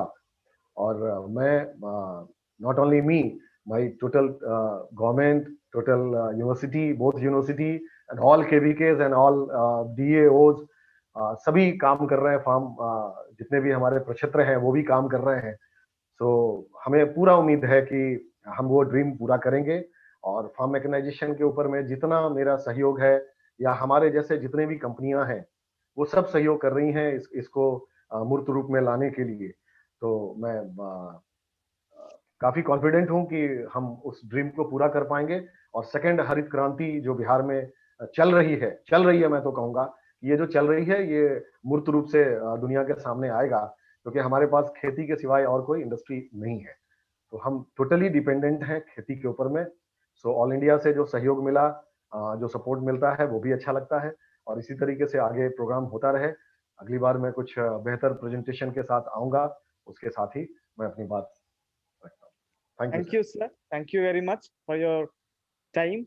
And We have one more information from Rakesh Ranjan. Sir. This is a good suggestion. He says that in Bihar, our farmers can sell their paddy straw to Sudha Dairy for making silage in handsome price. Why not? So Why yes. not? Why not? Why not? So this is a very Yes. useful information. Yes, sir. And one thing I want to add, and Rakesh is my friend. Ha. See, the dhan ka katora is barbigha. You already know. Yeah. And there is a compression machine, and they are buying that straw, the compressed straw, to the Mokama, to the Bachwada, where the rice crop is not there. So beauty is, whether is the dhan ka katora, they are taking the straw, not burning. The beauty of the area, not burning, and by the Mahindra Max and all, matlab, carrying the this machine, this bale, compressed bale, to that area where the rice is not there. Yeah. Yes, like Hajipur, multiple this cattle field is there, but they doesn't have the rice, they doesn't have the straw. So there is an opportunity to just create the straw straw residues, and they buy in some other district. So Yeah, that transport way, in those areas where there is a shortage of straw. shortage of a straw. So Fodder. that is, yes, so that is the beauty of my state also, and some people are doing it very matlab, rigorously doing it, and I have seen multi time in my tour visit. So that should be from Sahabad to other area. It should be done uh, for to sell it out, to sell this product. So these are the one Sudha. Then second is where the rice production is not there. Second, then third, the Bagas plant is there. Then vermicompost, who produce the vermicompost in a commercial way, that can buy this product, this residues. Then multiple, I have suggested some other options also, the hardboard, cardboard, then some medicine are there. And one thing I forget, the packaging of the fruit. Yeah. Just recall the packaging of the lychee, packaging of the mango. See, no need to use the carbohydrate. Yeah. When you will put on the rice straw, its property is heat, to generate heat. So if the mango is going here from Samastipur to Mumbai, it takes 4 days, 5 days. So within the 5 days, it automatically mango will be the complete. What I can say, मतलब हाँ वो उस समय तक पक जाएगा, वो खाने के लायक हो जाएगा. So within the transportation, within the packaging, the straw will be useful. Yeah. So not only the mango, it is a multiple fruit are there, and many can use the packaging as a packaging material.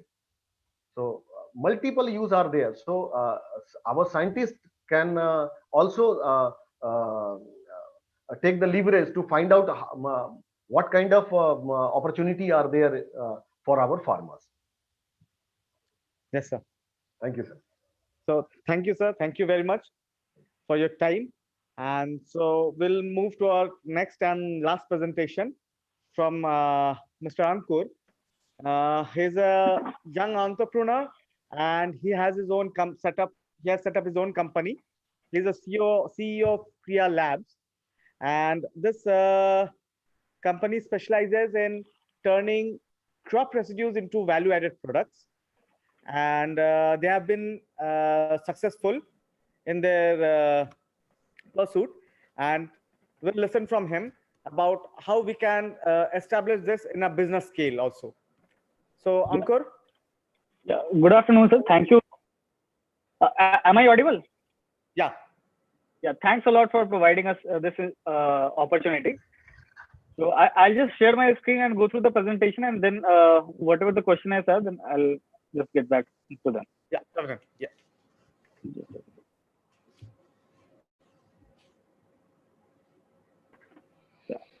I guess the screen will be should be visible to all of you. Just a second. Yes, we can see it. Yeah, so we are a startup incubated at IIT Delhi, and we call ourselves by the name of Kriya Labs.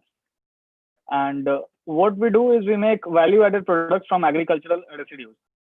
And the company is incorporated by our batchmates. We all graduated from here 2-3 years back. So the main problem which we are working is the agricultural residue burning. And we think that this problem will be solved only when we provide a market for these kind of residues. And in order to do in order to provide a market for that, we need to add value in these residues. And for that, we have developed a process which converts these agricultural residues into pulp. And that too at a small scale in a sustainable manner. So the products which we are trying to make is it largely falls into packaging sector, where we have these biodegradable tableware, cups, plates, etc. We have so these are cups and plates.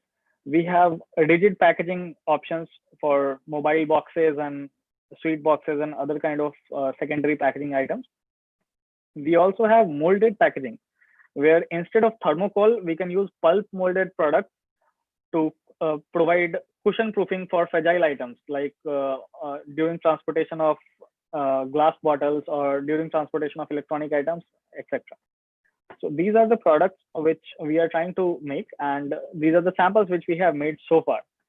Right now, we had established 2 ton per day unit in IIT Delhi campus itself in January this year, and the production started in February.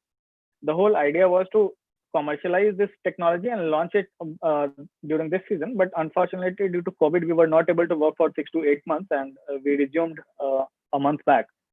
So right now we are carrying out a pilot scale trial here, where we are manufacturing pulp, and we have generated multiple interests from organizations for packaging products in terms of the market.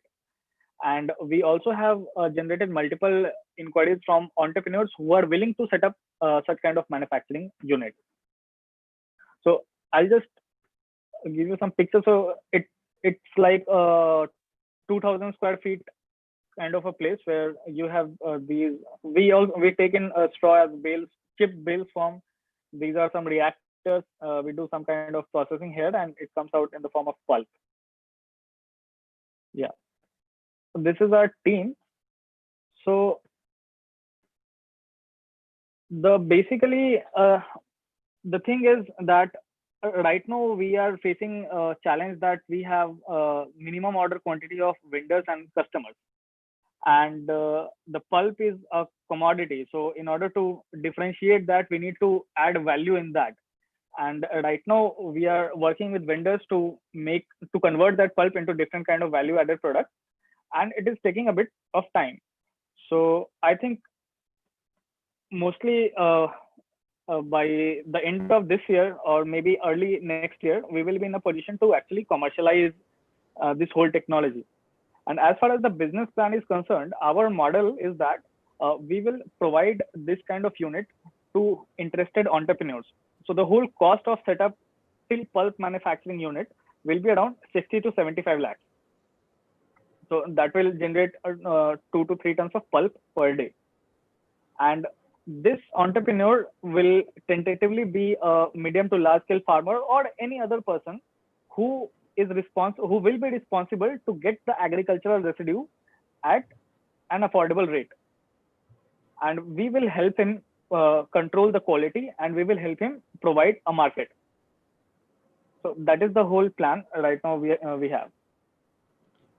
So Ankur, will this be possible with only rice straw or any straw or any residue? So the technology is raw material eccentric, as in it works on any lignocellulosic biomass. Right now we have optimized it for rice straw because it has a lot of fines and it has a lot of silica. But if you want to process it using other agricultural residues like banana stem or wheat straw, so calibration would be required, but it can be done. So right now you can help other entrepreneurs or other organizations for setting up just the pulp making infrastructure, Yeah. right? So at this point of time, right now, as we have scaled up, there are some small nitty-gritties which need to be figured out in our pilot facility. And once we are ready, we will be able to help these entrepreneurs set up these kind of units. Okay. So thank you, Ankur. Thank you for your time. Yeah. Thank you. And I hope you progress fast with your project. And we also wish to collaborate you in the coming days. Sure. Thank you. Yeah. So thank you very much for your time. So coming to the end of this webinar, we had a lot of discussions from the morning. And thanks to all the participants for bearing patiently with us. And moving towards the end of this webinar, I would request our Joint Organizing Secretary, Dr. Sanjay Kumar, who is also Chairman, Department of Agronomy, Bihar Agriculture University, Sabo, for its kind words. Good afternoon to all. In today's seminar, we have heard 7 experts, and in the beginning, our Secretary Agriculture, Dr. N. Saravanan, generally explained a lot of things. He generally emphasizes on that the residue burning is a major problem, and the government of Bihar have taken keen interest on residue burning as well as conservation agriculture. In this regard, he has said, he already mentioned that government of Bihar already adopted a climate resilient agriculture program in all 38 districts from this Rabi season. He also, for emphasizing on conservation agriculture, he also mentioned that they have checked the subsidy on combined harvester. Without SMS, they are not providing any subsidy, and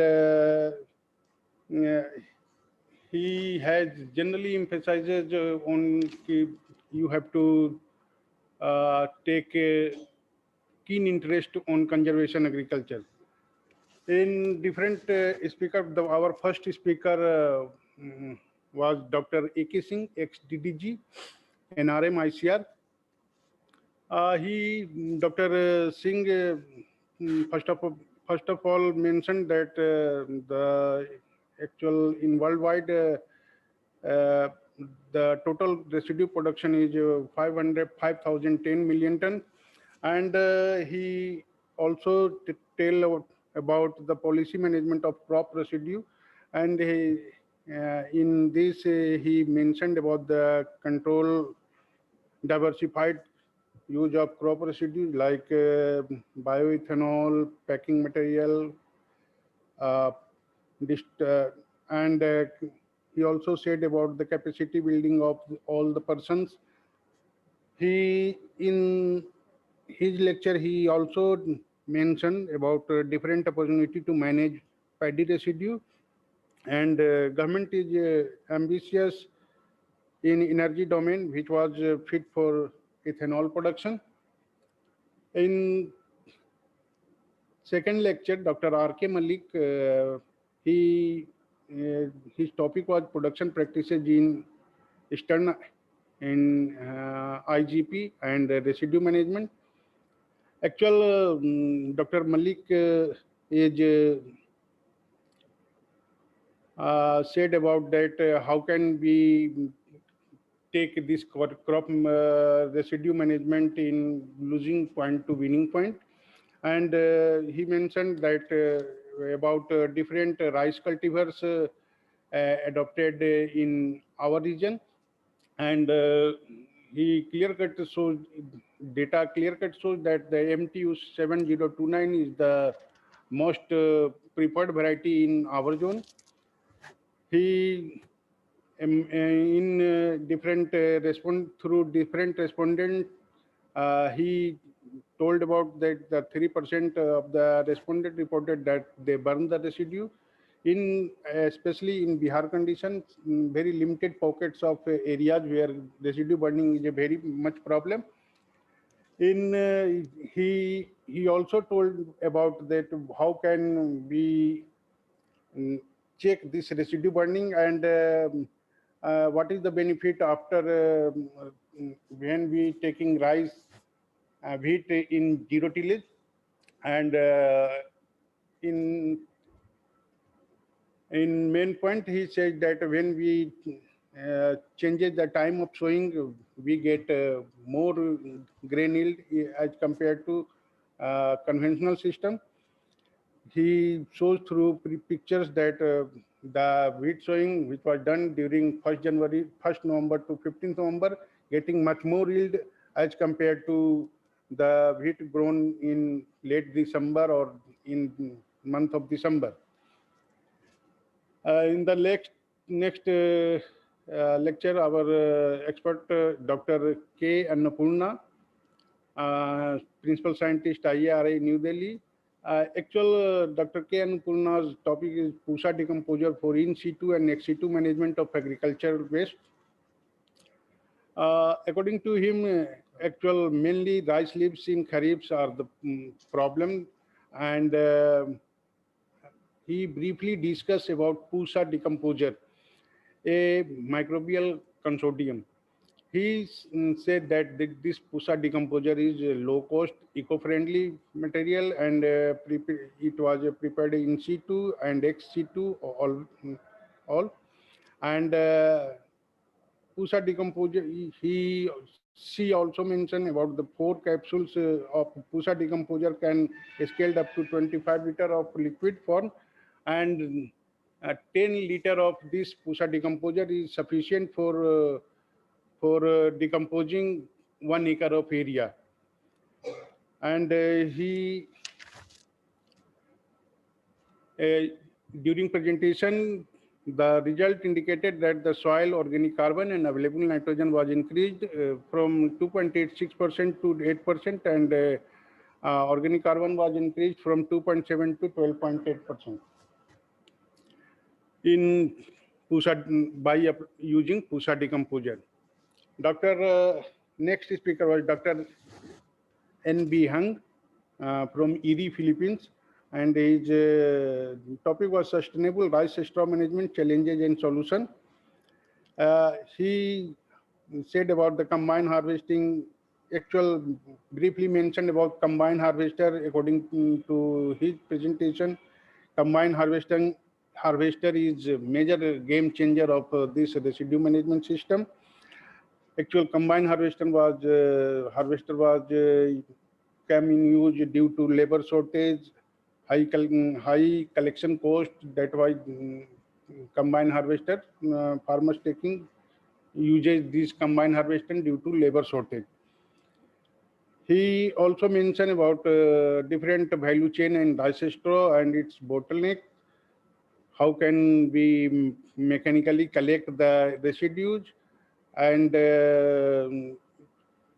according to him, different things are looking forward.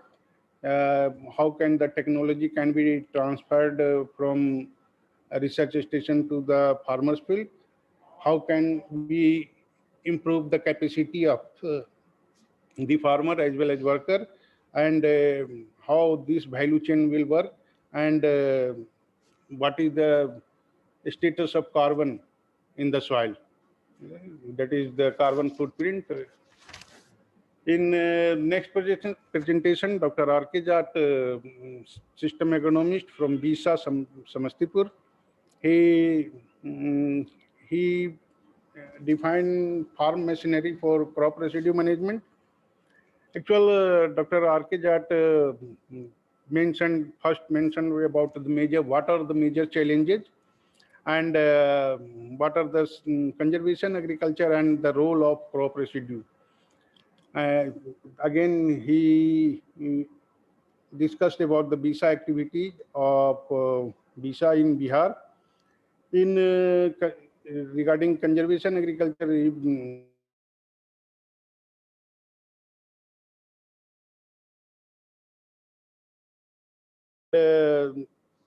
in he also described about the machinery for nitrogen drilling machine in crop in residue.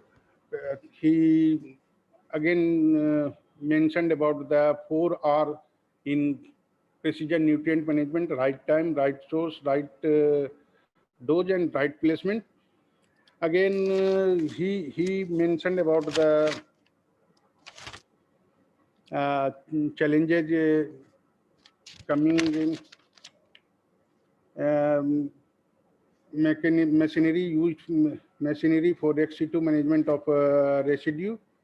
In after Dr. Jat presentation, the next presenter was Dr. Alka Kumari, scientist, IICT Hyderabad, and her topic was effective utilization of agriculture waste to value. And basically, his presentation was based on the agricultural based biochar and thermochemical conversion of agricultural waste to biochar. And she shows different case studies regarding biochar. Regarding application of biochar, it was told as a CO2 emission, carbon dioxide emission from decomposition and burning of waste instead of charcoal, and redirected to soil where carbon is released slowly and benefit the plant. She also mentioned about the biochar yield was increased due to lower temperature and higher pressure. And his main words is the waste is not waste until it's wasted. And after that, Mr. Pankaj Jha, assistant manager, gave the presentation regarding managing crop residue through machines. He mentioned about different machines using in crop residue management as well as in conservation agriculture. The main focus, his focus was that the labor problem during harvest price is the major problem, and for sort out to the labor problem, different machines are available: reaper combined with SMS, reaper combiner, and different machines. He also says that the multiple machines are also available in the market. He also told about decomposer, and according to him, when we have to go for the commercial purpose with respect to baler, a square baler is advantageous for commercial purpose, whereas for a small farmers, round baler is more advisable. And in the last, Mr. Ankur, CEO Kriya Lab, New Delhi, and told about the value addition in crop residue. And he briefly mentioned how they are using these crop residue for making value-added products. And his work was started at IIT campus, and there, as far as the challenges regarding his Kriya Lab is that there are minimum quantity, order quantity, and vendor and customer demand. And he briefly mentioned how they can manage these residue in value-added product. Okay, thank you.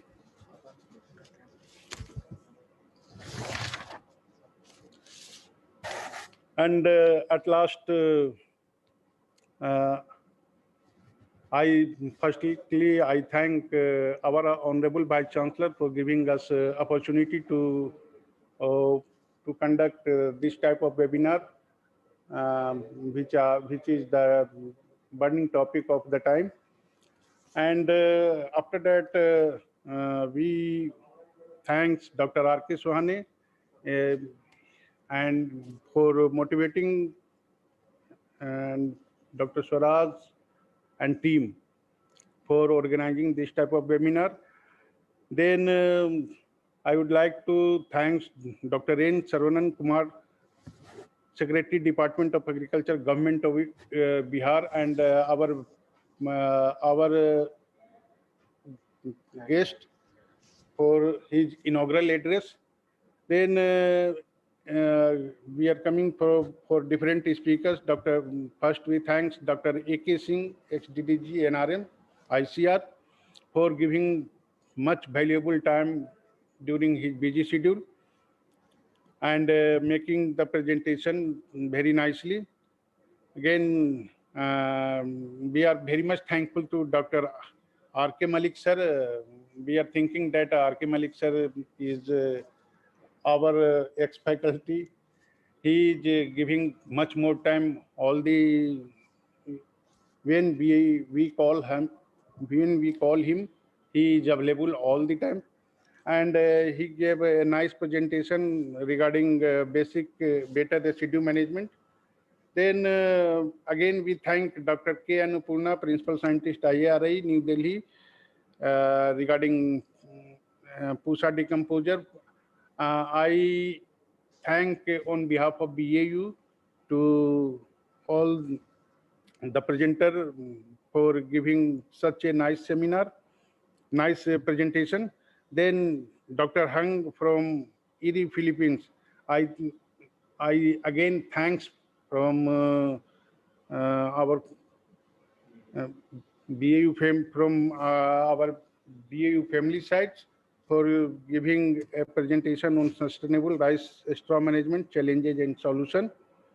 Another speaker, Dr. Rajkumar Jat, and who is very much attached with Bihar Agriculture University, BAU Sabor, and he delivered a very nice presentation on farm machinery for crop residue management. And thank you very much, sir.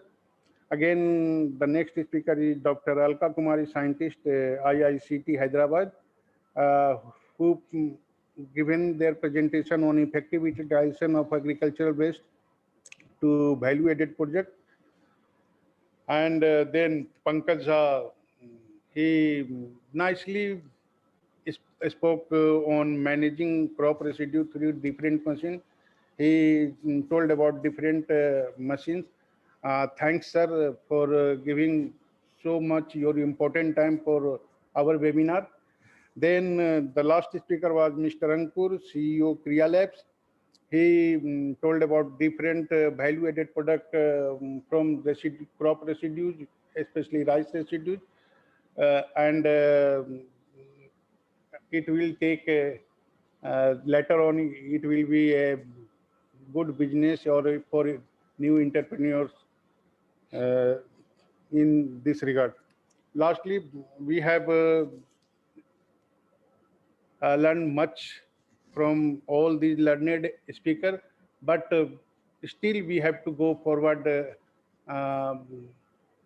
because residue burning is really a very big problem, and being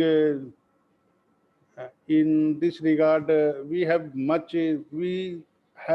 emphasis on residue burning, because not only the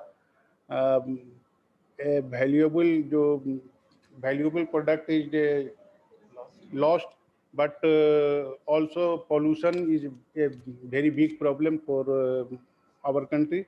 That's why we again thanks all the experts, and we will try to incorporate all those things that was told by you to us. Thank you very much. And lastly, I thanks our media center team for providing such a fine facility for us. Thank you very much. Thank you very much.